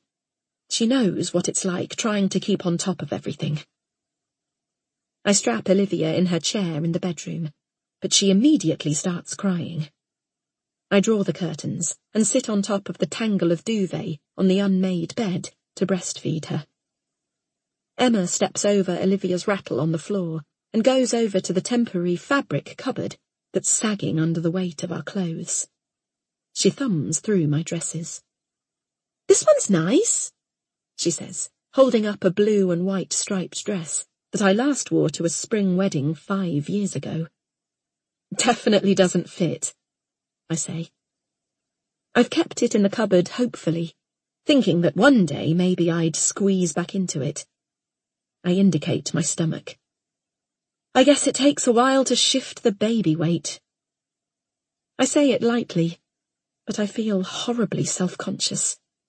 I've been meaning to do some more exercise, like the doctor suggested. Emma holds it up in front of the mirror. Even in her jeans and fitted t-shirt, she's beautiful. I can't help comparing her body to mine. Her flat stomach doesn't overhang her jeans, and her breasts are pert and small. I try to control my jealousy. If you saw Emma in the street, you'd find it hard to believe she'd recently had a baby. "Can I try it on?" Emma asks. "Oh, yeah, sure." I feel a stab of annoyance. I know Emma will look better in the dress than I ever looked in it, even when I was much thinner. Emma wriggles out of her jeans. I can see the scar of a cesarean etched across her belly. Not so perfect, after all. I immediately feel guilty. Emma pulls her top over her head and slips the dress on. It fits perfectly, clinging in all the right places. Her straight blonde hair hangs neatly down the back. Self-consciously, I run my fingers through my own messy hair. I want to straighten it before I go out. I notice Emma's perfectly manicured nails. "How do you look after Lizzie without breaking a nail?" I ask. Emma laughs as she twirls round in front of the mirror, looking at her reflection over her shoulder. "Practice," she says. "You make childcare look easy." "Thanks," she replies with a smile. I take Olivia off my breast, and she whines. Emma picks her up and spins her around, the skirt of my dress swirling with her. I go over to the cupboard and pick out a blue-grey pinafore. It isn't as sexy as the other dress, but it's flattering. I've worn it since I've given birth, and it disguises my stomach. I pull it over my head and look in the mirror. I must be nearly twice the size of Emma. "You look awesome," Emma says, and I try and smile. "Matt's going to be blown away. Now, let's do your hair and makeup." Emma puts Olivia back in the baby seat. Then she starts straightening my unruly hair while I apply my mascara. It feels nice to be pampered for once. When we hear Matt's key in the lock, we're concentrating so hard that we both jump, and the mascara wand jabs my eye. Ow! My eyes start to water, and I blink rapidly. "Don't worry, I'll redo it," Emma says. "There's plenty of time." Matt comes into the bedroom and puts down his rucksack. He nods at Emma. "Hi," he says. "I'm Matt." "Emma," she replies, holding out her hand with a smile. "That's Claire's dress," he says. His eyes dart over Emma's body before he corrects himself and looks at her face. He turns to me briefly. "You look beautiful," he says, as if he hasn't noticed the mascara down my face. "Thanks," I reply, feeling invisible as his eyes return to Emma. 45 minutes later, Matt and I wander up Oxford High Street, navigating the pavement easily without a buggy to manoeuvre. I feel so free. Matt puts his hand gently on the small of my back, and I feel a tug of affection for him. We haven't had an evening out since we moved, and I want to make the most of it. We find the small Italian restaurant that Ruth recommended. It has a handful of intimate, candle-lit tables. I look at Matt. We desperately need these moments together. The waiter pulls out a chair for me, and I sit, tugging the skirt of my dress down. The extra weight on my stomach has made it ride up, but Matt doesn't seem to notice. He's already studying the set menu intently. I'm handed the wine list by the waiter, and I scan it quickly. Would it really hurt to have a drink tonight? Just the one, to celebrate our time together. "We could get a bottle," I whisper to Matt, as if it's the naughtiest thing in the world. Matt shakes his head. "You know that's a bad idea, Claire." My heart sinks. Matt's never liked me drinking. He prefers a life of colas at pubs, water at weddings. He thinks the alcohol makes me out of control. But I'm not like that anymore. And sometimes I just want a drink. I need to unwind after the stress of the day. But it's not worth an argument, so I drop it. He reaches across the table for my hand. "Let's just enjoy tonight," he says. "Enjoy being alive and having each other." The evening flies by in a haze of conversation. We've hardly spoken since Olivia was born, not properly. We've talked about nappy changes and feeding schedules and what baby equipment we need to buy. We've discussed moving house and unpacking and fixing the toilet that isn't flushing properly. But we've hardly spoken about ourselves. Tonight is different. I feel connected again, part of a partnership. "Are you settling back into the village okay?" I ask, remembering Matt saying that it was difficult returning to his childhood home. He smiles. "I'm getting there," he says. "But I feel like an imposter sometimes, like I'm just playing a role. Vet, family man. People have known me too long here. I feel like they can see right through me." I nod. I feel like an imposter as a mother sometimes, too. "You're a good mum, Claire," he says, reaching for my hand. It doesn't feel that way. I reply, turning my face away from him to try and hide the tears that are forming. You have postnatal depression. It's an illness. It doesn't mean you're a bad mum. Is there anything I can do to help? He reminds me of the old Matt now, the one who's kind and caring and looks out for me, not the stressed man he's become since we moved. I need to see you more. Now Sarah's working for you, can you get away from the office earlier? Help more with Olivia. I can try, Matt says. But we really haven't got enough business yet, enough customers. We're hemorrhaging money. He sweeps his curly dark hair out of his eyes. I feel guilty. It was me that was so set on moving out of London and starting afresh. We don't have to stay here, you know. We could move back. I say the unthinkable. I know in my heart I can't return to London. I want to keep that part of my life in the past, put it behind me. No, he says. We should try and make it work. I want the practice to be a viable business. I want us to have the family life we moved for. Me too, I say. Our main course arrives, and Matt attacks his lamb steak with his knife. It will be much better once your mother's cleared out the house. And we've drained the pond. Ruth and Jack are coming round to help us with the pond tomorrow. Yes, I'm glad you persuaded Mum to sort the house. I nod. I wish Matt was better at sticking up for himself with her, rather than leaving things to me. We start to talk about the future, and the mood lifts. Between us, we conjure up a different life. A life where Matt's surgery becomes profitable, and he hires enough staff to work 4 days a week, and spend more time with Olivia and me. A life filled with laughter, with lots of family time.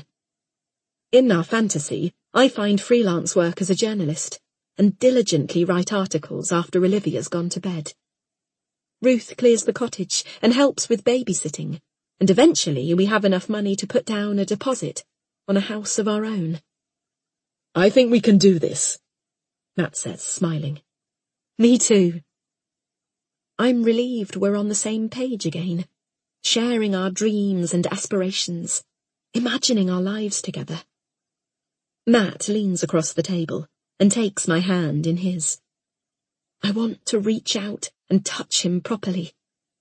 It feels like we've found each other again after being lost in the wilderness. We've been 2 individuals leading separate lives in the same house, with a screaming, unreasonable baby between us. I want us to be a couple again. The waitress brings the dessert, and Matt moves his hand out of the way, so she can put the piece of chocolate cake in the middle of the table between us. I take the fork, cut off a corner, and put it into Matt's waiting mouth. He laughs, and crumbs sprinkle across the table. I laugh too. Matt rubs his leg against mine under the table. I raise my eyebrows at him, and a slow smile plays out on his face. I want to take you home, he whispers, his eyes playful. I want that too. I feel a restless excitement as he squeezes my hand. Do you want to get a hotel room? He asks. We can't afford it, I reply. But I know that if we don't take this opportunity, we'll never get another one. Olivia breastfeeds every 2 hours at night, and the curtains in our bedroom don't quite close. I'm convinced my mother-in-law can see in. Besides, I want Matt now. If we wait, go home, speak to Emma, settle Olivia, the moment will be lost. A cheap hotel seems worth it to get our marriage on track. Space completely to ourselves, without having to worry that Olivia will wake up. Matt settles the bill quickly, leaving a big tip. He's grinning from ear to ear as we stroll down the high street, hand in hand. I feel all the anticipation of a first date or a one-night stand. The world has a sense of unreality to it, an excitement. I feel so alive. I need Matt. Now. Matt knows a B&B around the corner, and he takes my hand and leads me down the street. We walk quickly, half running, drunk with desire. Suddenly I think of Olivia, and I have to stop to check my phone. There are no messages from Emma. She must be fine. As I put my phone away, Matt pushes me lightly into a doorway and puts his mouth over mine. His kiss is deep and eager, and I shiver with excitement. I feel young again as Matt presses his body into mine. It's been so long. Too long.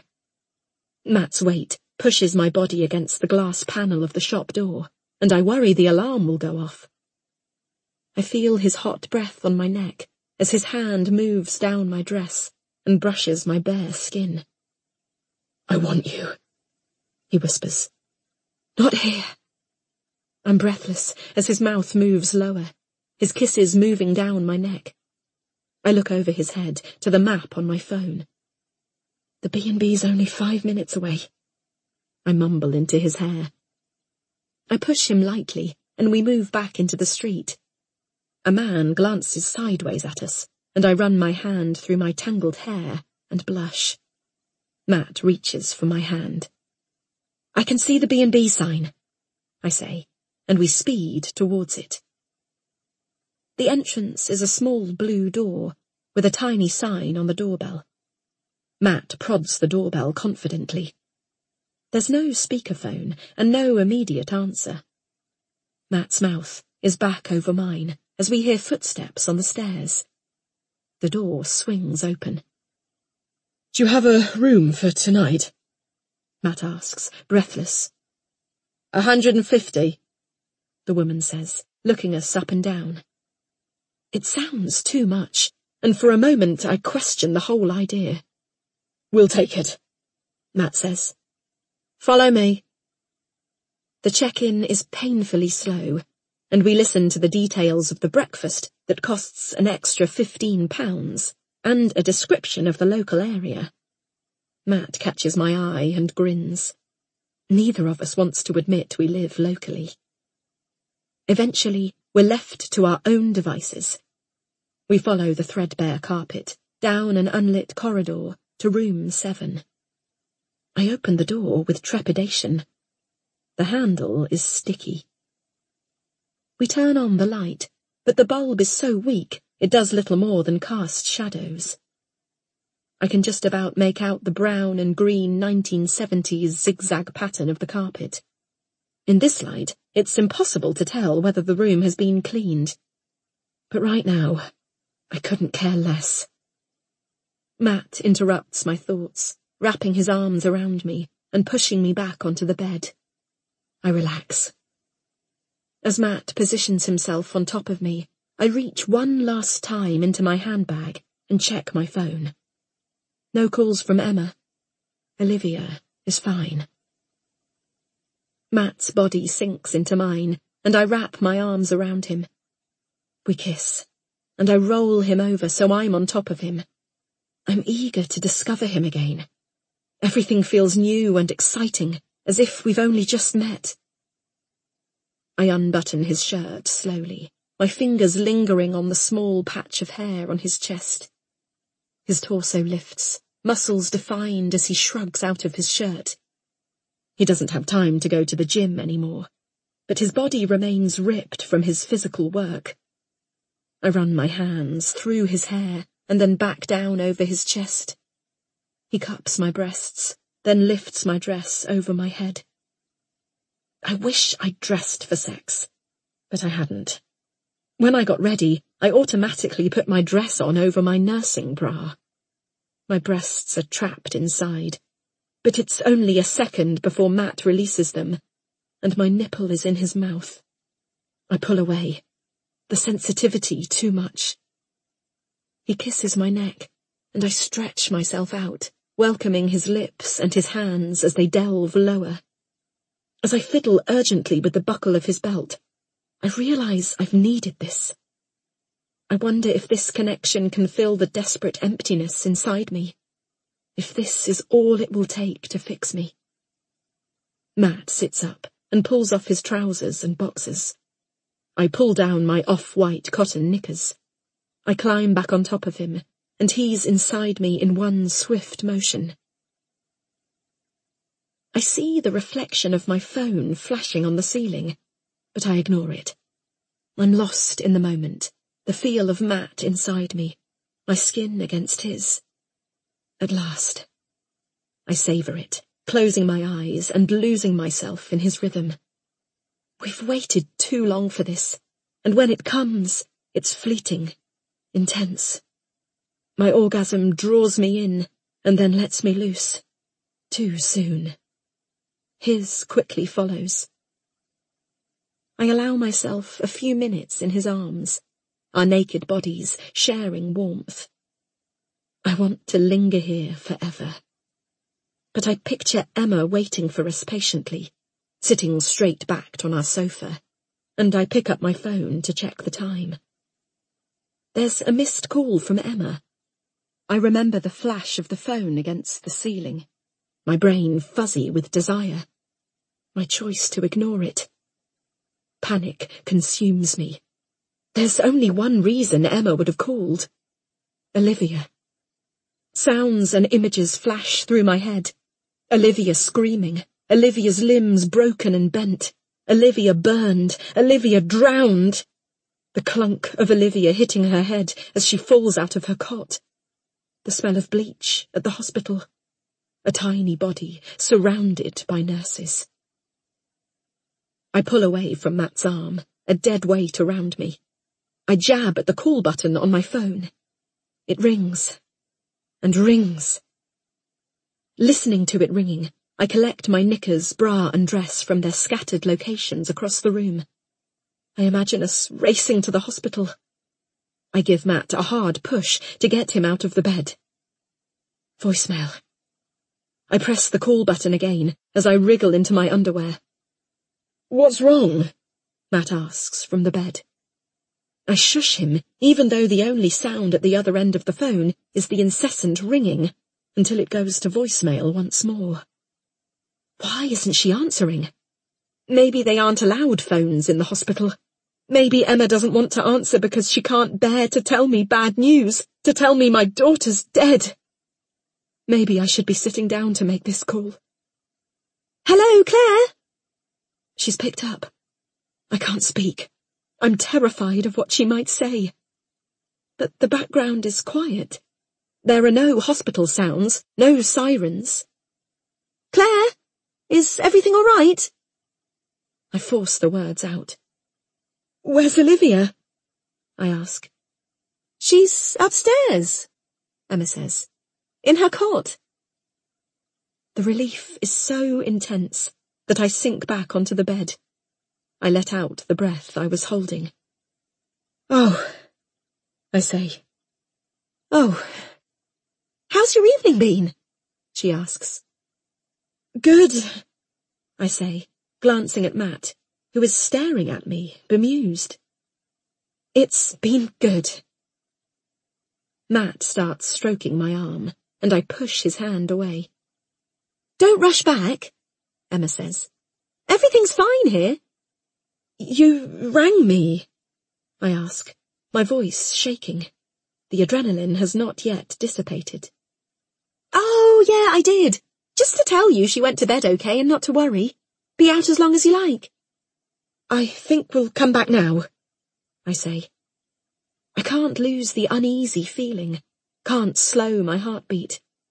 I need to get back to my daughter. "No rush." I hang up the phone and turn to Matt. He wraps his arms around me, kisses my neck. "Everything okay?" "Yeah," I say. But I can't get the images of Olivia in hospital out of my head. "One more time?" he asks, his eyes lowering to my breasts. "No, let's get back." "Come on, Claire. We've paid for the room." "I can't. I need to check on Olivia." "Seriously?" He thumps the pillow in frustration. Somewhere down the corridor, I can hear the rhythmic creaking of bed springs. I dress, and wash my hands. Matt turns on the shower, but I switch it off again, handing him his boxes. He turns it back on. Claire, just let me shower. I stand and watch him, tapping my foot impatiently as the soap suds cascade over his muscled chest. There's the beep of a text message from the bedroom, and I rush back in to check my phone. But it's not mine. It's Matt's. Another text message from Sarah. His phone is locked, so yet again I can't see what it says. I swallow, feeling slightly sick. Why is she texting him on Friday night? Matt appears behind me, the threadbare towel wrapped around his waist, and I quickly drop the phone back onto the bed. We need to get back, I say. Hurry up and get dressed. I hand him his clothes, one item at a time, wishing he'd speed up. I still can't lose the sense of panic I feel, the sense that something awful is about to happen to Olivia, that something's going to tear my family apart. There's not enough time. I have to get home. I need to make sure my daughter is safe.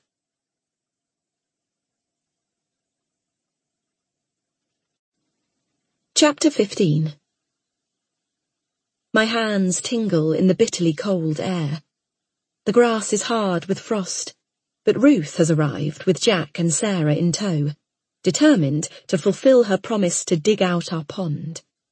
In Wellington boots, she issues instructions to Jack and Matt, telling them how to get leverage as they dig out underneath the frozen reeds. Emma is here too, pulling on gardening gloves, ready to help. Sarah has the shears in her hands and is cutting back the plants that grow round the edges to make it easier for the others. She looks like an advert for the fresh country air, her auburn hair barely contained by a neat ponytail, her freckles still present even though the summer is long gone. She has a silk scarf wrapped tightly around her neck, yellow and orange, and entirely inappropriate for outdoor work. I think of the text messages she's been sending Matt late at night, and wonder what they're about. I bet Ruth would have preferred Matt to marry her. Homely, comforting, and seemingly with no desire to move from the place where she grew up. She's the ideal match.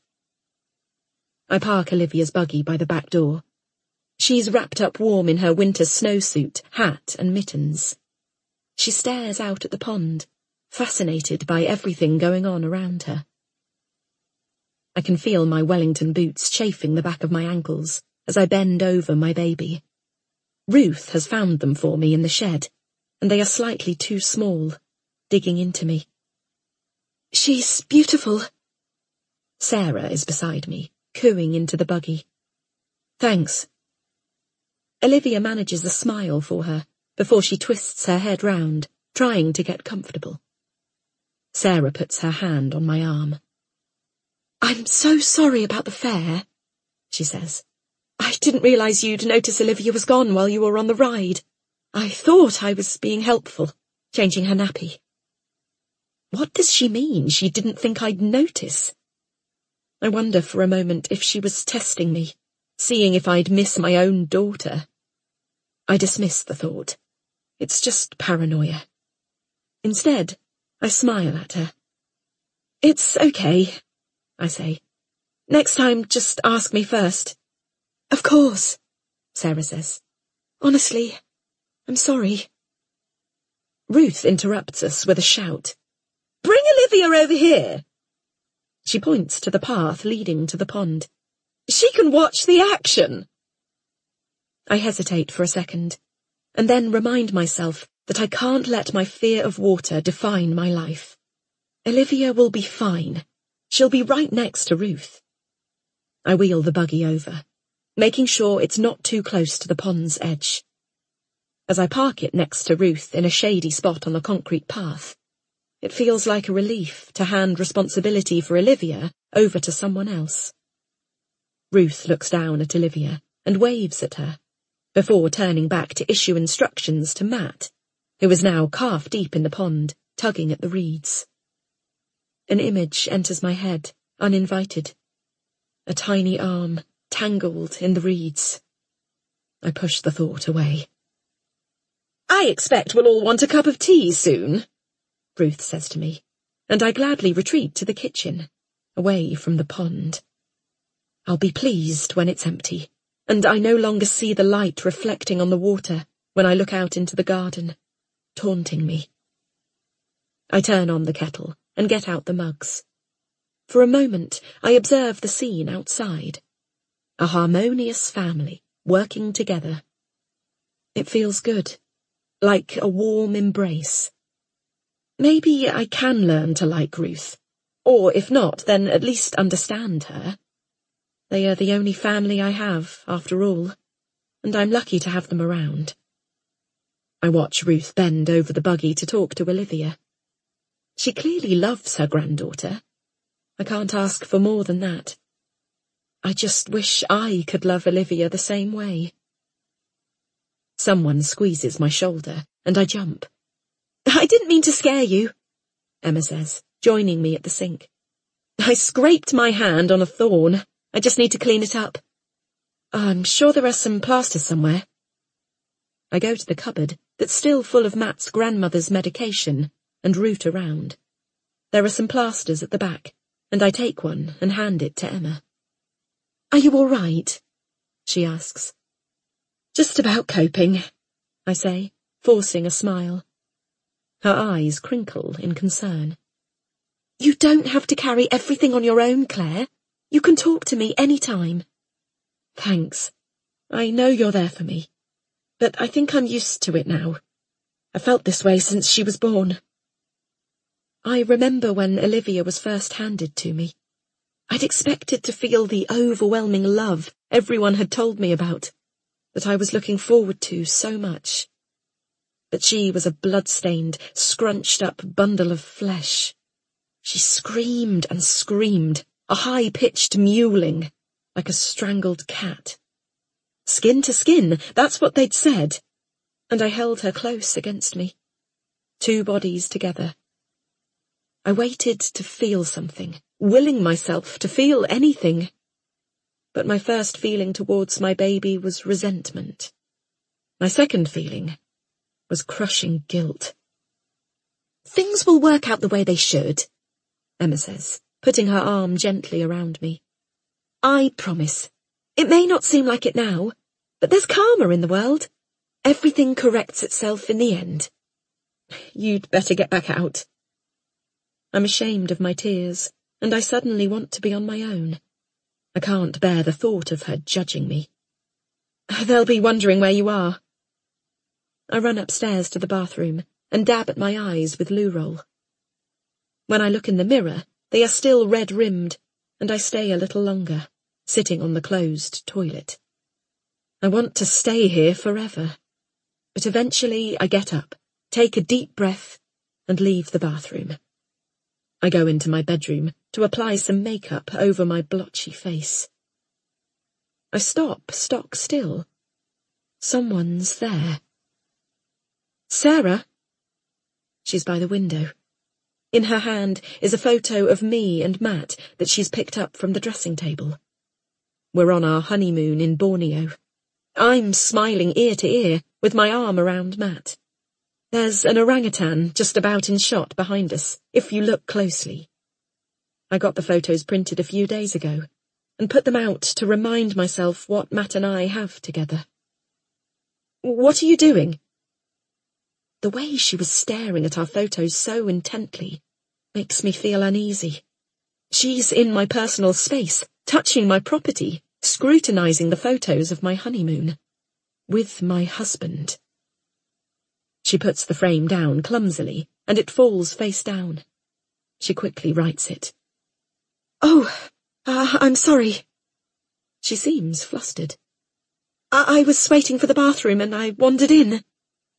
I frown. I'm sure the bedroom door was closed. Why did she think she could just come in?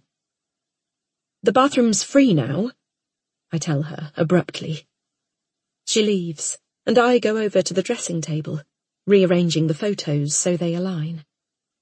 I hate the thought of someone moving my things around, touching what's not theirs.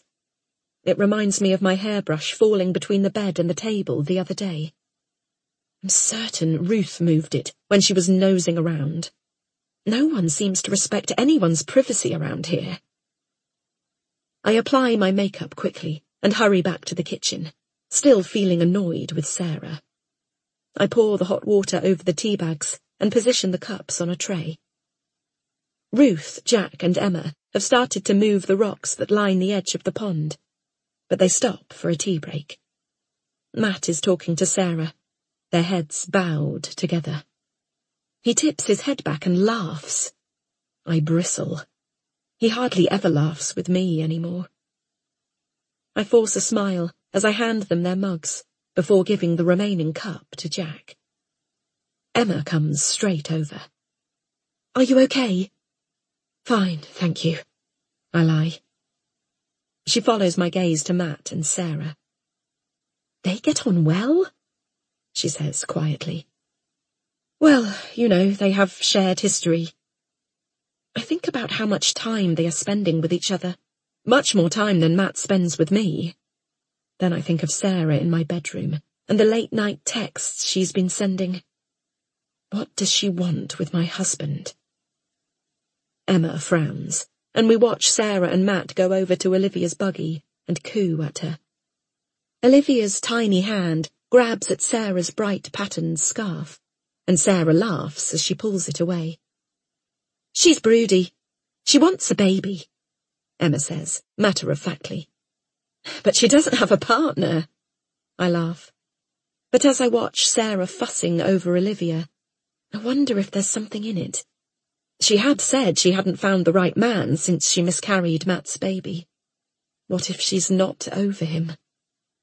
"I'd watch her," Emma advises. "Matt and I are fine." It sounds more defensive than I intend. "It's not Matt you have to worry about. It's women who are manipulative, not men. They betray your trust. I've learnt that the hard way." "They're just friends," I insist. "Well, just be careful. Anyone can see she wants what you have. Your perfect daughter, your perfect husband." "No one's life is perfect," I say, as I watch Sarah slap Matt on the shoulder and giggle girlishly at a joke he's made. After a few minutes, I collect the mugs and take them back to the kitchen. The others stand chatting round the buggy, obscuring Olivia from my view. "I'll come out and help as soon as I've washed up," I say.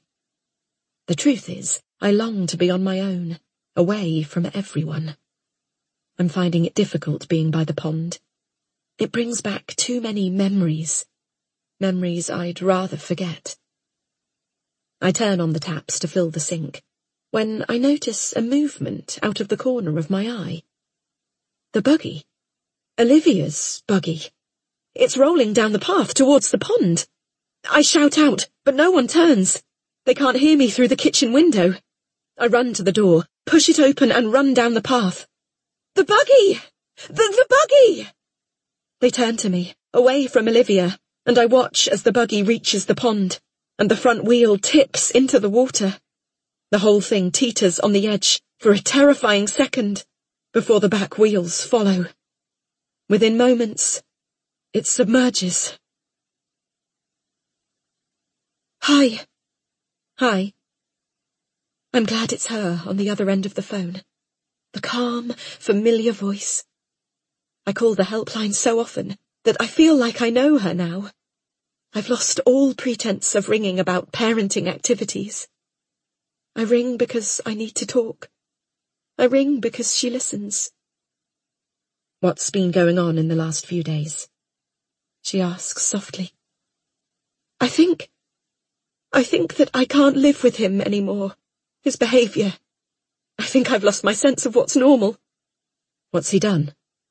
"Nothing unusual. Well, not for him." I'm sitting on the bed. There's a blood stain on the corner of the pillowcase, and I run my hand over the hardened surface. I'll have to wash the sheets this afternoon, before he gets home.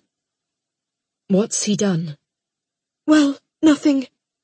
We had sex last night. I suppose that's good.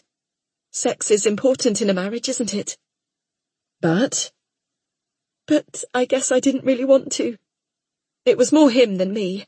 I said no initially, but I eventually gave in. You gave in? Yeah, I had to. He's a passionate guy. You know that's wrong, don't you?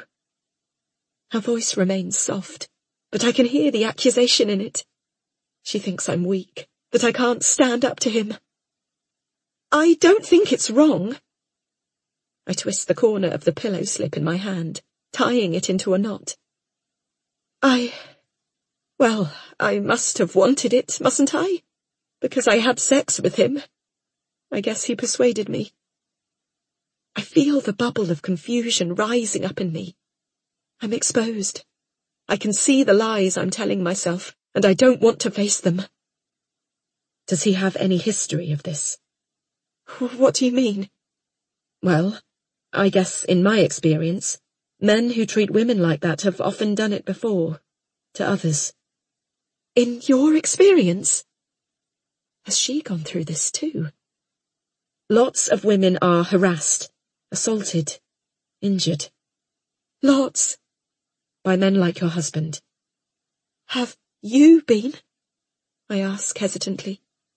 Have you been treated like this? Not in the way that you have, she says. But no woman is immune, not in the world we live in. Thanks, I say. That makes me feel better.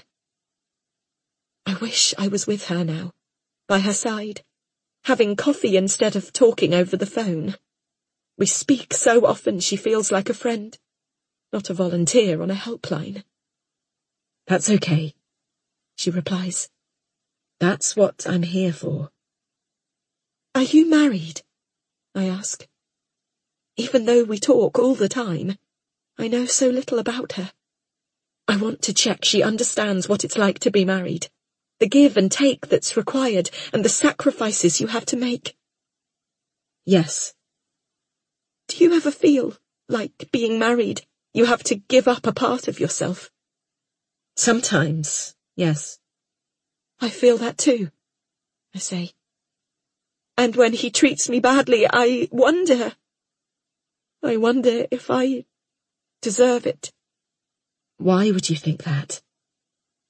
Because I knew him before. I'd heard rumours, and I still chose to marry him.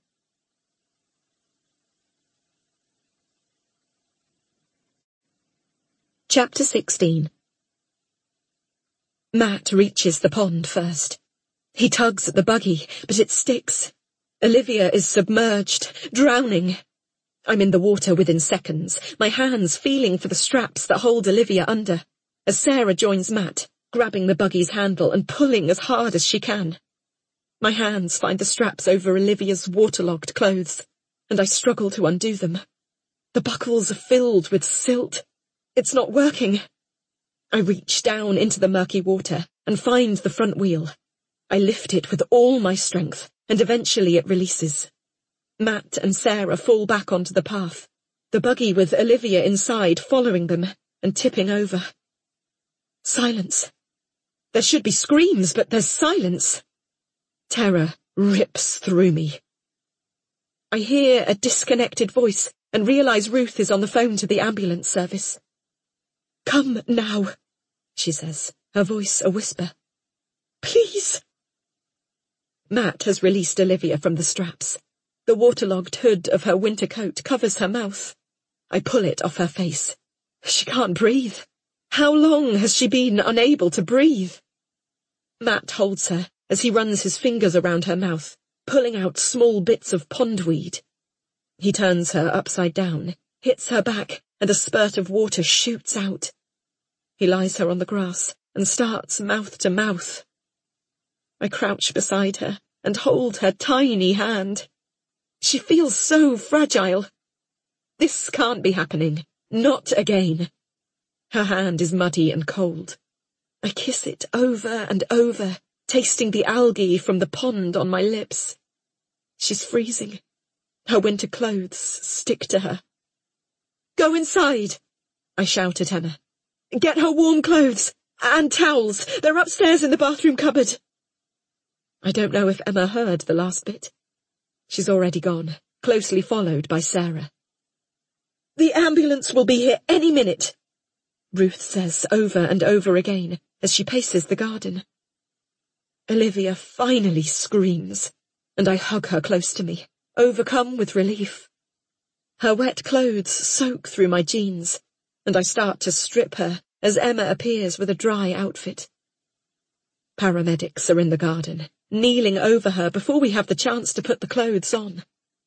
They wrap her in blankets, check her, and then take her to the ambulance. Matt and I get in, and I sit strapped to the seat, hugging Olivia. I realise that we haven't got her clothes with us. Emma shouts into the ambulance. I'll follow in the car. Bring some nappies, I call back, and the clothes.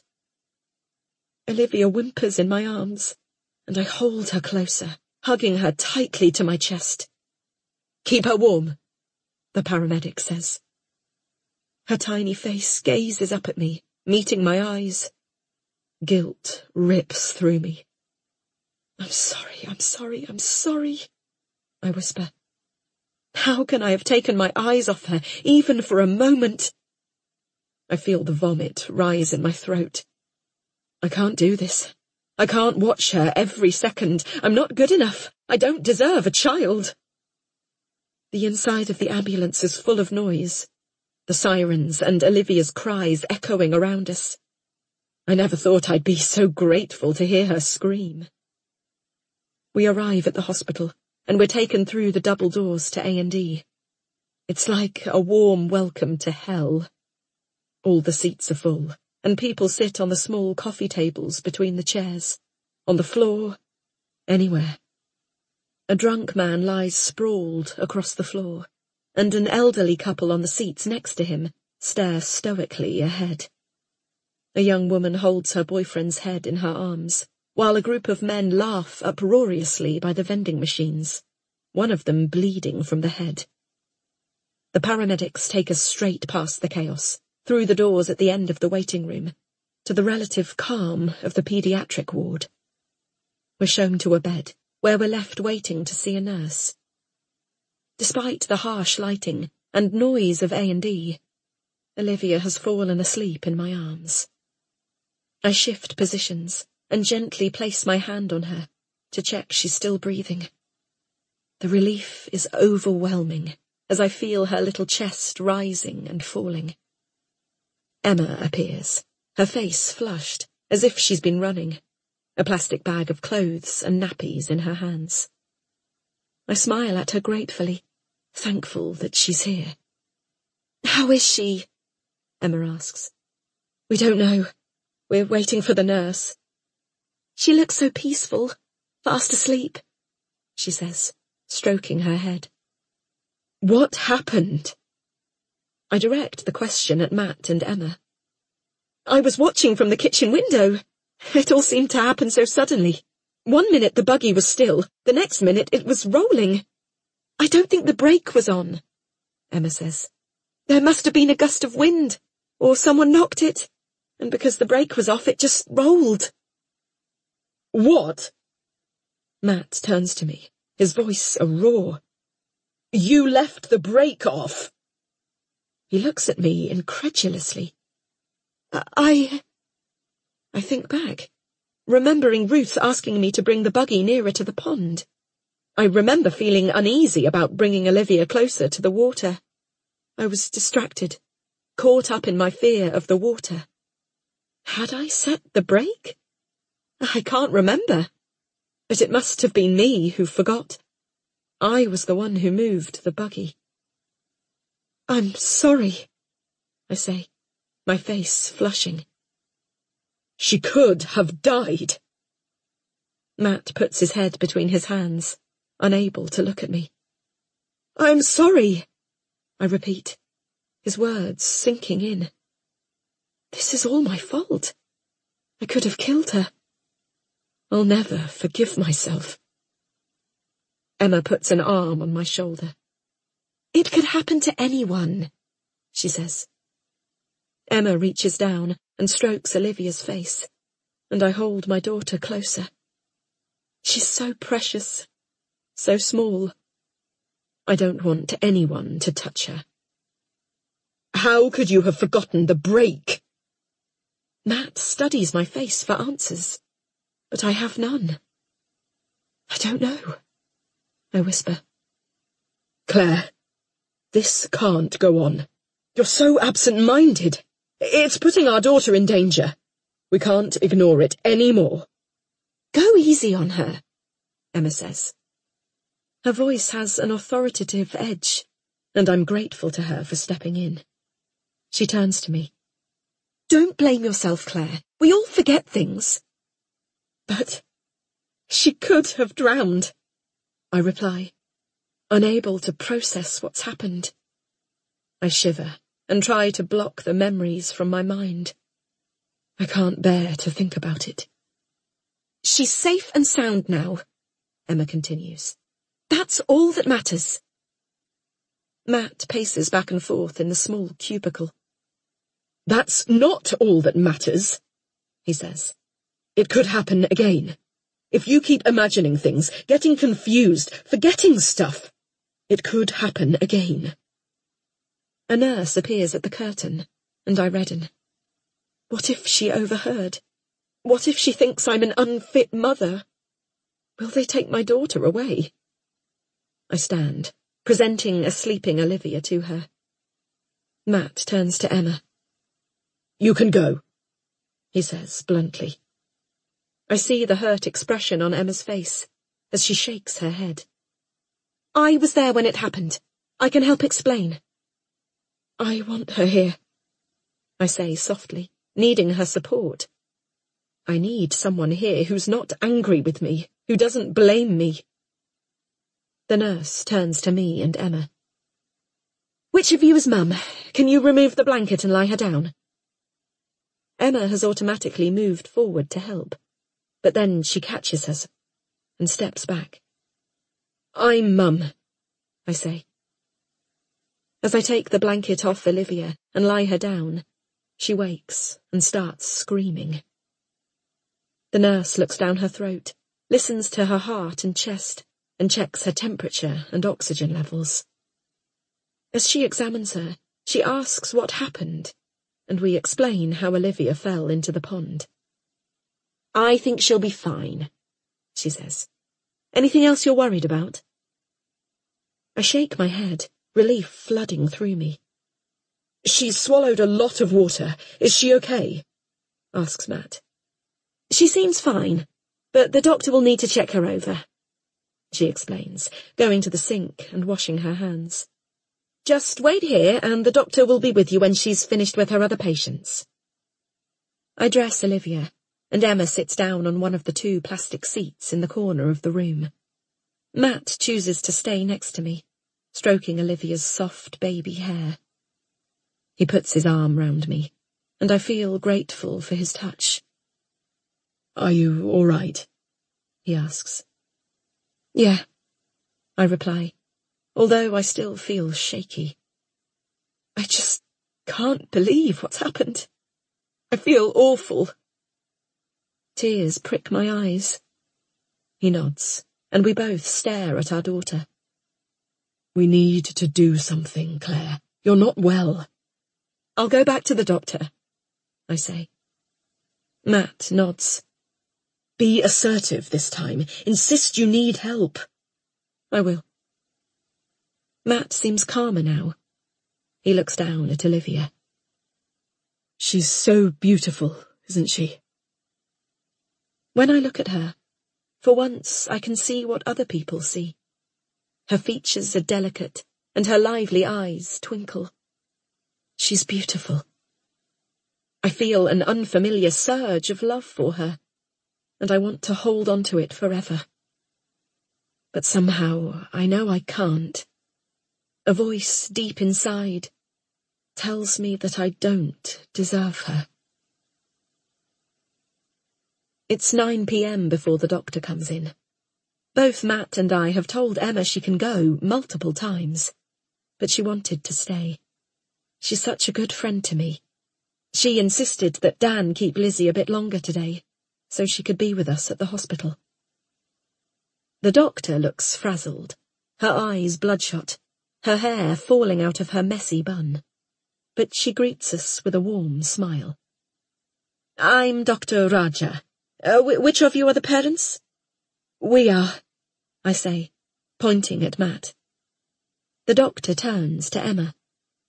And you are? A family friend. Right, great.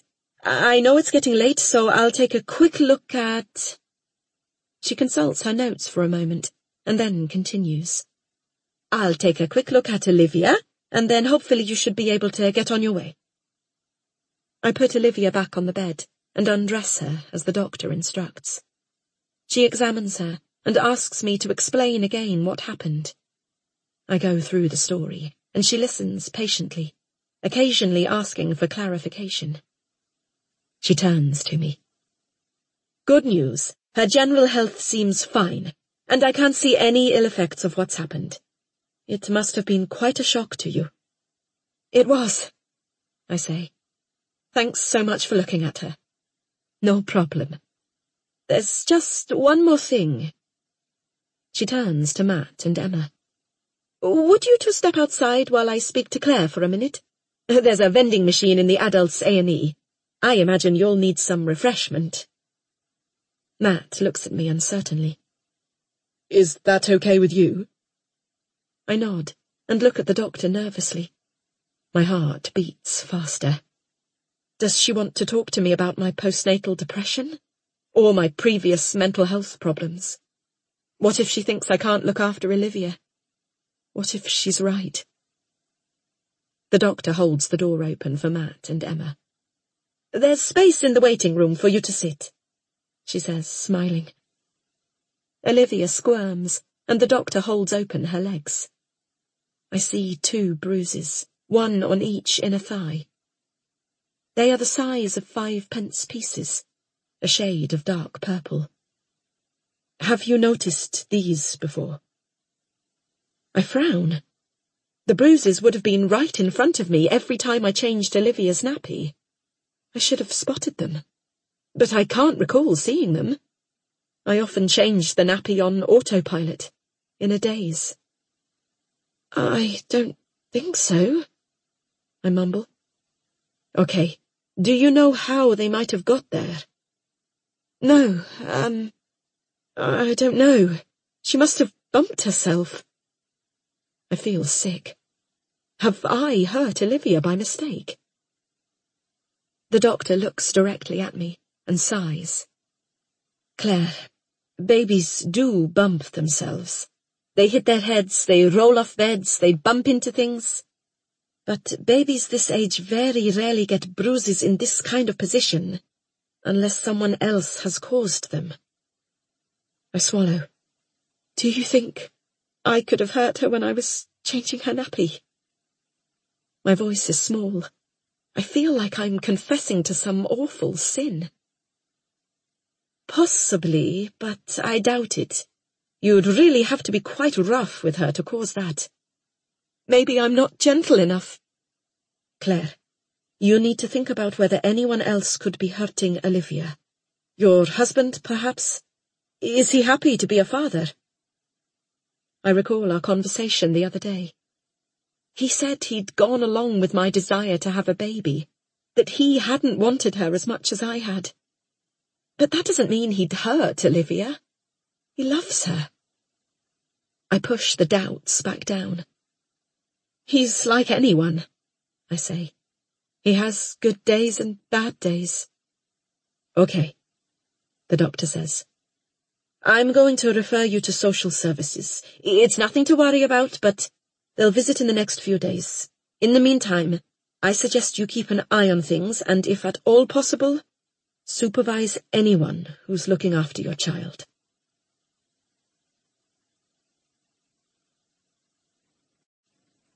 Chapter 17.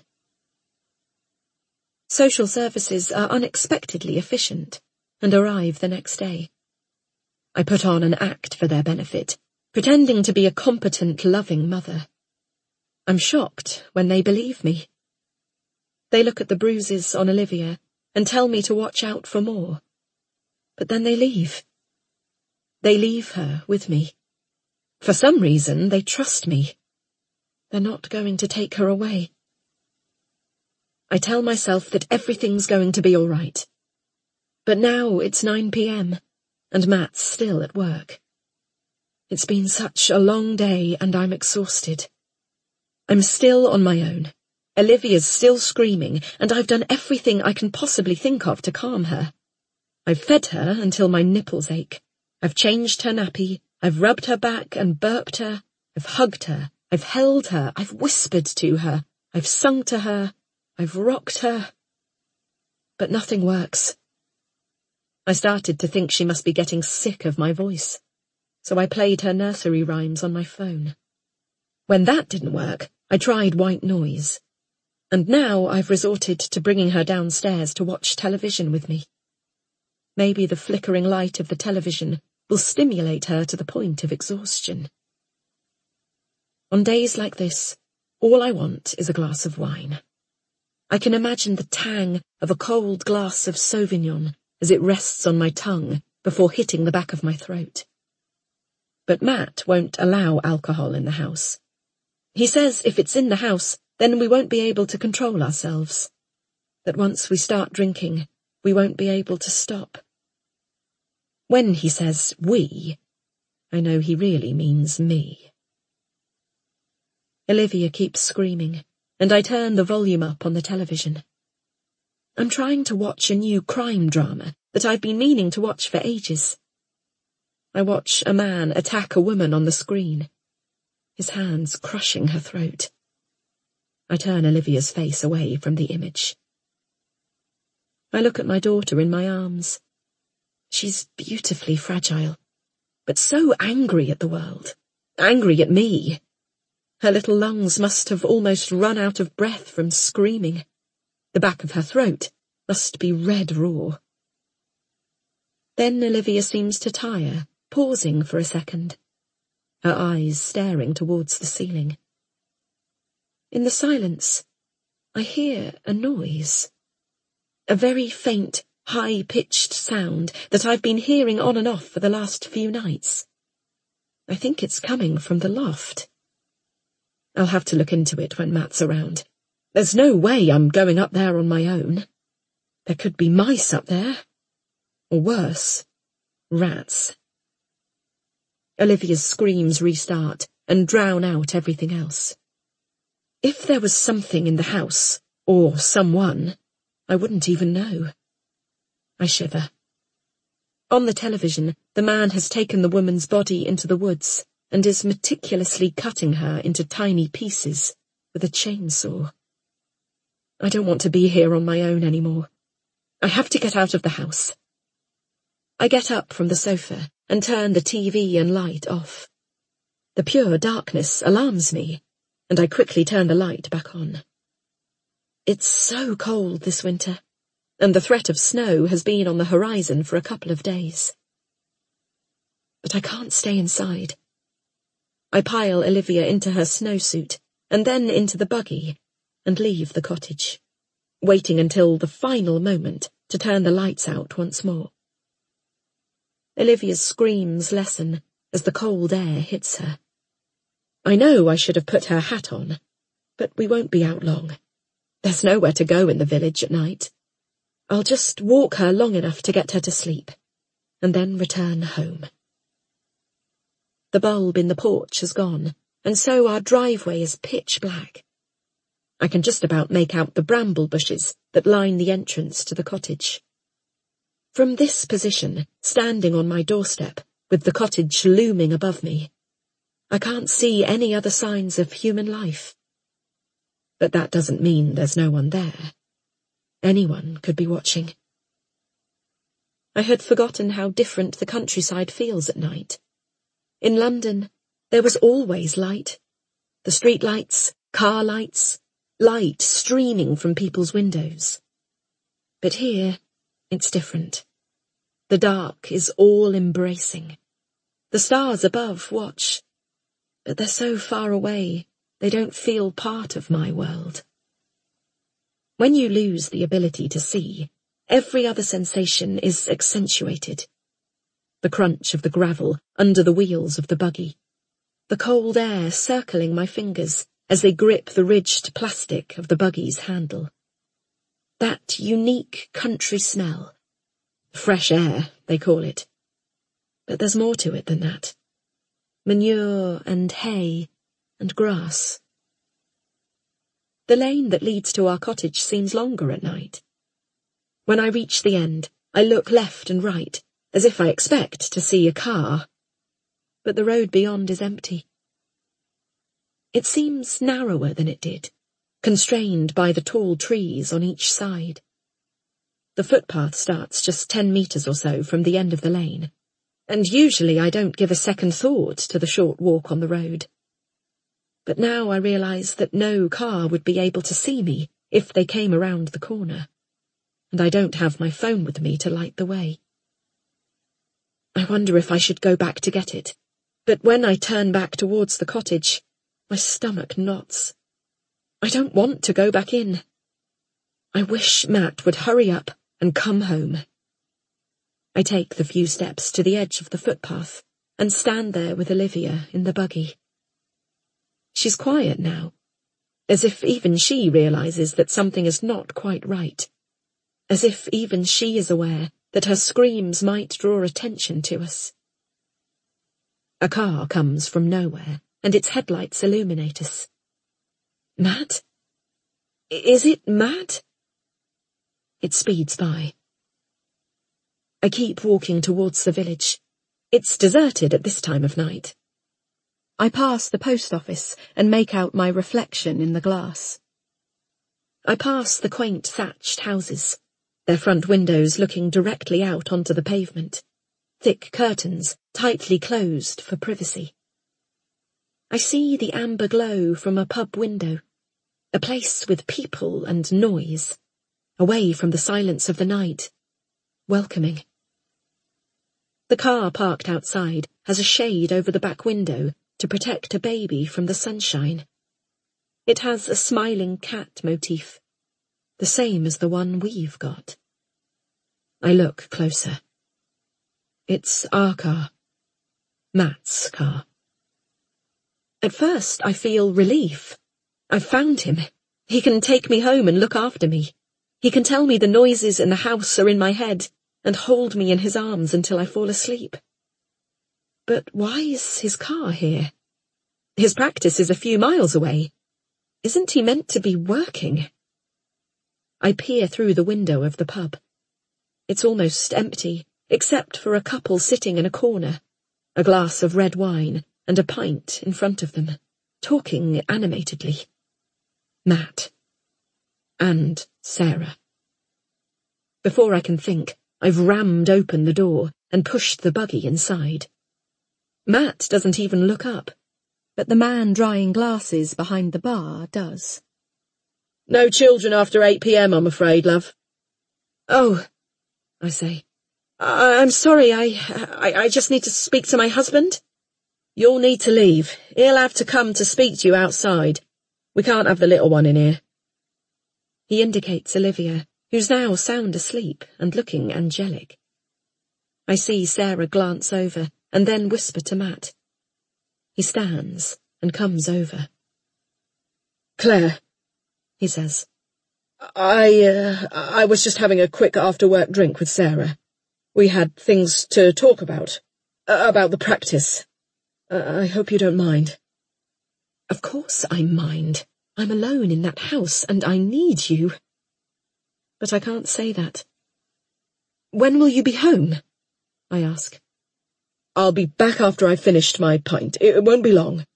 Can't you come now? I need to speak to Sarah about something. I'm sorry, Claire, but I'll be back in half an hour, I promise. He gives me a peck on the cheek, and then turns and walks back to his table. Matt! I call after him. Can you be quicker? He doesn't answer, and I feel my fists clench in anger. You'll need to go now, miss, the barman says, coming out from behind the bar. I look at him, considering shouting across the pub at Matt, telling him to come home. But I don't want to make a scene.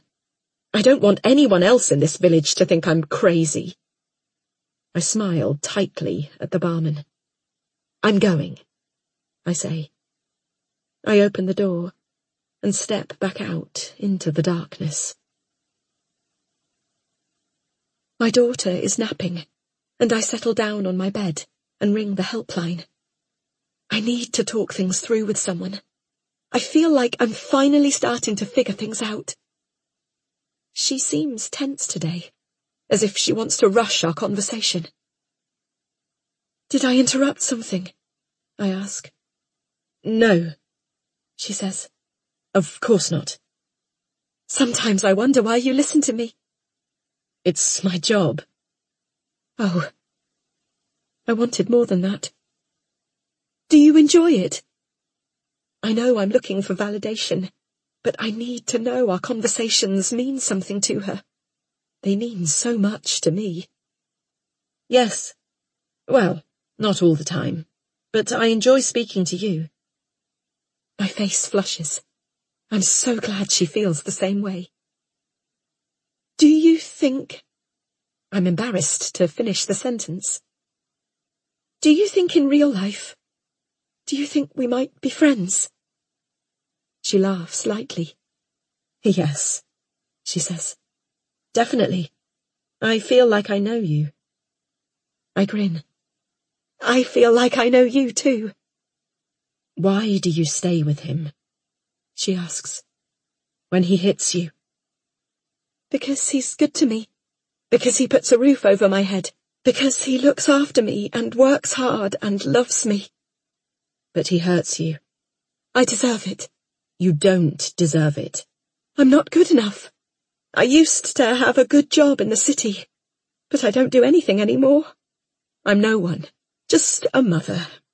The only thing I have that means anything to me is my daughter, and she needs a father. I can't take her away from him. I can't.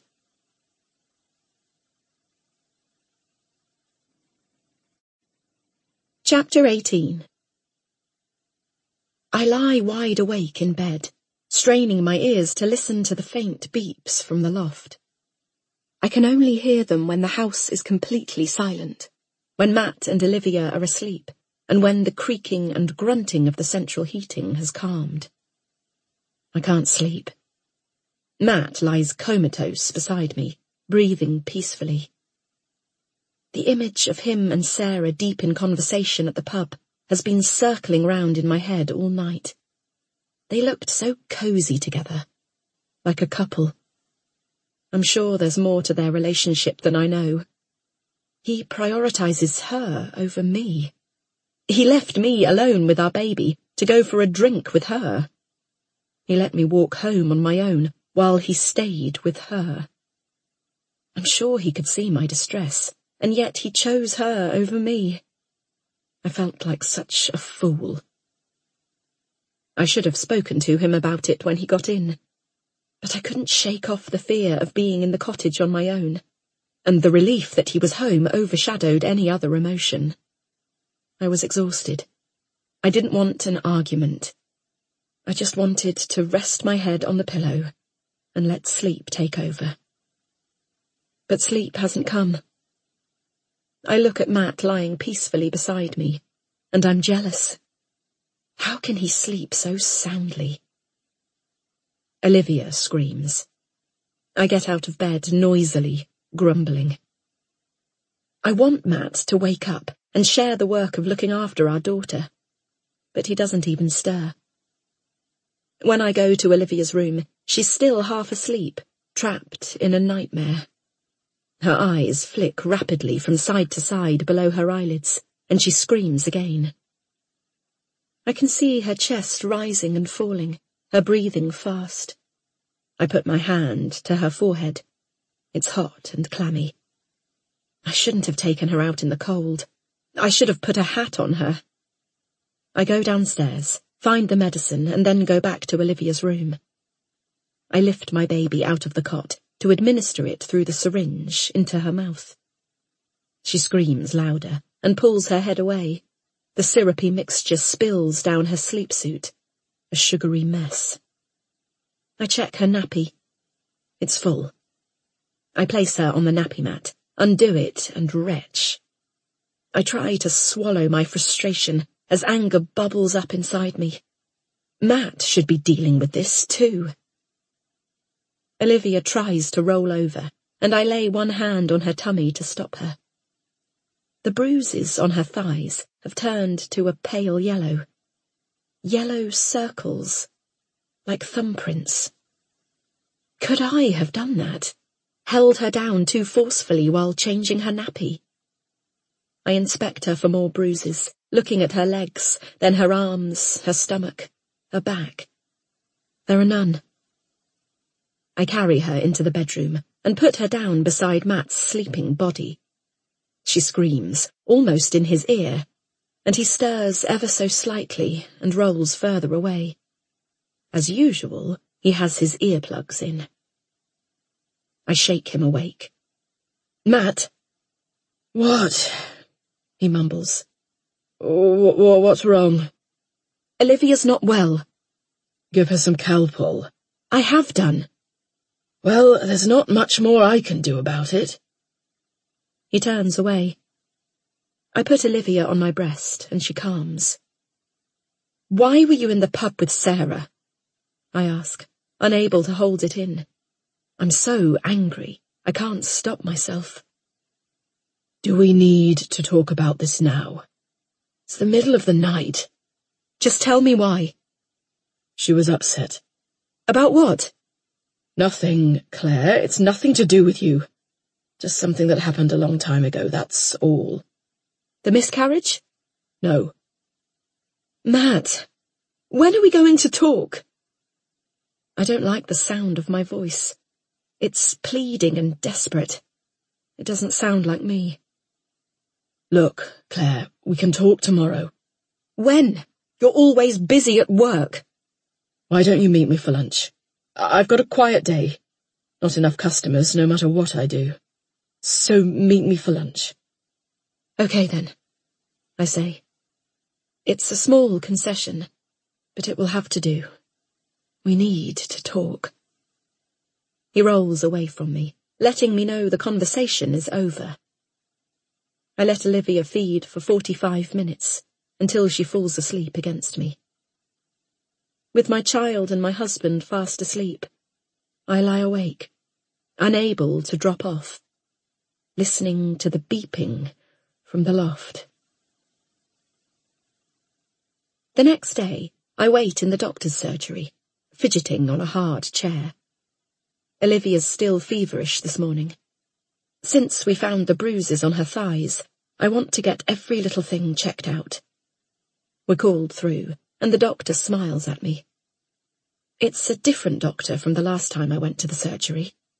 I should have booked the same one, then she'd remember me. I sit down. So, what can I do for you? The doctor asks. My daughter's got a fever and a temperature. The doctor turns to her computer, pulls up Olivia's notes, and then examines her, looking in her eyes and ears, and listening to her chest. Olivia giggles and smiles, trying to grab the doctor's pen from the desk. She's very lively, the doctor says. Yes, but she's been up all night. It's a white lie. I want them to take Olivia's health seriously.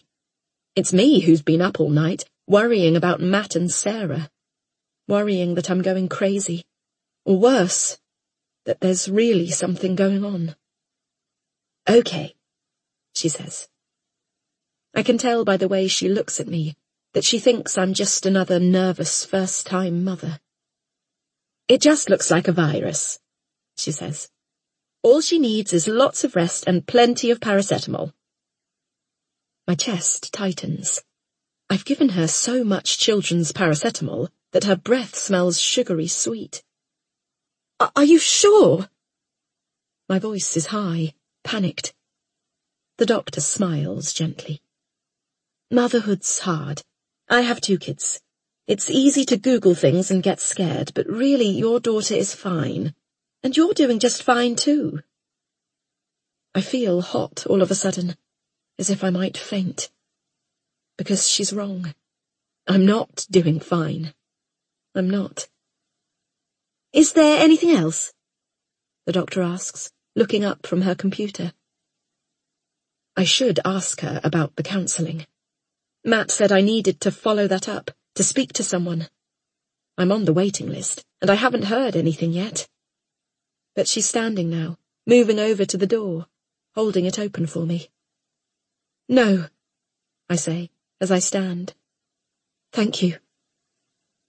I manage a quick smile before I push Olivia's buggy out of the door and burst into tears in the waiting room.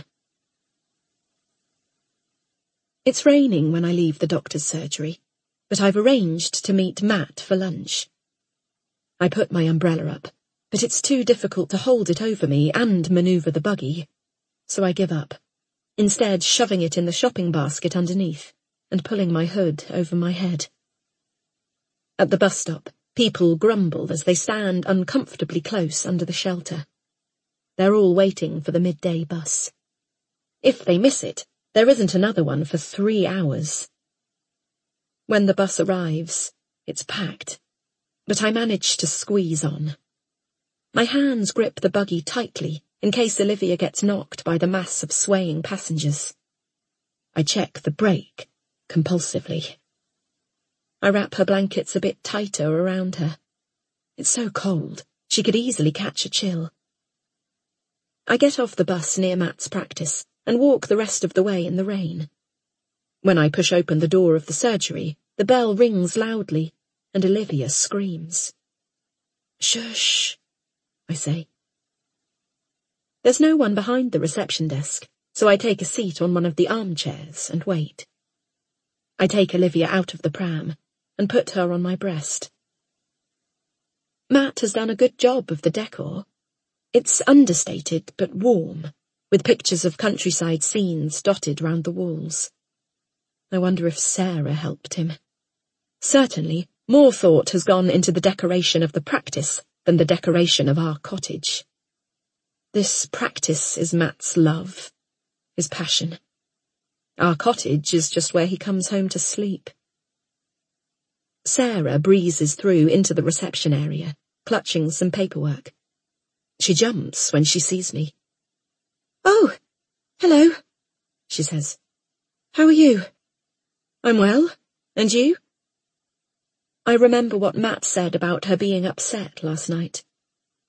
Good, thanks, she replies, clutching the papers closer to her chest.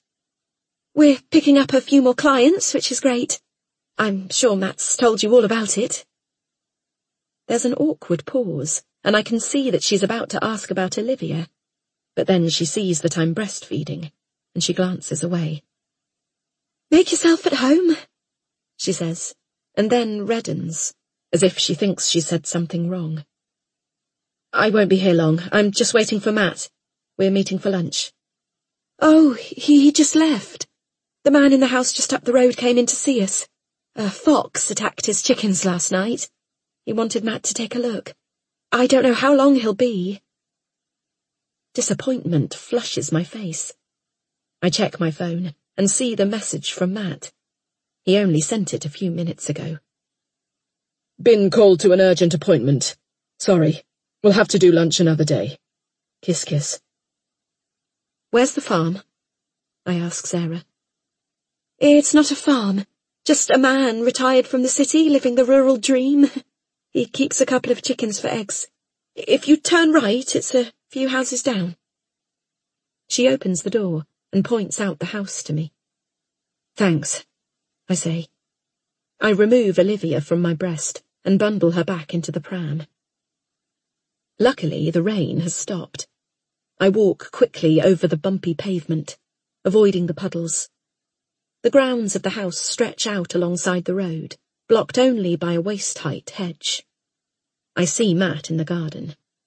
He stands next to a man in jeans, arms crossed, surveying a chicken pen with one bird lying dead, the other twitching. I can see from here that it's badly injured, its head twisted unnaturally to the side. I think about shouting hello, but I don't want to interrupt. I can wait. The man says something I can't hear, and Matt laughs, nodding. He bends over the pen and picks the live chicken up by its legs. It twitches and twists under his grip, its wings flapping feebly. It's half dead. Matt moves one hand to its head. He pulls it quickly, then twists the neck. The wings flap wildly in a burst of energy. I swallow. It's still alive. But then the bird stills, and Matt tosses it back into the pen. He and the man return to the house, without a second glance. I feel a bit queasy. It's not that Matt's done anything wrong. It's just that when I imagine him doing his job, I think of him curing sick animals. I try not to think about the times he puts them down. I wait outside the house for 5 minutes. I think about knocking and going inside, but I don't know what I'd say. There's no reason I need to see Matt urgently, and besides, he cancelled our lunch. When it starts to rain again, I decide to leave. It's far too cold to stand outside getting wet, and I'm not even sure I want to see him. I can't stop thinking about last night, seeing him cozying up with Sarah at the pub. Do I even know the man I married anymore? I walk to the bus stop and wait, shivering, for half an hour before the bus finally arrives. I'm windswept and soaking wet and miserable, and Olivia is crying as usual. I lift the wheels of Olivia's buggy up into the bus, push it into the allocated space, and go to pay the driver. There's another buggy beside me, and the woman holding it leans over and smiles at Olivia. "She's pretty," she says. "Thank you." Politely, I look into her buggy, ready to say the same. "She's—" But I pause mid-sentence. I recognize the baby. It's Lizzie. She's wearing her distinctive red winter coat. She's lovely," I stammer. The woman must be Dan's new girlfriend. Emma has told me all about her. How she split her and Dan up. How she slept with him when Emma was pregnant. I know Emma hates the thought of her looking after Lizzie. I listen to the woman talking to the baby, cooing at her and comforting her. I feel angry with her on Emma's behalf, and I want to say something, to confront her about taking another woman's partner, taking a baby away from its mother. But instead, I turn away and watch the raindrops slide down the bus windows. I'm in no mood for a fight. That evening, Matt arrives home early, full of apologies about cancelling lunch. For once, he'll be around to put Olivia to bed. For once, we'll be able to have a conversation over dinner. These moments feel precious, fragile threads between us, holding our marriage together. I don't want to talk about Sarah, not now. I don't want to ruin the only chance we've got to have a conversation. "I'm so sorry about lunch," he says again. "There was an urgent appointment, a new client." It's okay. I don't tell him I already know. I can't explain why I watched them and then left without saying anything. I'm not quite sure myself. He doesn't say any more, and I don't ask. He's already left the room and gone to the kitchen. I hear him turn on the tap and pour a glass of water. I breastfeed Olivia while Matt starts heating up our dinner. As I sit on the sofa, I Google Sarah on my phone. It's become a habit. I go through pages and pages of results, but nothing comes up other than the website for Matt's practice. I look at her publicly available photos on Facebook, but they're all old. It's not enough. I need to know more. I click on Add Friend. It seems justified this time. After all, I've met her a few times, and she's come to my house. She could think I want to be friends. I hear the bath taps running upstairs. I carry Olivia to the bathroom and hand her to Matt. I watch as he undresses her. I remember the bruises on her thighs and feel a shiver of doubt wash over me, my anxiety building. I observe him closely. He's gentle enough with her, but something is bothering me. It's like my brain is screaming, "No!" trying to warn me. I remember my dream. Matt holding Olivia down, submerging her. I remember watching him wring the chicken's neck without a second thought, and then discard it like rubbish. I think again of the yellow bruises on her thighs. Matt hands Olivia to me, and then checks the temperature of the bathwater with his hand. My pulse quickens, and I look down at the tiny, naked baby in my arms. She's totally dependent on me. It's my job to keep her alive. Fear grips me. Every instinct tells me not to hand her back to Matt. I feel too hot. The air in the bathroom seems too thick. I can't think straight. Deep breaths. I must take deep breaths. Breathe in, I tell myself. Matt reaches out his arms and takes her from me. No, no, no. My scream is silent inside me. He starts lowering Olivia into the bath. I see her touch the water. No! I hear a shout. It's my voice. I can't let him bath her. I don't know why, but I can't. I just can't. I snatch Olivia from him and cradle her in my arms. Matt looks at me in confusion. I'll bath her, I say. But I'll bath her. At that moment, I realise that I no longer trust Matt with our daughter.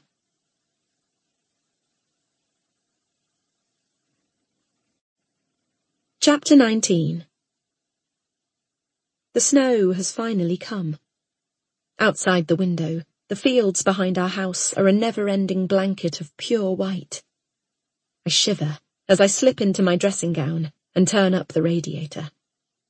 Matt's car is blocked in by a snowdrift, and we're trapped in the cold cottage together.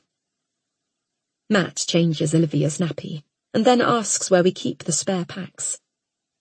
I look at him. I've been meaning to buy nappies for ages, but the nearest shop that sells them is 4 miles away. We'd need the car. We don't have any? He asks. No, I say, checking the downstairs cupboard. We've run out. The only thing to do is walk. I don't want to go alone, and I'm not convinced Matt will be able to cope with Olivia's screaming if I leave him on his own. So we agree to set off together. Matt goes over to Ruth's to borrow Wellington boots, but I remember mine rubbing when we cleared out the pond, and so I opt for trainers, even though I know the snow will soak through. We dress in layer upon layer of jumpers and jackets, hats and scarves. We double up Olivia's baby grows and add a jumper and snowsuit before strapping her to Matt in the baby carrier. I know it was my anxiety talking last night when I wouldn't let Matt bath Olivia, and I've tried to put it to the back of my mind. I look at her now. She's completely calm strapped to Matt. He's her father, and he loves her. I can't believe how ridiculous I was being. I start down the lane to the village, but Matt knows a shortcut, and we ease ourselves through a narrow opening into a field. The landscape around us is more beautiful than any Christmas card, and I drink it in. I reach for Matt's hand. This is what I imagined when I thought about our lives in the countryside. Long, romantic walks through vast, stretching emptiness. Space to ourselves. Space to be us. I hadn't thought of the cold bite of the winter air that seeps through my clothes and into my bones. I hadn't thought of the isolation and the stretching, endless loneliness. We're completely alone here, the three of us. I grip Matt's hand tighter, our fingers interlocking through gloves. I can't tell how he feels underneath, if he's warm or cold. He's staring straight ahead, his expression tight. Does he want to be here with me? Is he just thinking of getting back to his paperwork, missing the surgery, missing Sarah? I think of them in the pub the other night, their faces close, co-conspirators. I know I should bring it up again, ask him why. But we feel so fragile at the moment, so distant, that I feel my words might break us. We are cracked, and it will only take one more blow to break us completely. I don't want to do that. Instead, I just want to pretend we're the couple I imagined we'd be, walking hand in hand down a country road. A romance story. An album cover. And besides, if there was something going on between them, what could I do? I no longer have my job, or my friends, or my life. Everything is tied to Matt, and his mother, and the cottage. I'm completely dependent on them. It's nice to be out in the fresh air, I say, my words lacking conviction. It's like escaping a cell, only to find you're still in a prison. The countryside stretches out before me, roads unwinding, unknown, treacherous. At least in the cottage the unease is contained within four walls. At least there's the illusion of outside, another world, an escape.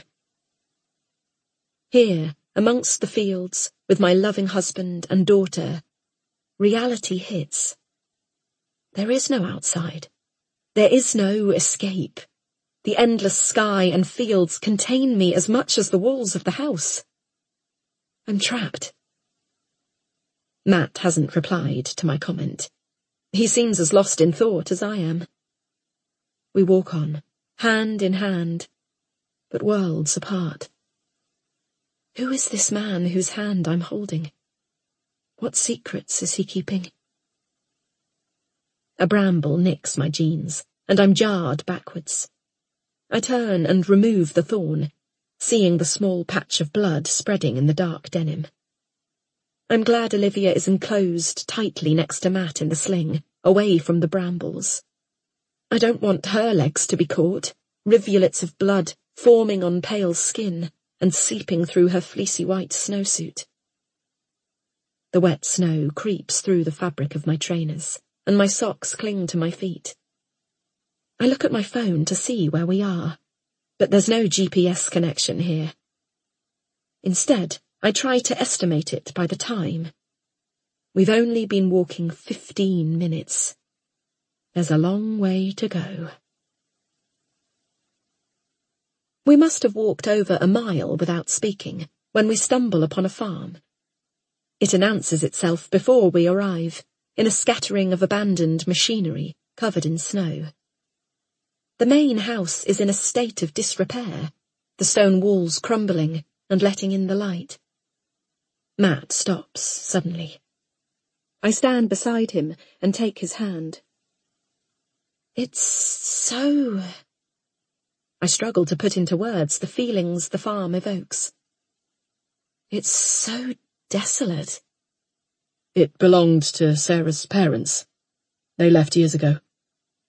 Did they live here when you were growing up? Yeah, we spent our childhood playing in these fields. We only had each other. Sarah's parents, well, her dad was violent, her mum was timid. The usual story. And you know what my mother's like. I remember how Sarah warned me about Ruth. Did your mother like her? Matt laughs. At first she did. When I was younger, she was someone I could play with. It got me out of the house, stopped me messing up her things, I suppose. When we got older and started dating, she was pleased. She thought Sarah was a good influence, studious and kind. But then she turned against her. Why? I suppose she thought Sarah would hold me back, and once she'd decided that, She made her life difficult. How? Just simple stuff, really. She always used to give Sarah a lift to the school in the car, but when we split up, she stopped. Sarah used to have to walk for an hour each way. My mother didn't care. Other things, too. She just wasn't nice to her.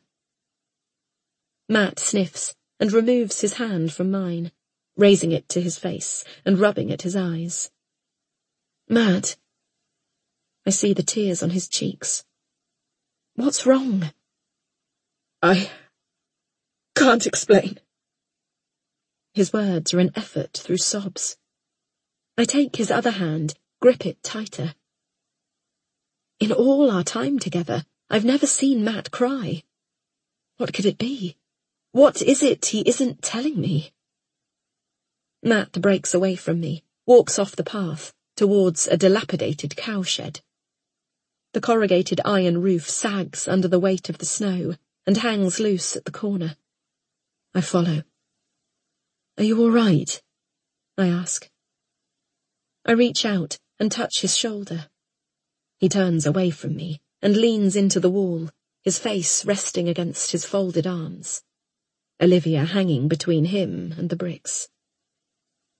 I hesitate before I walk over, unsure.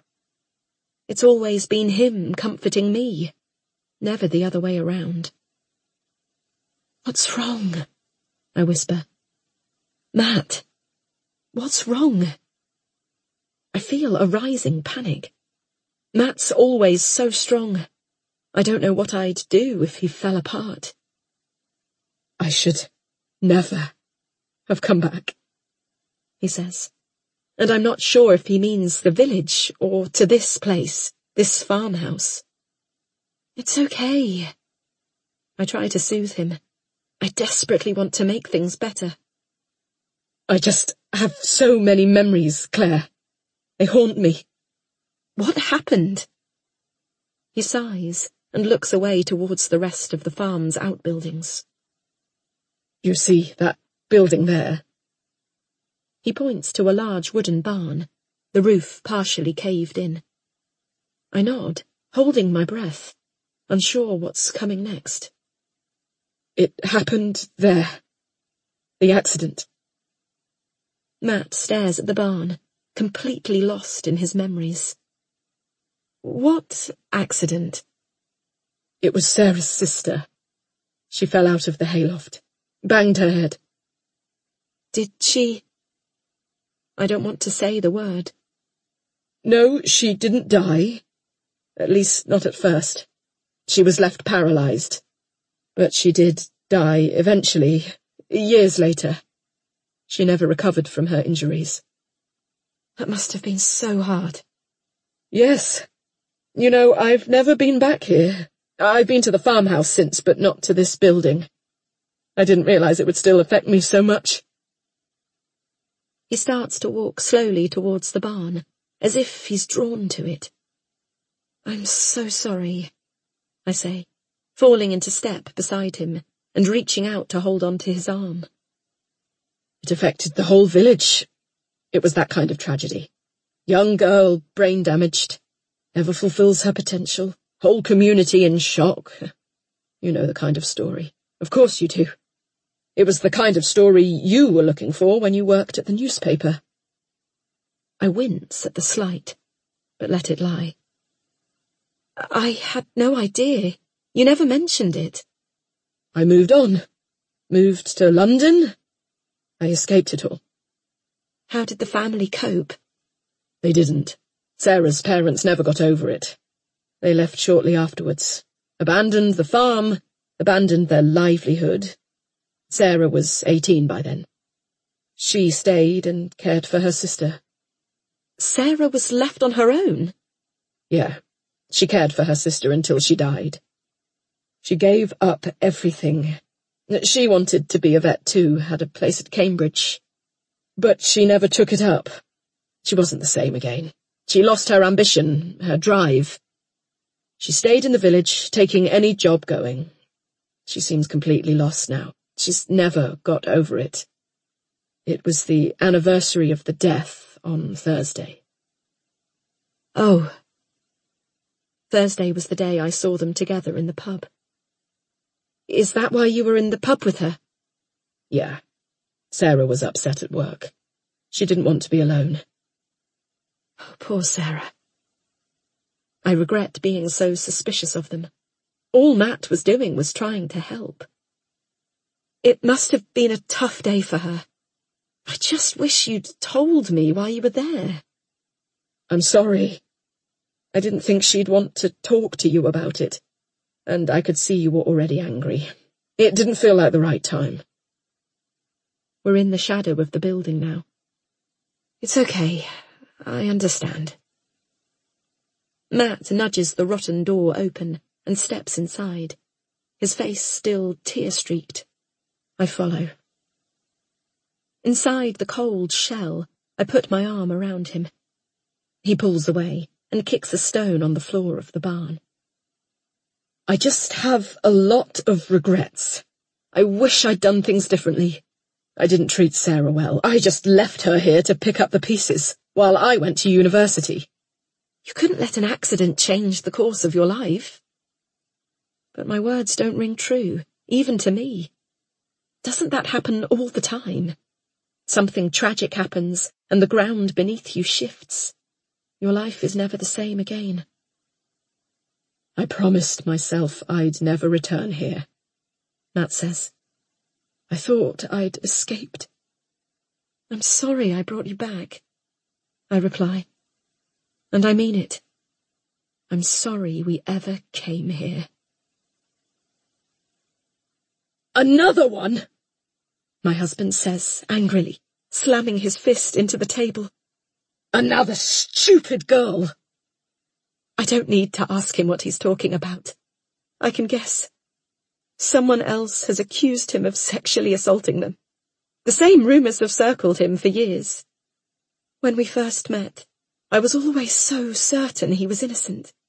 He was attractive and charismatic, and he had girls throwing themselves at him. He could have had anyone he wanted. I thought his accusers were making it up. But now I'm not so sure. I know better than to say anything. Besides, I don't want to hear about it. Don't want to picture what he might have done to those girls. I think of how the volunteer at the helpline told me that our sex life wasn't right, how it wasn't consensual if I gave into it out of fear. I dish up his food, placing each piece of broccoli carefully beside the lamb. He starts digging in before I've laid out my own plate. I can see he's furious. Who do they think they are? He says. They're just after my money. They think they can accuse me and then take me for all I have. But they can't. They won't win.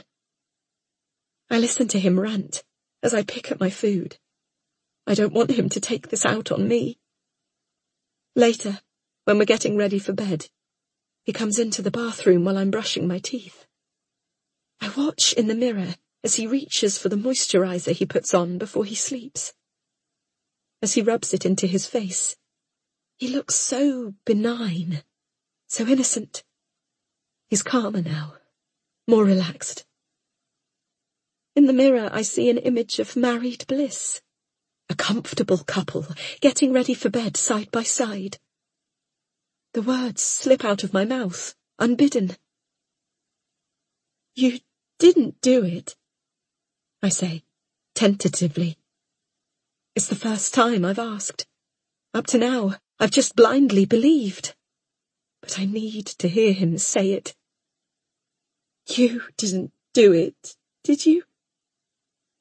I hold my breath.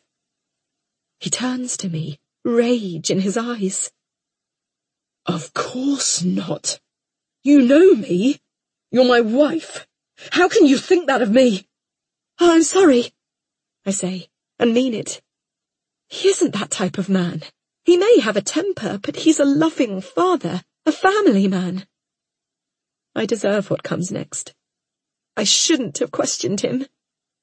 He pulls back his right arm, and I brace myself for the impact.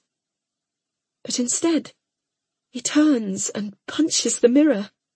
And then he punches again and again and again, until the crack at the centre bursts outwards towards the edges of the glass, and blood from his knuckles runs down our reflections.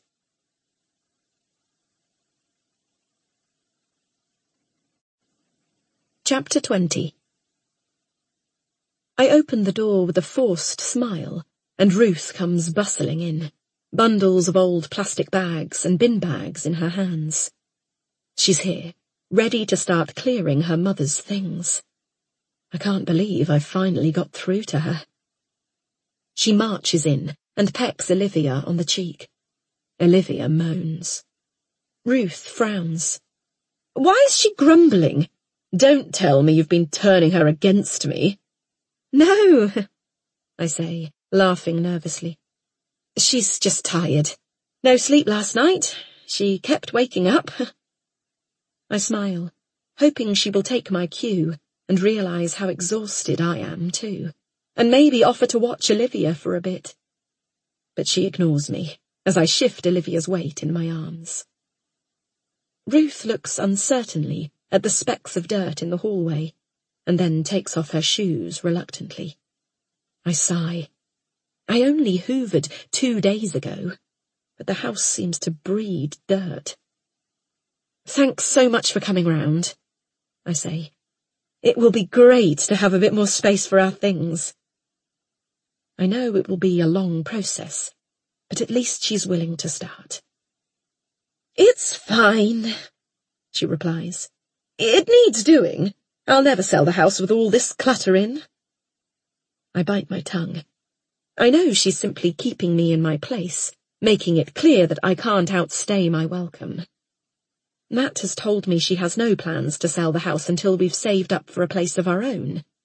She's just asserting her authority. Do you want a cup of tea? I ask. Yes, please. I thought I'd start upstairs. I feel my stomach start to knot. There are still bin bags of Pamela's toiletries piled high in the study. I hope she doesn't see them. I never told her I'd cleared out the bathroom and thrown some of Pamela's things away. Surely she can't be angry about me throwing away old makeup and tights. Ruth is halfway up the stairs, and I abandon thoughts of the tea and follow her. She's already in our bedroom, opening up the cupboards. It makes me feel uncomfortable, even though I know that this is one of the most useful areas she can clear out. Do you need any help? I ask. She turns to me, and I see the tears in her eyes as she touches the material of one of Pamela's coats. Just that tea, please, she says, and I scoot out of the room with Olivia. I pace around the kitchen anxiously as I wait for the kettle to boil. I can hear Ruth moving about upstairs. When I leave the room to take the tea up, Olivia starts to cry. She needs another nappy change. Upstairs, Ruth is now taking the clothes out of the cupboard one by one and shoving them unceremoniously in the bin bag. I hand her the tea. Thanks, she says, putting it down on the mantelpiece above the old fireplace. Olivia wails downstairs. I'd better go. I'll be back up soon. After I've changed the nappy, I tidy up the living room and kitchen, afraid of Ruth's judgment. Then I carry Olivia upstairs to see how Ruth's getting on. She's still going through the cupboards. I put Olivia in her bouncy chair in the bedroom and start to tidy some of my things on the bedside table.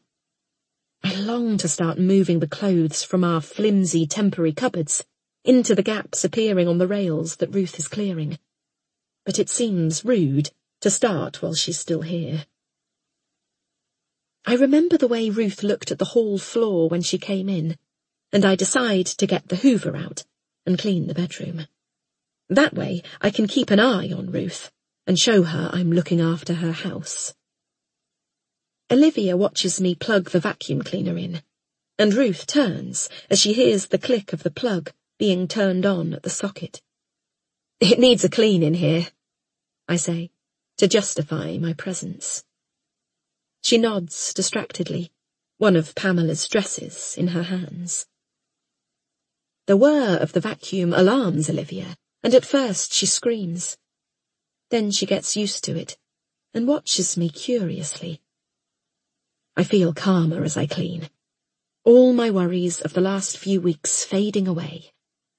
I'd been so concerned about Matt's relationship with Sarah, but seeing the farmhouse the other day and hearing from Matt how hard Sarah's life has been has made me see things differently. They are bonded by grief from the loss of Sarah's sister. Matt's only been trying to help her out of a sense of loyalty. It's me he married, not her. And now even Ruth's being nice, clearing out the house. I have a feeling everything will work out after all. Matt and I will be able to start our lives here properly, make the cottage our own. I remember all the ideas I had about village life before I moved here. I longed for close family nearby, Olivia playing outside in the fresh country air in a house of our own. All that's starting to feel possible again. As I clean round Olivia's baby seat, I start to hum to myself. Olivia reaches out ineffectively to grab the cord. I lean down to pull it away from her and catch a sight of a flash of orange behind the bed. I can't think what it could be. I peer closer. It looks like material. Orange is such an unusual colour, a colour I never wear. I pause and reach down, find an end and pull at it. It's a silk scarf. I examine the pattern. Yellow squares dot the orange material. "That's nice," Ruth says, from the other side of the room. "Yes," I reply. I rack my brain for where I've seen it before. I know I've seen it somewhere. Sarah. She was wearing it when we cleared out the pond. Sarah has been in my room, in my bed, with my husband. My world comes crashing down around me.